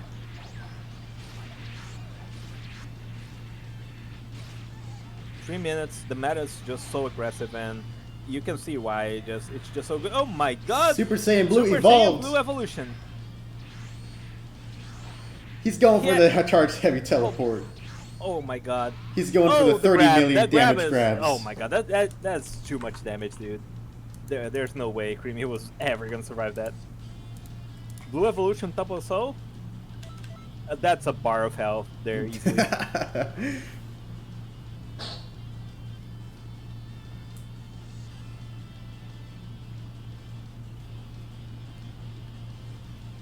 Here we go into game 3. He won't be free to this yet.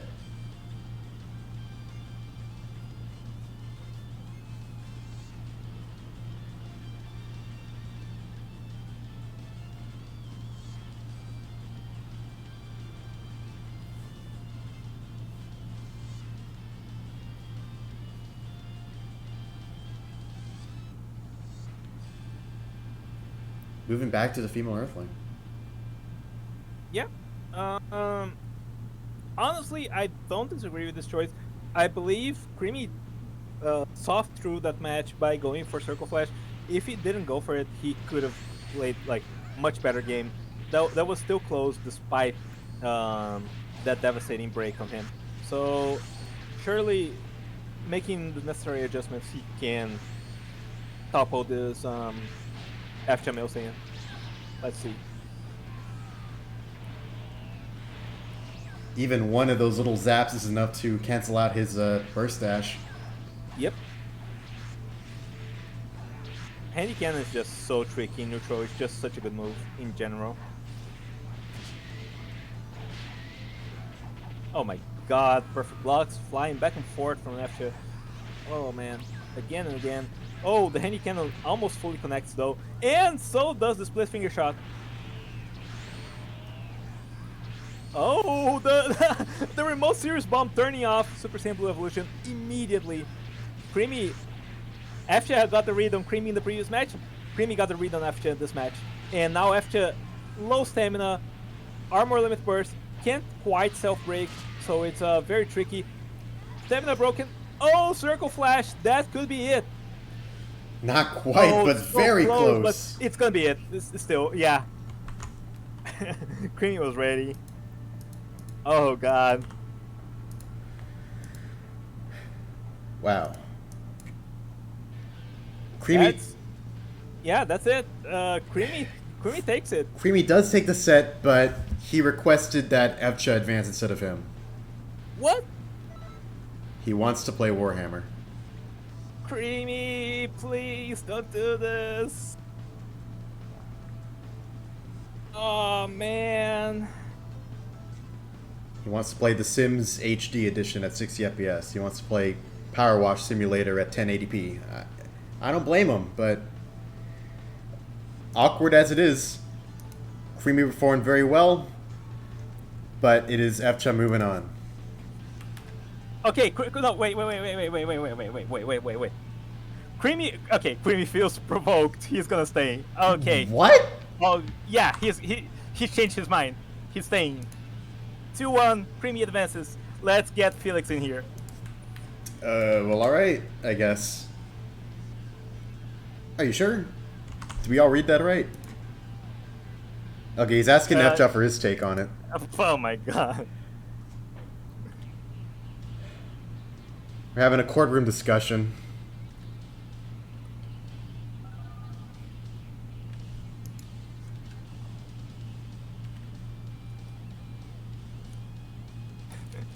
No one started yet.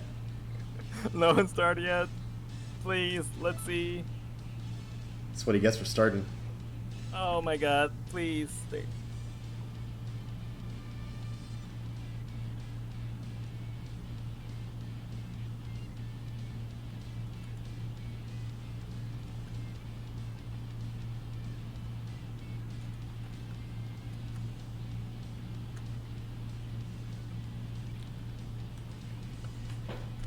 Okay, Creamy stays.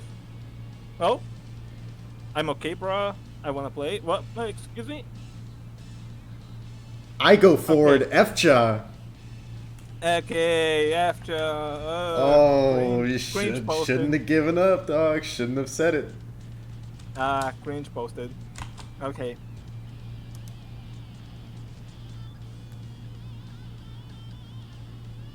Alright. Evcha versus Felix. Let's get him right in here.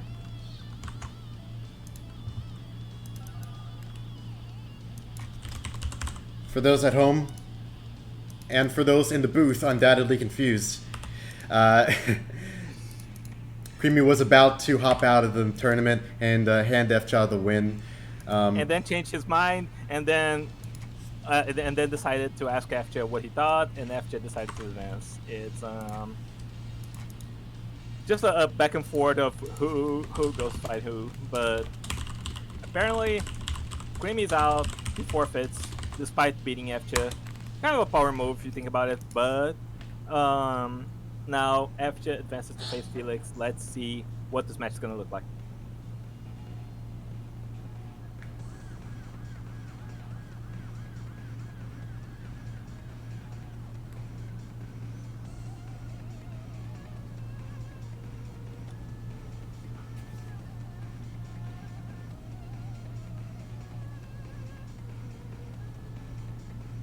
All right, Saiyan versus Saiyan. I'm kind of curious in the about the race representation of these past tournaments. I gotta say, there are so many male Saiyans in this tournament in particular.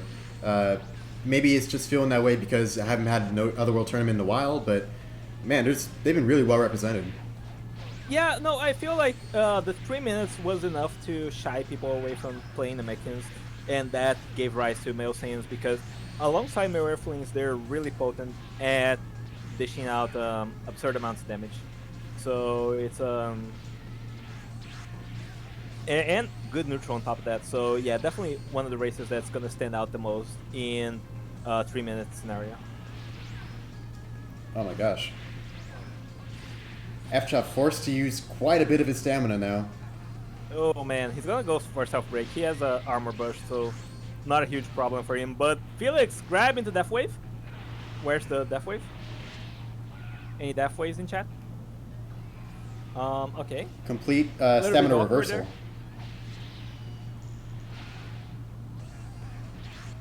Well, Felix is now on his last bar of stamina, and Efcha is not forced to use his burst, so interesting situation here. Both still fairly even despite the health disadvantages. And there goes the stamina advantage. Mm-hmm. Oh, grab, Death Wave, now we see it, yeah. That's so much. That's a whole bar, practically. And dash heavy. Yep.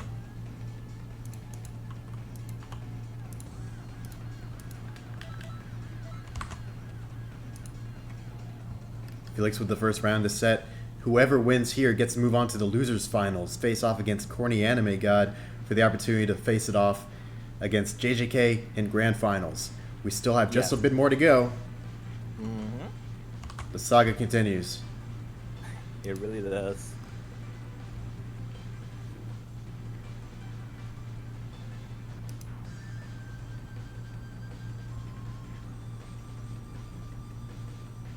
I'm sure F-Shell was waiting for this opportunity to be back on Male Earthling.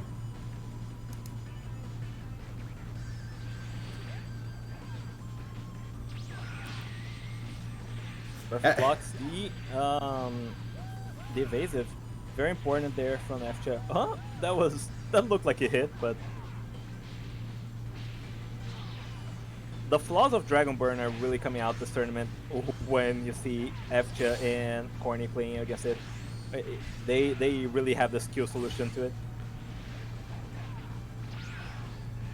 Undoubtedly, you have to be very careful playing against Dragonburn, not just for the fact that, well, you have to be ready for the perfect block, but you also can't be using a combo string that'll leave you, you know, in an animation as it comes out. Yeah, definitely, but definitely very true. And even then, if you try to do a step P block, you might just be running into it for no gain. Mm-hmm.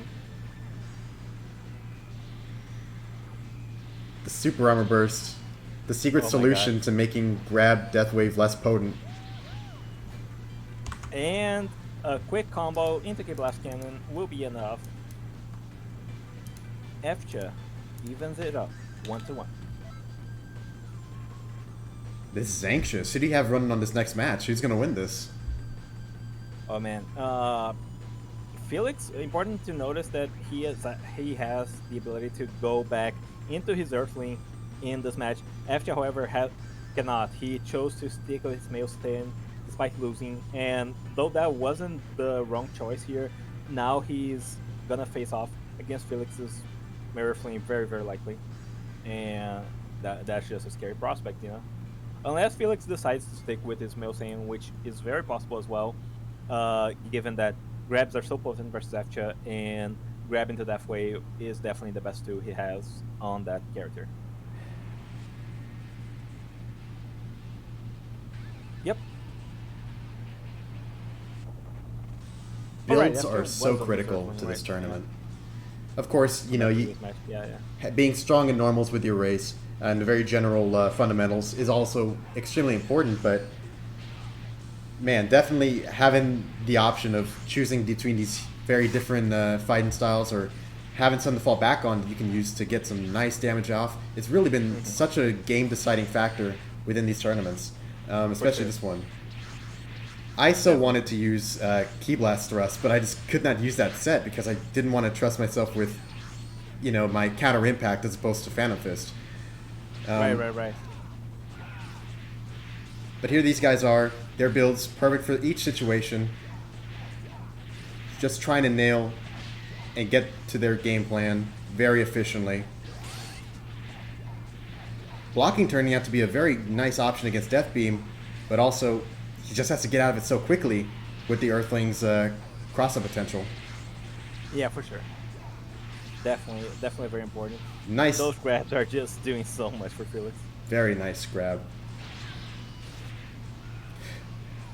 And the expectation on the Dragon Burn. Yeah. All of this is working out very well to... Well, you'd think it would be enough to drain Felix's stamina, but that is not the case. Really, it's Efcha here in this danger zone. Oh. Perhaps going for a Hail Mary. He could have gone for the after image there instead of... Saturday Crash. Yeah, Saturday Crash. Unfortunate. Alright. Yeah, this is... Efcha kind of the outside looking in here. Already forced to expand his burst.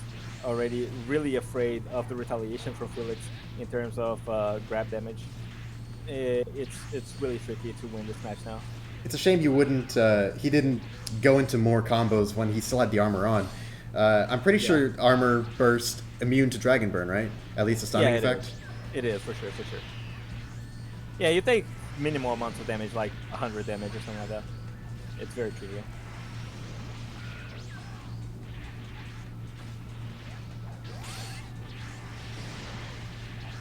Efcha miraculously staying out of the range of these Pearl Flashes. Oh, block shuffle into grab. Felix a little bit too late to try to punish that whatsoever.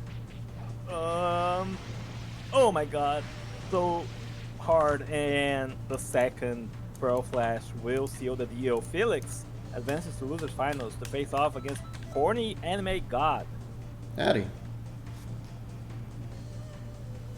We're here at the home stretch of this tournament.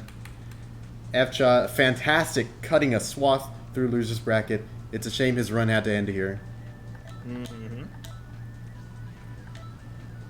Yeah, I'm still bitter that we didn't get to see Creamy fight more, but it is what it is. Let's see how Felix will perform here against Corny. Both these guys have been Otherworld tournament champions in the past. Felix holds the belt right now, so let's see who is going to come out on top at this time. No, Colin, this is a tournament you had to sign up to be in it. We're just streaming.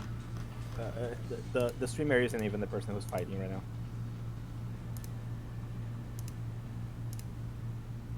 Also, this is on PC. I don't know if this matters. Some people getting here thinking this is on PS4. But you're welcome to join our server and sign up for future tournaments. This is we have them pretty regularly. This is a CAC tournament, and we're gonna have some cast tournaments in the near future.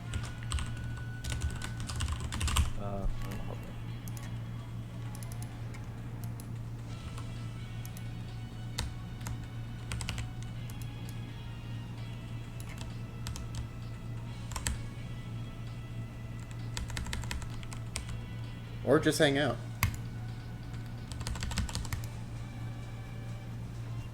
Yeah. Perfect. Alright, so... Yeah, Felix is in here, waiting on Corny. Maybe he's falling asleep for waiting for his turn so long. but he's he's finally here, so we can get this underway shortly.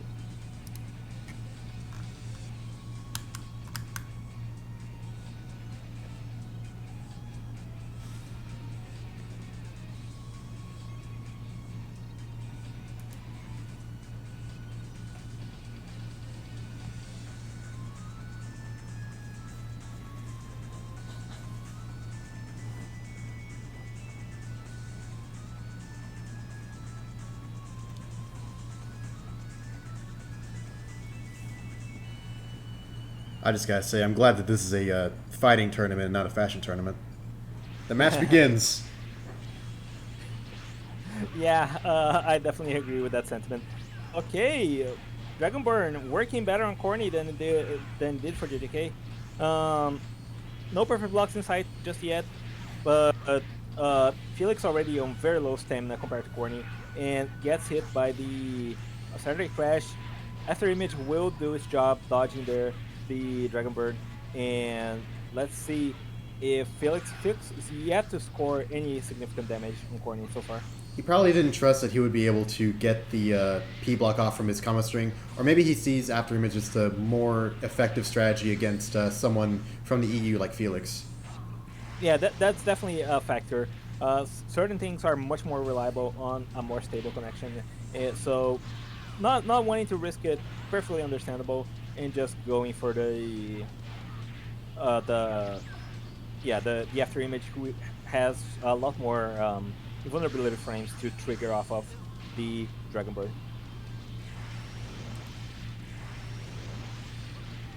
Nailing Oh my god, a fully charged Pearl Flash. 3! Oh man. Are we keeping count, folks? Oh my god, the grab. This is really tricky to win for Corny now. The Shock Flash didn't activate, weirdly enough. It's a true non-confirm, I guess. Oh, but the grab will seal the deal. Felix, 1-0 against Corny Anime God. This is best of 5. Important to remember. So, you know, there's still a lot of the universe to be played between these two contestants. But Felix already putting on a clinic here with those Pearl Flashes, just catching Corny time and time again. Really good at the neutral super usage. I'm sure he's very relieved to have this leg up early in the set. Of course, anything can happen, but nice to have it in your bag. Here we are moving on. Will we see any change from the losing contestant? I guess a change in build would be appropriate. Between his last preset, which he was running, Leave the Rest to Me, he might stay on it, or he might change, depending on whether he cares about his key availability, or perhaps he wants to find damage in some other area. Yeah, it's honestly, Corny is sporting a different preset this time around. That's for sure. I'm not sure if this is the Destructive Fracture preset that he was rocking at the beginning of the tournament, or something else. I believe he bought 3 of them. Oh, perfect blocks the Dragonborn. Already much better off. It is indeed the Fracture set. And it looks like he's going to employ a very similar strategy to what he's done in the past. Just whittle down his opponent's stamina using those P blocks. Just absolutely wipe it out. What does it take? Grab Death Wave? No. I guess you just have to be on it consistently, just practice, preferably in an online environment, in order to actually make these perfect blocks on Dragonborn consistent. Oh, I mean, you know, that's the thing about playing on PS4, right? It's just so active, and from what I know, Corny just plays a lot also, so it's easy to get a lot of experience on popular matchups. Like Dragonborn is definitely a popular evasive. It's just so good that it must be easy to get that sort of preparation outside of these tournaments to really be on point with the perfect blocks. Oh, grab. No follow-up. Happily making use of his own Topo Soul Yeah. to give Felix taste of his own medicine. Very true.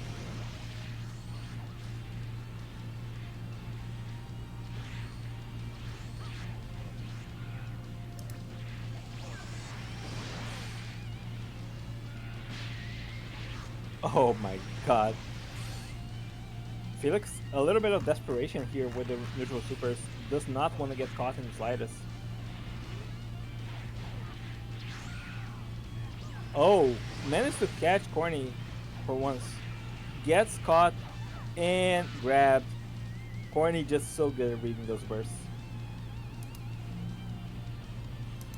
1-1, but still potentially 3 more matches to be played between these two. This could go the distance.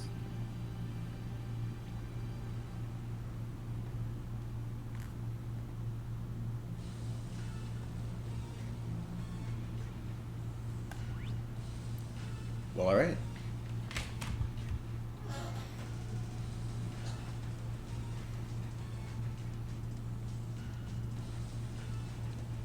Shout out to everyone at home watching. It's been we're up to the 4.5 hour mark almost.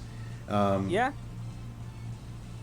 Pretty standard duration for a tournament like this, honestly. And yeah, some really good Xenoverse today. So thanks for sticking with us. Hopefully, this will be a thrilling conclusion here in the losers finals and grand finals.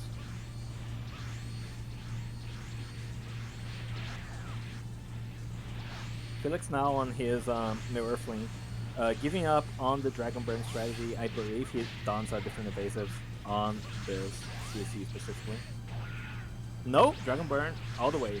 Okay, just putting more faith in the Mirror Fling neutral then, or the skills he has equipped. I'll be real, it's been so long I don't remember what Felix has. Spirit Stab. Spirit Stab actually could prove pretty good versus Corny.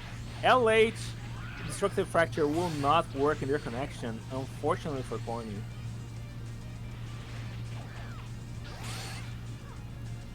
Oh, Eagle Kick. Eagle Kick's so good, dude. It's unless you get punished like that, then immediately not as good of a strategy. And through this entire motion, Felix has no opportunity to limit burst. Yeah, but he does get his stamina reset at the end of it, so not the worst case scenario for Felix, but still much prefer to be able to use his burst earlier on.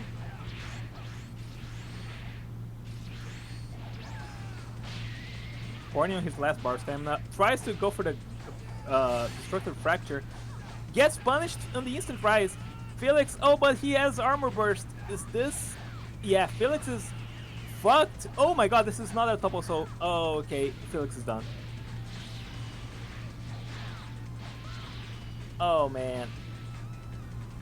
I guess that's how you do it against Justice Combination. Yeah, kinda, yeah. But we're not done yet. Hopefully a little bit inspiring to other players in the tournament. Other players whose names start with M, yeah. Perhaps. Yeah, and perhaps end with I. Somewhere in there. Some one of you out there. Hope this reaches you. Still, Corny, match point for him, but still, definitely not trivial at all. Felix, fantastic player. Option to go with a different CAC here. Let's see what he has in store for us.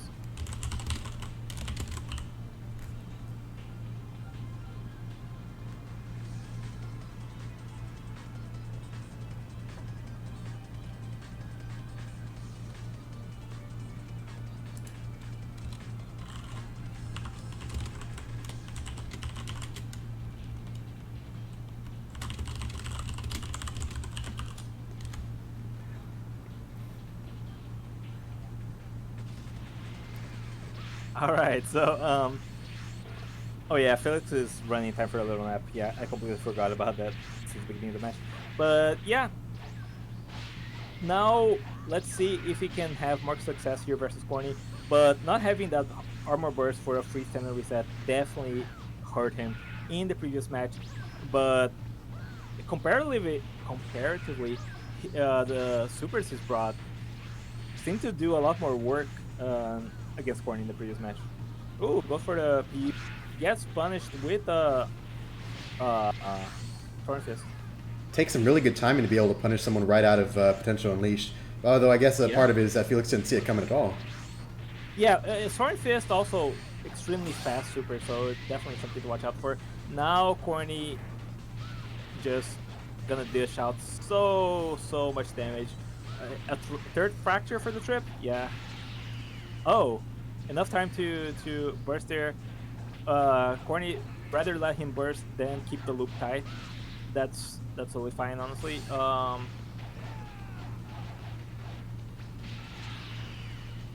Early burst from Corny doesn't get. Oh, he's gonna self break. Okay. Very well done on that self break too. Mm-hmm. Stayed on the ground till he had the 2 bars, instant rise, and broke itself. Yep. Immediately. That was some pretty lucky timing on Felix's part with that Pearl Flash, getting him just as the armor burst ended. Yeah. Maybe he had a feeling for it. Like he thought the evasive or the burst rather might end by that time, but still good stuff there from Felix. Just gotta watch out here versus Corny. It's still such a big health disadvantage. If Corny beats him right now, it's over, and he will advance to winner finals.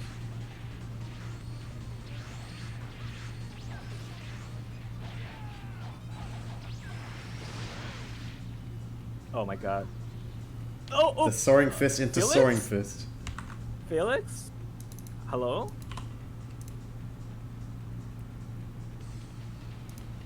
Hello? Well, Corny advances.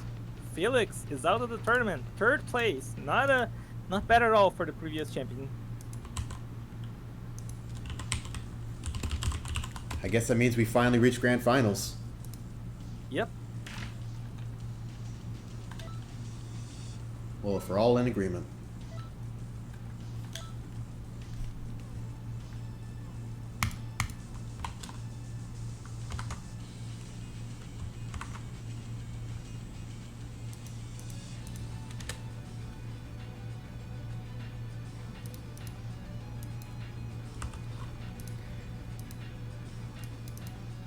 You really get the impression of why JJK on his own builds, he only has the Dragon Burn on his Namekian, I believe. The other ones, well, the Majin, of course, has Spread Shower Retreat. His Earthling has Instant Rise.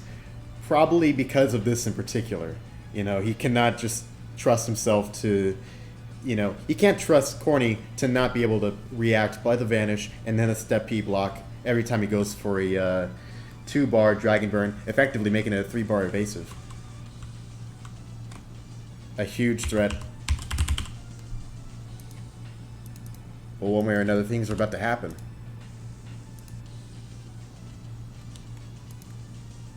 Sorry, I was distracted by something. Apparently, JJK was being very disruptive to Felix during his match. Felix said he will accept his loss, but he showed me JJK was spamming messages for him on Steam during his match. So JJK will be penalized with a round loss. Corny starts with 1 point for this set of Grand Finals. Alrighty then.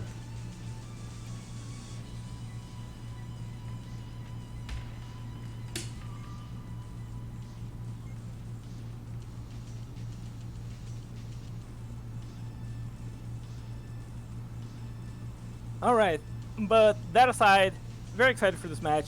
It was really good in winners finals, and with the bracket reset potential, this could really go the distance.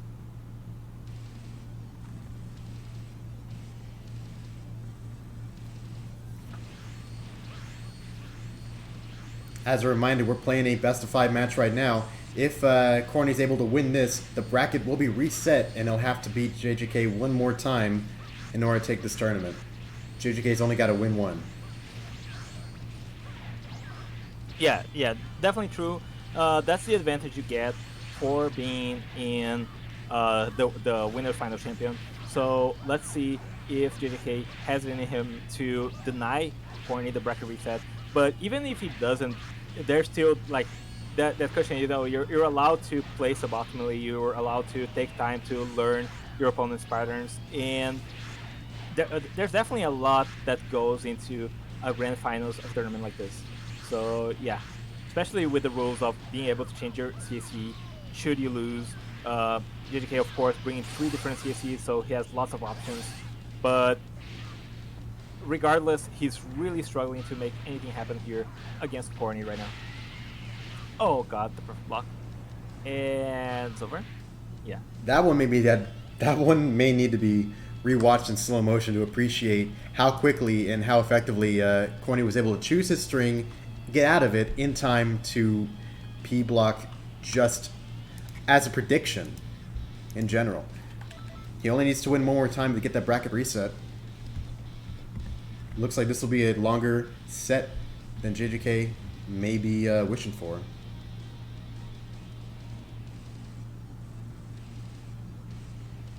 Yeah, well, now with a 2-round down 2 points, this is match point for Corny, so he could be getting here a bracket reset already. Let's see what JJK is gonna be like in this match, because Corny had his number this time around.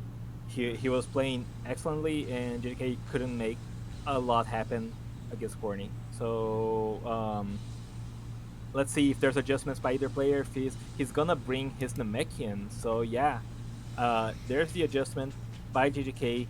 He had a lot of success with that Namekian in the first round that they faced off, but in every subsequent round he got his Dragonburn perfect block. So definitely something to watch out for.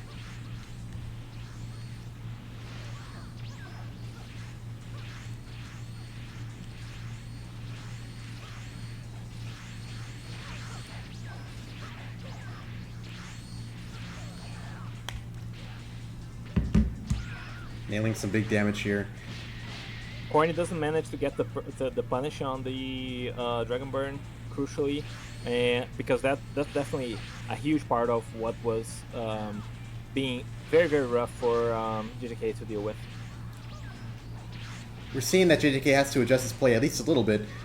He mentioned previously that he enjoyed using a side bridge, or at least had it on his Namekian more as a get off me tool, which seems to be the case here. Oh, the heavy break, the hard knockdown, put him too low for the Molotov there in the way that was set up, and the get up iframes prevented the Pearl Flash. So that's just God was on his side, you know. Corny has the power of anime and God and Korn on his side, and he's just not losing there to the devastating damage that would have been that hard knockdown with the Molotov.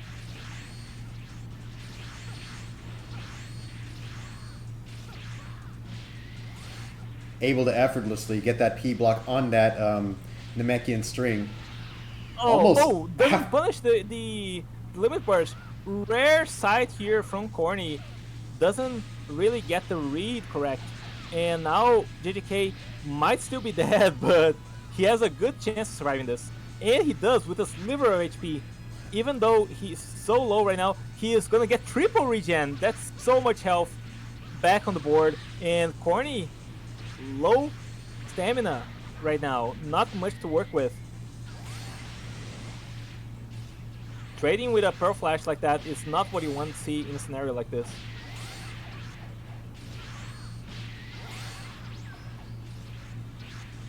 Losing bar after bar from these well-practiced perfect blocks on these Namekian strings. Yeah, Suddenly, it could be a timeout situation here, depending on how these guys are feeling. Oh, and a timeout goes very much in JJK's favor, especially with how much stamina he has. If he gets knocked down lower, he'll still be in the Namekian percent, and Corny is already lower than that. Oh, very nice burst read, very nice burst punish. Now he can just chill, sit back, and relax. It might not even be a timeout in the end. And in the end, it wasn't. Okay. Yeah. JJK gets a number on the board. Mm-hmm. Still back against the wall, partially his own fault, but let's see if he can make something happen in this tournament.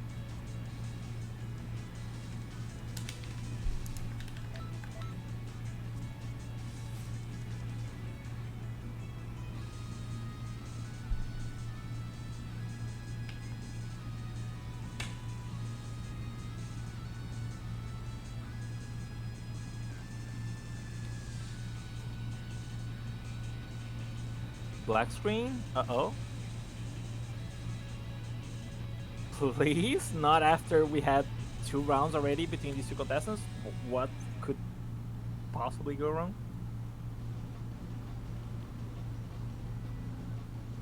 Ah, man. Xenoverse, why are you like this? Alright, gotta remake the room, get them both back in here. As it were. Mm-hmm.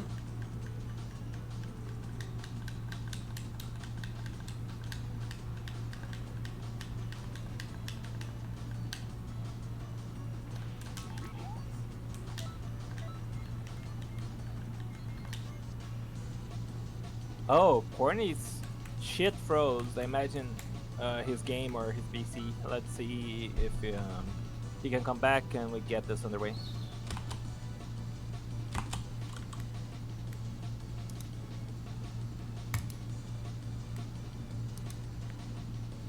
I'll still send out the invite to Corny, even though he might still need some more time to get in. Yeah. No harm in it.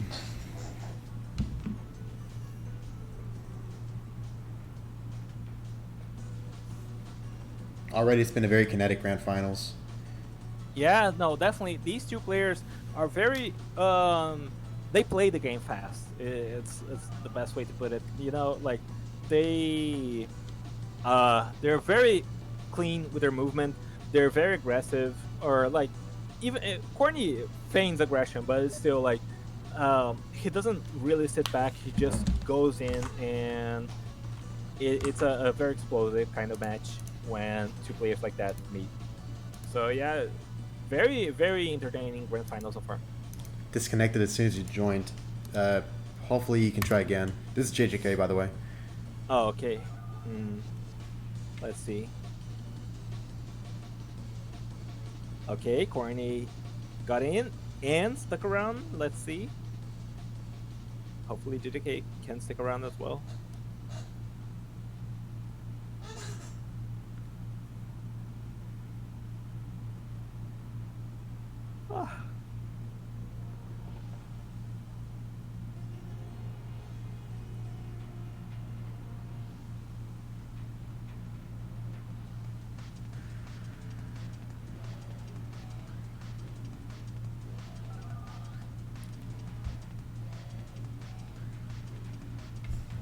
Okay.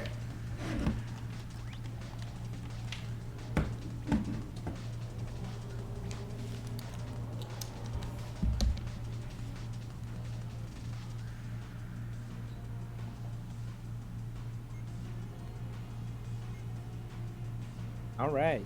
Hopefully everything's a-okay this time around.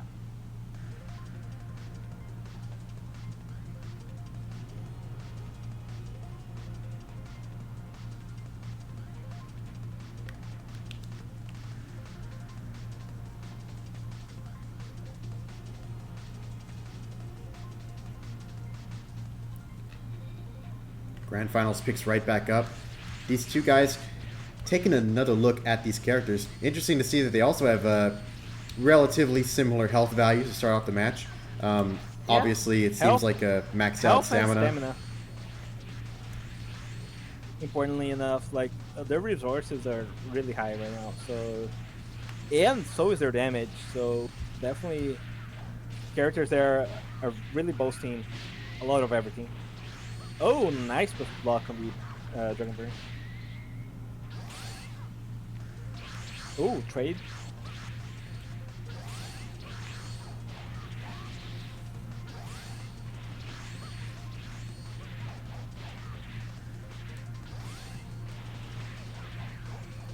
It's always a little bit unpredictable when exactly that side bridge is going to come back and how exactly it'll do it. So, Corny's doing a pretty good job at staying abreast of it.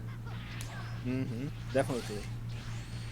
Rare Dragonburn connection there by JDK against Corny. Doesn't get punished or anything. Not quite fast enough to punish the PU transformation either. Very true.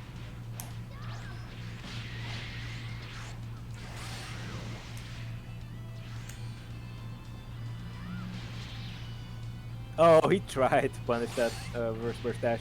A little bit too early though on that. Eagle kick. Oh, not early on this one, however. Catches the back hit. JJK sort of enjoying himself, getting out some side bridges one after the other. Some combo strings, some pearl flashes. Yeah, definitely very good super there to really catch Corny in the neutral.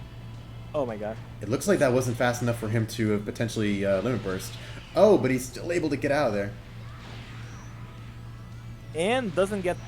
Oh, he uses do or die early to not get punished for using it. Very, very good adaptation there by JJK. 50 seconds on the match. Oh my god, the Pearl Flash trades with the Death Beam.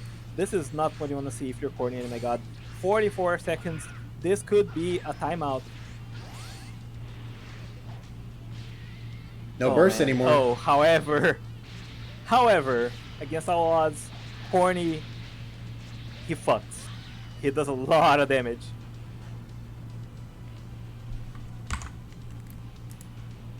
Well, ladies and gentlemen, we've got us a bracket reset here.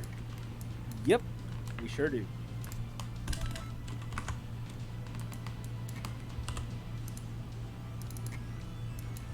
This is it, folks. One last set, one last best of 5 to decide who will be the greatest above the heavens. Yeah, that's honestly a nail biter here in the set of grand finals. These two are playing out of their minds, and it's just so tricky. So much stuff to keep track of, so much to anticipate from the other player. It's just a crazy time between these two.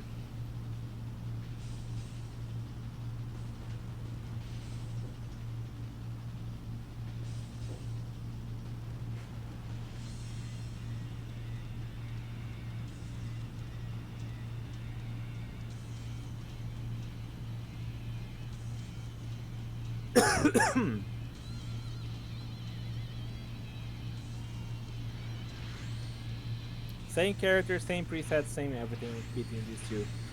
Just a clean slate with this best of 5 set. No good going for back hits against him, especially as he's coming in. He has more than enough opportunities to see it and P-block on reaction. Yeah, it's definitely true. While one of the advantages of the mech and back hit is that it has incredible range, that's worth nothing if your opponent's already coming in with a block. It's just giving them a farther away perfect block that's still going to drain your stamina.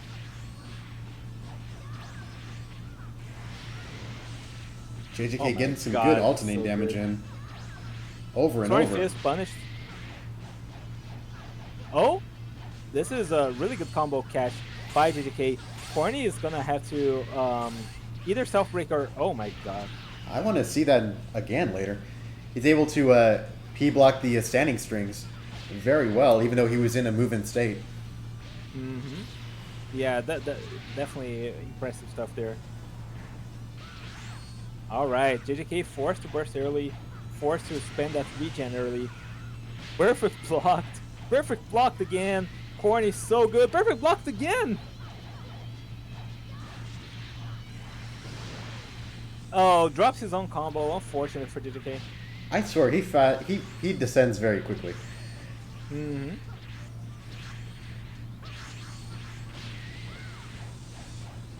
Oh my god. Soaring Fist after P-block. Flashy, but not quite safe. Nice use of PU. Corny now low on stamina, but... Oh, JJK is dead. This is a dead man walking.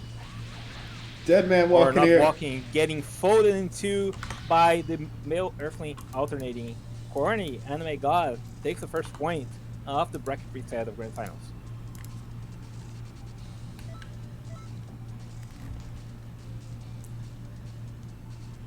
When we play Xenoverse, right, we have these many situations where, like, we go in and we try to get the best situation, like be in the best advantage state, even if maybe it doesn't quite always pan out in our favor. Like, say someone's in a knockdown state, we are inclined to dash in and start doing dash and lights, right? Right.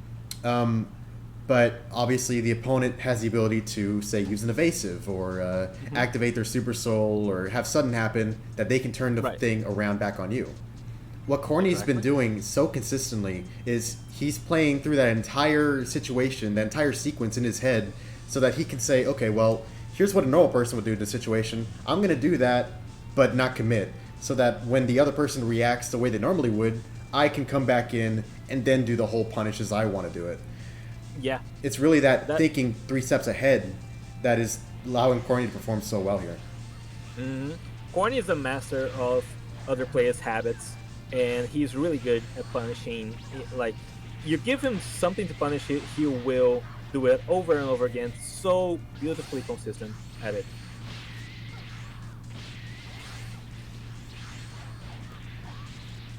I'd say playing fast is also a very nice thing that helps him do that.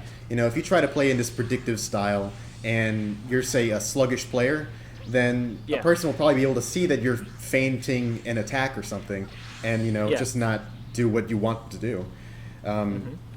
So he has many aspects of his play that contribute to his success. Definitely so. I agree with that.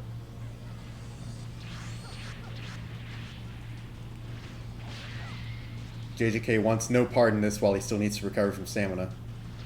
Yeah. And he's getting some really nice damage to boot with those grabs. Good stuff from JJK. Oh, nice clash will give both of them a little bit of stamina back, as well as ki. Crucially, neither player has a stamina or like ki restore, so they're just getting ki from those clashes, from those special blocks. There are plenty in this match, but so a clash is more than welcome to refill the resources. Some really nice delays on Corny's part too with his LH in order to only be blocked by JDK instead of getting P blocked. Yes, definitely true. Some nice play with the water here too. Obviously obscuring you when you're trying to do some little cheeky. Yeah. Get some damage off. No, definitely an important aspect of playing in this map is taking account of the water and how you can use it to your advantage. Early burst from JJK, definitely a good choice here. And 50 seconds, Corny low on health, definitely the best choice possible. He's going to get back all the way to green health. Low on ki, however, is JJK, so he can't really use those supers that benefit him so much against Corny. And immediately, almost stamina broken just from using evasive. Don't do it again. Okay. Oh! He did it again, but it worked. Good stuff from JJK. Oh, perfect blocks. He gave him something to punish. Man. Oh, man. Corny gets the stamina break. Oh my god, this is it. Corny, 2-0. Could we be at this match point already? The reverse sweep? Oh man.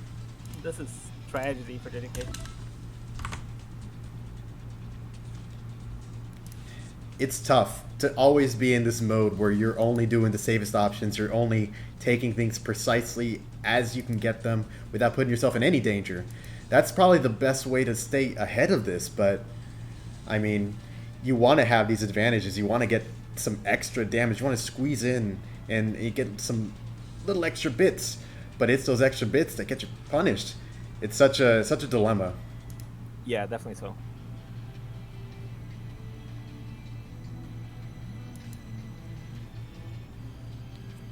One way or another, set continues.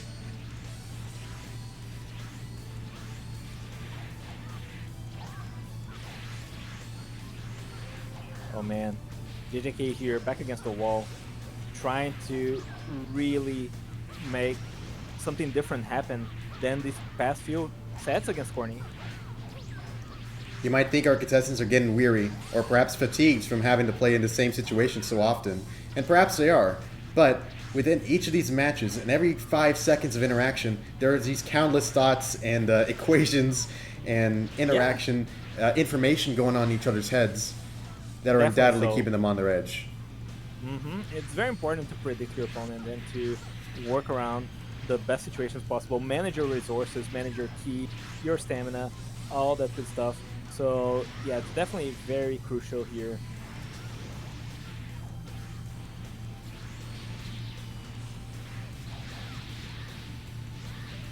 JJK taking the damage, however hefty it might be. Oh my god, that's the worst case scenario. However, That's the worst case scenario.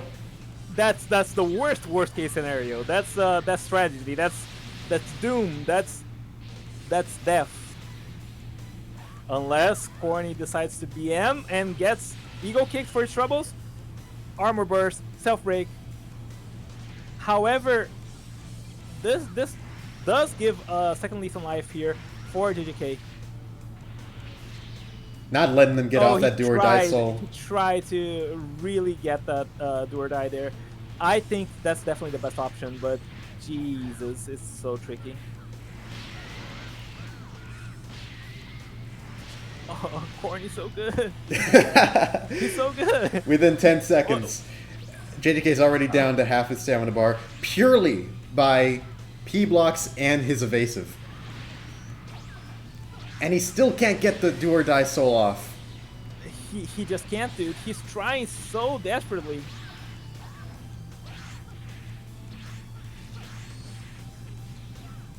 Okay, please. Surely? 42 seconds left on the clock. With any amount of hope and luck, perhaps JJK's Namekian regeneration could... Namekian percent coming clutch, surely?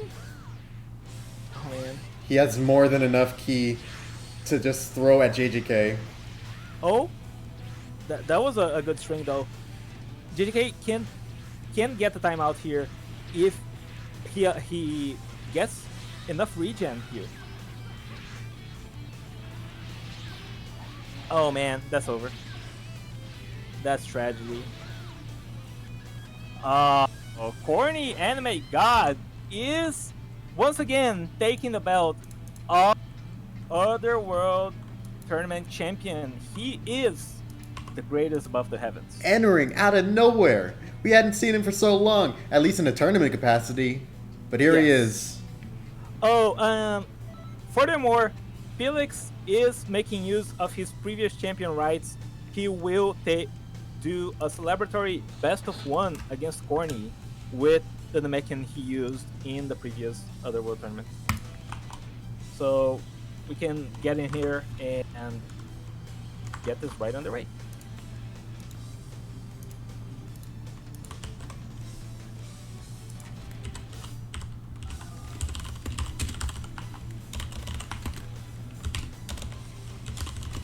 Now, reminder, Felix is able to use the same preset he's used in the previous Otherworld tournament, even if things about that preset are considered not legal anymore or any sorts of stuff. I actually do not remember his preset to know if it was legal in the tournament, but that's just... I think it was actually. He used Little Nap, Namekian, with some sort of stuff. I don't think we've banned any major since then. So yeah. Let's see how that goes. Best of one. No matter what happens, this is it.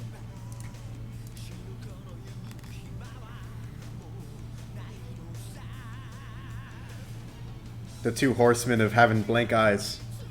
Mm-hmm.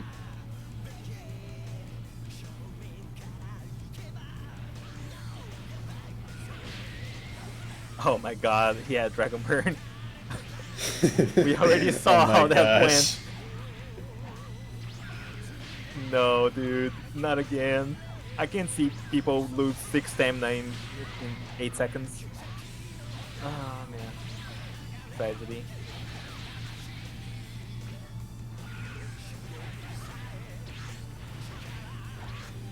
Able to just evade in time. He tried it.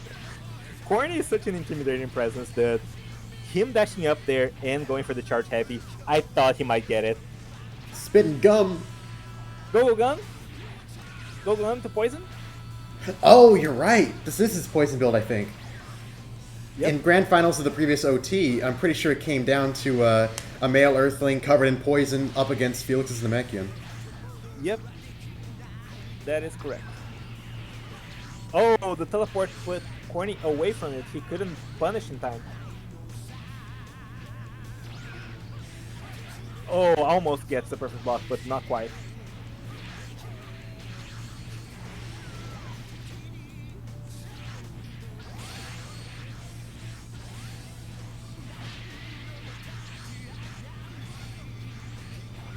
Aggression may or may not be the answer here.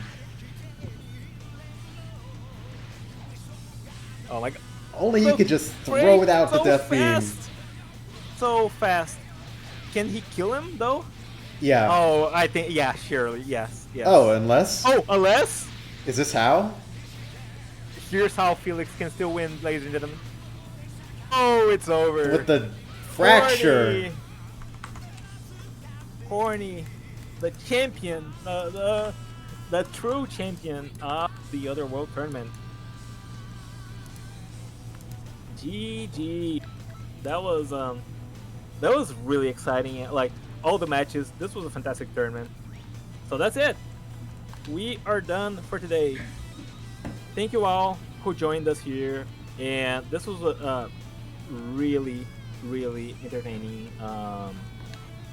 set of matches. This was just fantastic tournament all around, and I'm glad to have Corny back here in our PC scene.